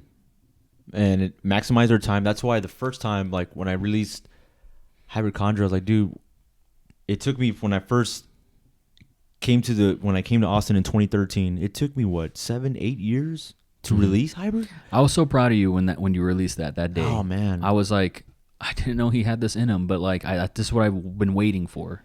But I've waited long enough. You waited long enough. I said, fuck, I'm doing it. Yeah. And it wasn't the best, but it was something. And I knew, dude, I got better. Yeah. Revelation, Second Path, it got better. Redefine landscape, research, you know, my singles, whatever, you know. So it's getting better. And that's why I like that, like, it would be kind of sad if I kind of just made this one masterpiece. I'm like, fuck, I'm not going to be able to touch that again, you know? Right. So that's kind of, I don't know, maybe it's a different conversation. I don't know. But yeah, man. But it came to a point like, dude, from 2013 to 2020, it took you that long? Maybe, I don't know. Maybe I was still young, still trying to figure it out. You know, Austin was new and all that. Sure. But I got tired of waiting around with sticks by myself. Like, nope, I can't, dude. I can't, you know? Yeah. And I feel like it was just passing me by, you know? Yeah. Like, I do have a voice. I do have something that I can share with the world, or send out a signal to like-minded people. I know I could. Just it's gonna take me a while. But like you said, like yeah, that's why I agree with like there's a little bit of like I want it now and A little bit. fuck it. Let's crash dummy. Like I crashed and I burned. Okay, well let's do it again. But now I know not how to crash so fast now. Maybe you're still going fast, but you're going instead of taking this road, now you're on this road. You know, so because obviously going down this one you're gonna crash. You know, so adapting and being adapting and being flexible and adjusting, man. Also too, like just being aware.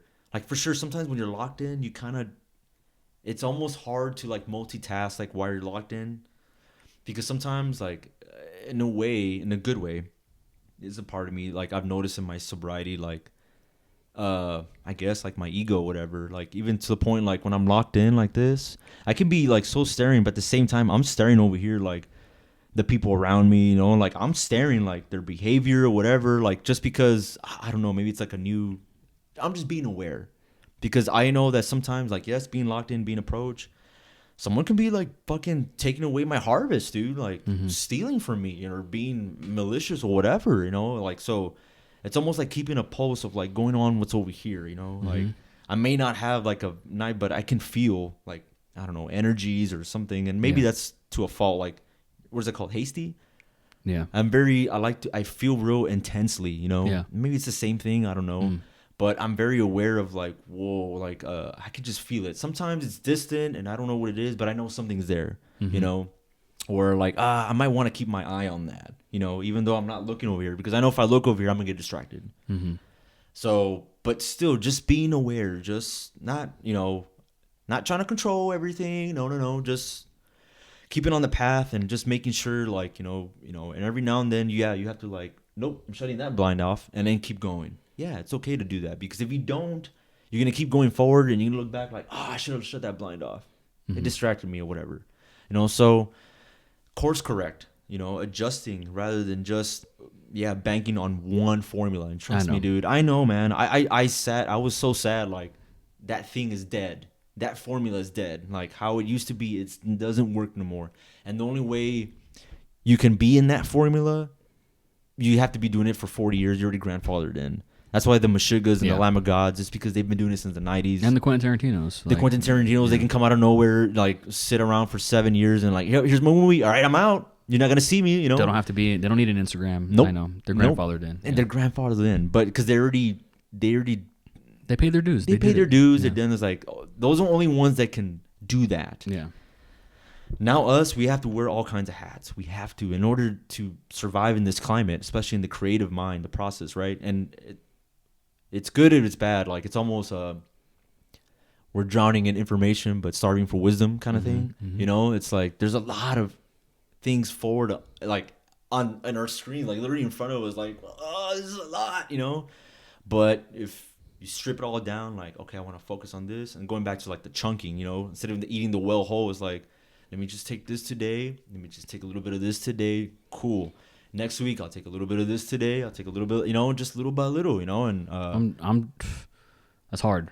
It is hard. I'm not saying it's easy. That's hard for me. It's easy. It's a great strategy, like the chunking. I agree with that.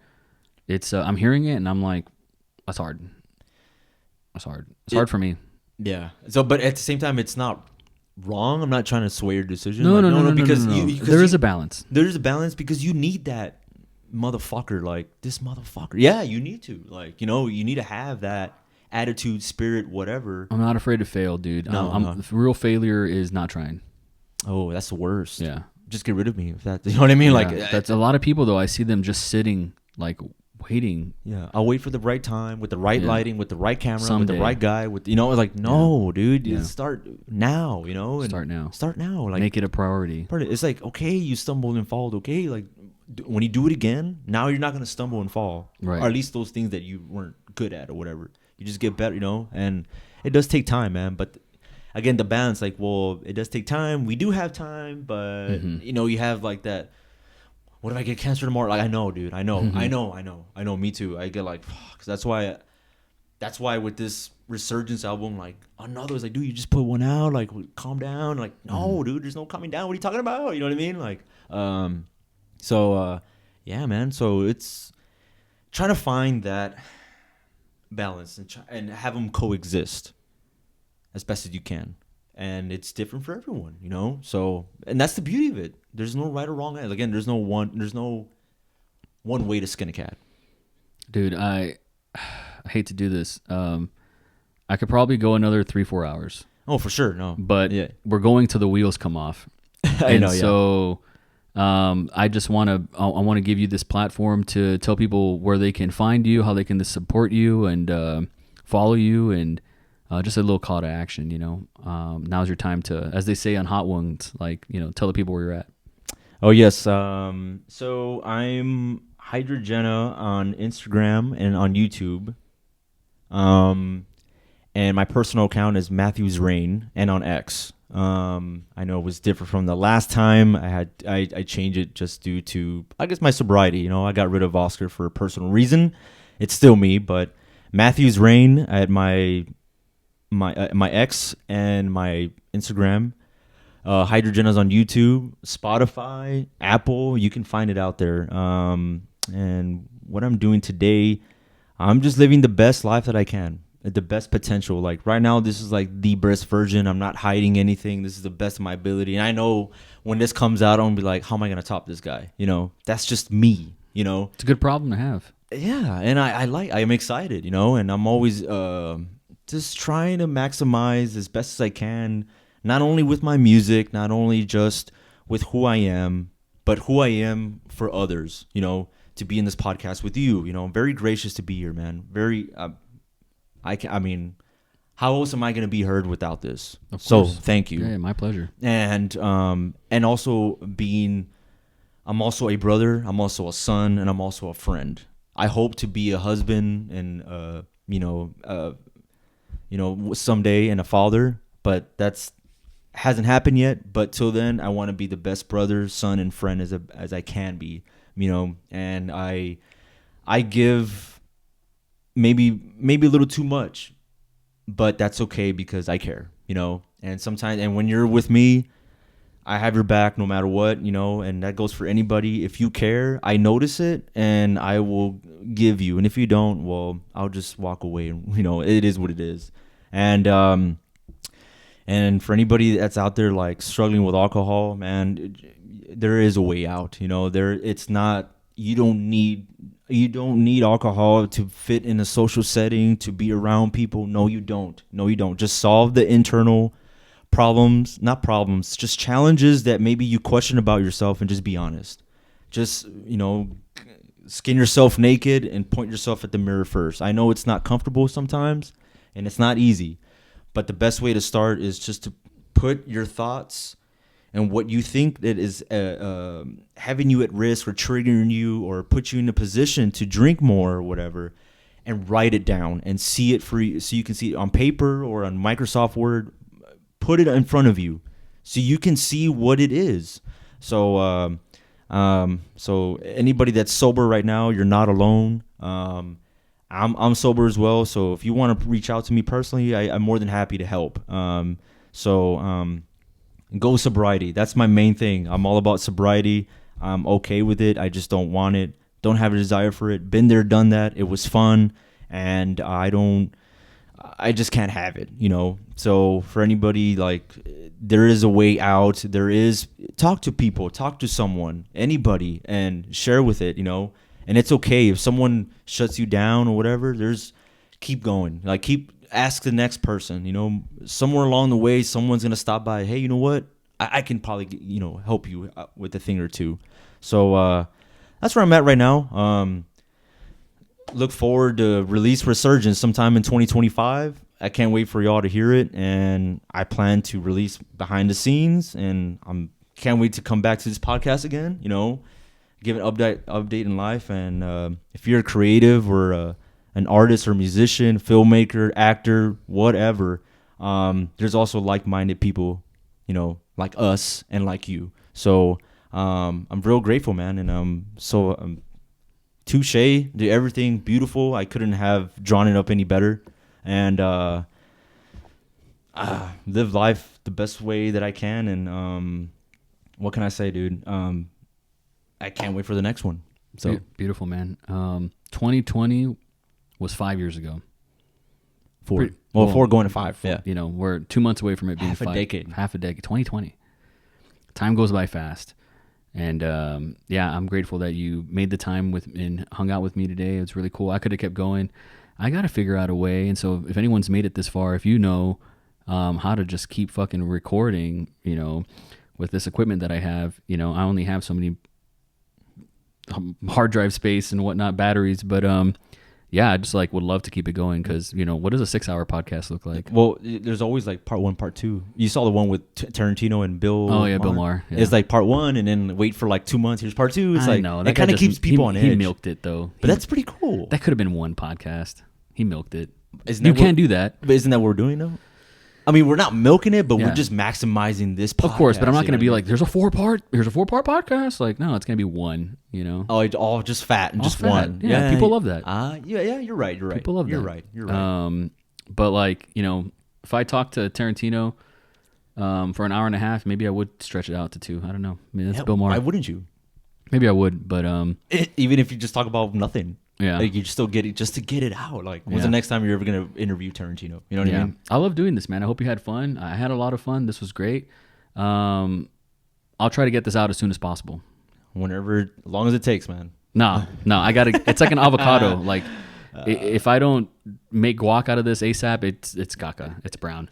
Hey, man, I came up, I showed up, I delivered. It's all on you, baby. I love you, pal. Thanks so much, man. Love you too, man.